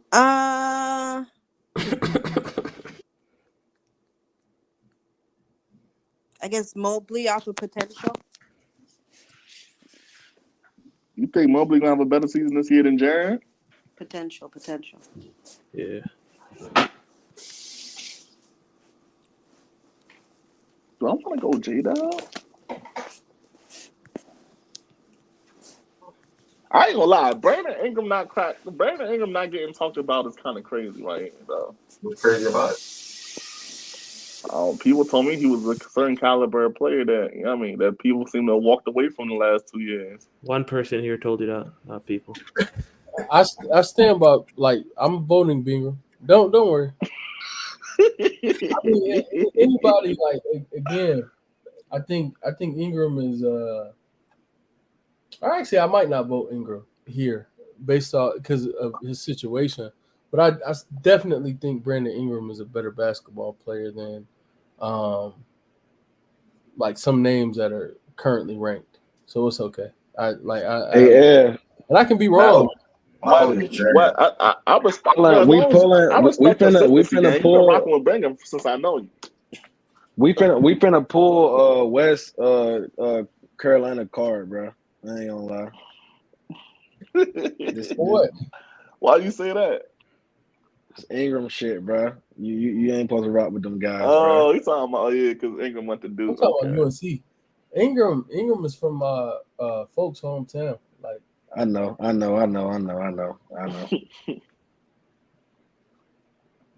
Yeah, I'd probably go Mobley. You know, I ain't gonna lie. I don't know who I want to go right here though. Like this, I feel like any name right here is fake valid. Well, not any name, but it's about 3 names right here that's fake valid. Bro, I think Mobley just takes a huge step up self creation wise. But I think he's gonna be an efficient player. But why do you think that though? Well, he has to in order for Cleveland to be good because just because he has to, you think he's gonna do it? Well, yeah, he has to. Yeah, plus the new coach because of potential. And he doesn't have Terrence Bickerstaff as his coach anymore, Lo. So that's gonna be he has Kenny now. Oh yeah, they do have Kenny. They got Kenny Atkinson now, right? Yep. Yeah. I like his offensive chops a little bit. It could be J-Dub too. That's the name I'm thinking too. Like J-Dub is right there. Like J-Dub not have. Do we not think if we all just sat up here and felt like OKC is a title contender? I'm pretty sure we feel that way because we also believe that J-Dub could take some form of leap and be a better player. And honestly, not even that big of a leap because he was already a good ass player last year during the regular season. He just didn't show up for us for real in the playoffs like we thought he would. Mobley's like a top 3 defender in the league. And by us, I'm not saying me as an OKC fan. I don't. You know what I mean? I already see somebody now. When I say us, I mean us as basketball fans and believers of J-Dub. I mean, I hear the J-Dub. Nigga, good. What? J-Dub was not averaging 23 points this year. For fun. Oh man. Good said if Good got J-Dub at 23, he should be voted right here. Bro, he's not averaging 23, 5, and 5, bro. That's love right there, man. Shout out my yeah, he love him from J Teller W. That's what I'm saying, B-More. Like Mobley's just like a peak, like level, like tier 1 defender, bro. And I do think Jada, in terms of efficiency and his secondary creation, he has a real argument here. Hey, let me say something real quick. And I don't want to spend too much on it, but new situation, what better situation, better team? Does DeRozan have an argument here? No. More than terrible, bro. Nah. I don't think Nah. I said but nah. He'll have a good season, but I'll take everyone here but Jalen Johnson. Let's bet. I bet he don't average 23 good. Actually, Randall, low key, for what we're doing, I was about to piss J. Will off, but he is too high. He should be limping into this list, even though 14 technically is limping. Why y'all don't like Jaren at 15? I mean, Jaren got hurt again. That's probably why. I don't like Jaren because he bums. He got hurt again. I don't know. I forgot. Yeah, that slipped my mind. Okay. But Jada, yeah, I'm a Jaren, but Jaren's injury is not like he out a month or anything like that. It's just for Jaren's a hammy, and the hammy is going to flare up. That's the problem. So that's why Jaren isn't in this contention for me. I feel like it's between Mobley and J-Dub for me. I just think Mobley's just such an elite defender. Why y'all laughing? They think Jaren playing opening night. Yeah, you can. It's just the hammies flare up. That's the problem. You'll have hammy issues for the whole season. That's what Derek's trying to say. No funny though. A full season from Jaren, right? Was down on the court. And Jaren for sure gonna be better than Jada. The defensive impact alone will make him just more impactful, more valuable. That defensive impact is strong. Right now, I'm saying that's the argument I'm asking. Yeah, it is. I don't think so, Wes. I agree with you. I don't think Jaren's at that level. While I'm still giving you 17, 18, whatever the case may be on the other end, I'm okay with that. I mean, the offense is ass, but he the same way J-Dub is wiping him down offensively, he's wiping J-Dub down defensively. Yeah. So it's cool. Look what B-More saying, Wes. Yeah, you play at the 4 year fact. I don't have a chat up. Give me a second. Ron's better than everyone that's left. Yeah, that's true. That's true, B-More. Somebody said Franz better than everyone that's left. J-Dub definitely I don't. J-Dub's over a couple names, but it is what it is. I'm going J-Dub here.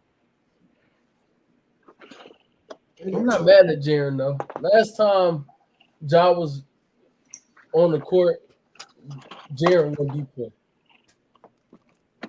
And was seen as a top 25 player in the league. A lot of people had him over Bane last time Ja was fully healthy. So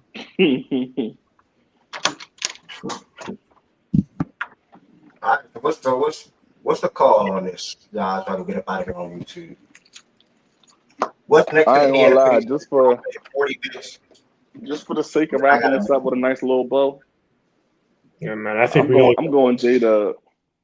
I'm staying Jaren. You going J-Dub? Chiz, I think J-Dub. Low Chiz, J-Dub. Derek, who you again? I'm sorry. I'm torn. Yeah, like OKC going to get a ton of love this year, so it's fine. I'll put Mobley. Okay, Zach, what you got, Rudy? Yeah, J-Dub can win it. You were wrong with Mobley. I was voting, but he's not gonna win. So you know what I'm saying. This what? I just said Mobley, man. What you said, Mobley? Yes, fool. Listen, bro, what's up with y'all, I'll stick bro? with mine, bro. I didn't think What's Mobley up had a with y'all chance. in the Jaren hate, bro?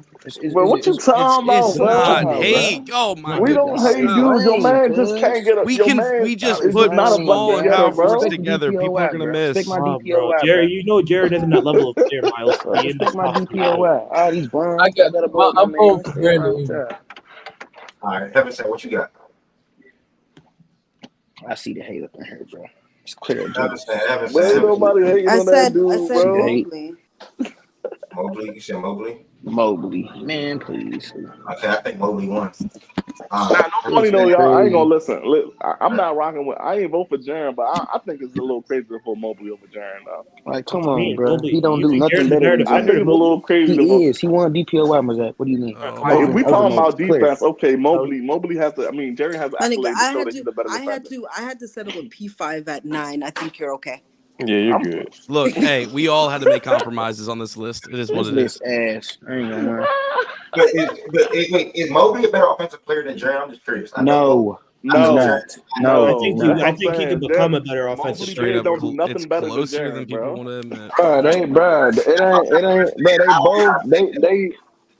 They both ain't that. Like, ain't no. Yeah, they both better ain't than- that. I ain't That's what I'm saying, bro. with you, And Mobley looked good against the Mobley Celtics. Why we not acting like that? Mobley offensively can be better than Jared Allen. Exactly. Not Jared Allen. Sorry, a triple J. J-Dub? And Mobley defensively is really, really amazing. I need Jaren to care I about love what you rebounds just again. did there. Y'all know what, Heaven said be so slick in this motherfucker. She like oil, bruh. She just said he can be better, and that he could be better on both sides. Basically, what you just said is that he's not better than that nigga right now. Like regardless, he's Okay, not better. y'all got off P5 at 9 off of potential. Why can't get this off of potential too? Because there is no potential. Because the He's other not better. person that you compare him to, and this is not me debating the P5 thing at all. I just think P5 is better than dude. But what's it called? Jaren is also young. He's also getting better. Like he's also like it's not like you can say, okay, Mobley's going to take the leap and Jaren's going to stay the same. The difference is though is that Mobley can actually get better on offense. Like why can't Jaren have it? Why can't Jaren? They both stink to me, by the way. I'll make that. Mobley has a better touch than Jaren. What year is this for Jaren Jackson? I don't know why this is a conference. Like y'all don't watch the Cleveland Cavaliers? We're talking about. I think they're using the Allen tax for Mobley, bro. They just argue. Like I'm not gonna lie. Like to me, Evan Mobley is better than Jaren defensive. Like he's more versatile. Like I just think like Evan Mobley defensive is like really fucking good. Yeah, you can argue better than Jarrett, but you got too much bass in your voice to argue for Jaren Jackson Jr., bro. I'm sorry. Like I don't know. I think it's real quick, y'all, before we close this out. Whichever one y'all go right here, it don't mean I don't really care, but it was just a little crazy to me. I'm like, because you can really say that Jaren is better than Mobley on both sides of the ball. Like I don't know if you could say that. No, you cannot say that. You cannot say that, bro. Why can't you? I don't think he's better. Offensively, it's I don't even really want to argue, bro. I'm be real with you. Offensively, bro, they both ass, bro. Like we don't. Mobley's better though. Yeah. I don't. Not really. Like I've seen Jaren do more offensively. Yeah, like I've seen Jaren has a couple go-to moves. He might break out every now and then. Like Mobley is more so you just giving him the ball, and he just if he Jaren can't lows get you with the offensively, first jaw, then he ain't got nothing left for you. Did you not see Mobley against the Celtics this year in the playoffs? Higher ceiling for Jaren for sure, but them lows Yeah, offensively. the argument off, bro. Let the people decide. Nah, it's already Mobley. Not a lot of people voted. I just wanted to hear. I'm about to say Mobley. I just wanted to see what the chat thought. To be honest, I'm ready about to end it. You good, Jordan? I ain't about to end this shit. What you thinking, Jordan? Wasn't you about to talk? Yeah, I think YouTube is dropping something. I don't know. He muted real quick. I guess he knows. I don't get it, bro. If I was a Grizzlies fan, I'd be happy Jaren was even at the pool. If y'all like here, y'all make sure y'all subscribe to Facts and Stats. You a best player, Scotty Barnes. Please stop talking about my basketball team. My bad. We about to switch. We stole y'all team. That's why this whole country of Canada is still pissed off. So relax. We about to switch, y'all. I don't want y'all to argue right now. Hold on. He said they got all the Canadians. What the heck? No, we don't go all Hey, the you don't subscribe to Facts and Stats. Make sure you subscribe to Facts and Stats. The show is live every single day, 11 a.m. Monday through Friday, Sundays, 11 a.m. as well. This Sunday is not a guarantee. They supposedly might start the show this Sunday. So we'll see. Again, 4 subscribers away from 600. Thank y'all for all the support today. Thank y'all for subscribing today. Thank y'all for watching today. Thank y'all for commenting today. And you also can extend your support or becoming a member. Send in super thanks, stickers, chats as well. I'm about to fire up the playback room so I can make some clothes and make some thumbnails and stuff like that. I still got to cut like 5 more videos and also get a clip from today's show too, by the way, with Wes and his madness. So thank y'all for all the love. Thank y'all for all the support. It means the world to me. I'm literally starting a playback room right now. Continue talking about basketball, can kick it, can talk hoops, baseball, whatever the case may be. And I'm about to end this. Thank y'all. Playback. And for anybody from YouTube that don't know what playback is, playback.tv/facts and stats is live now. Playback.tv/facts and stats is live now. Thank y'all for the support. Thank y'all for the love. Hope everybody have a great day today.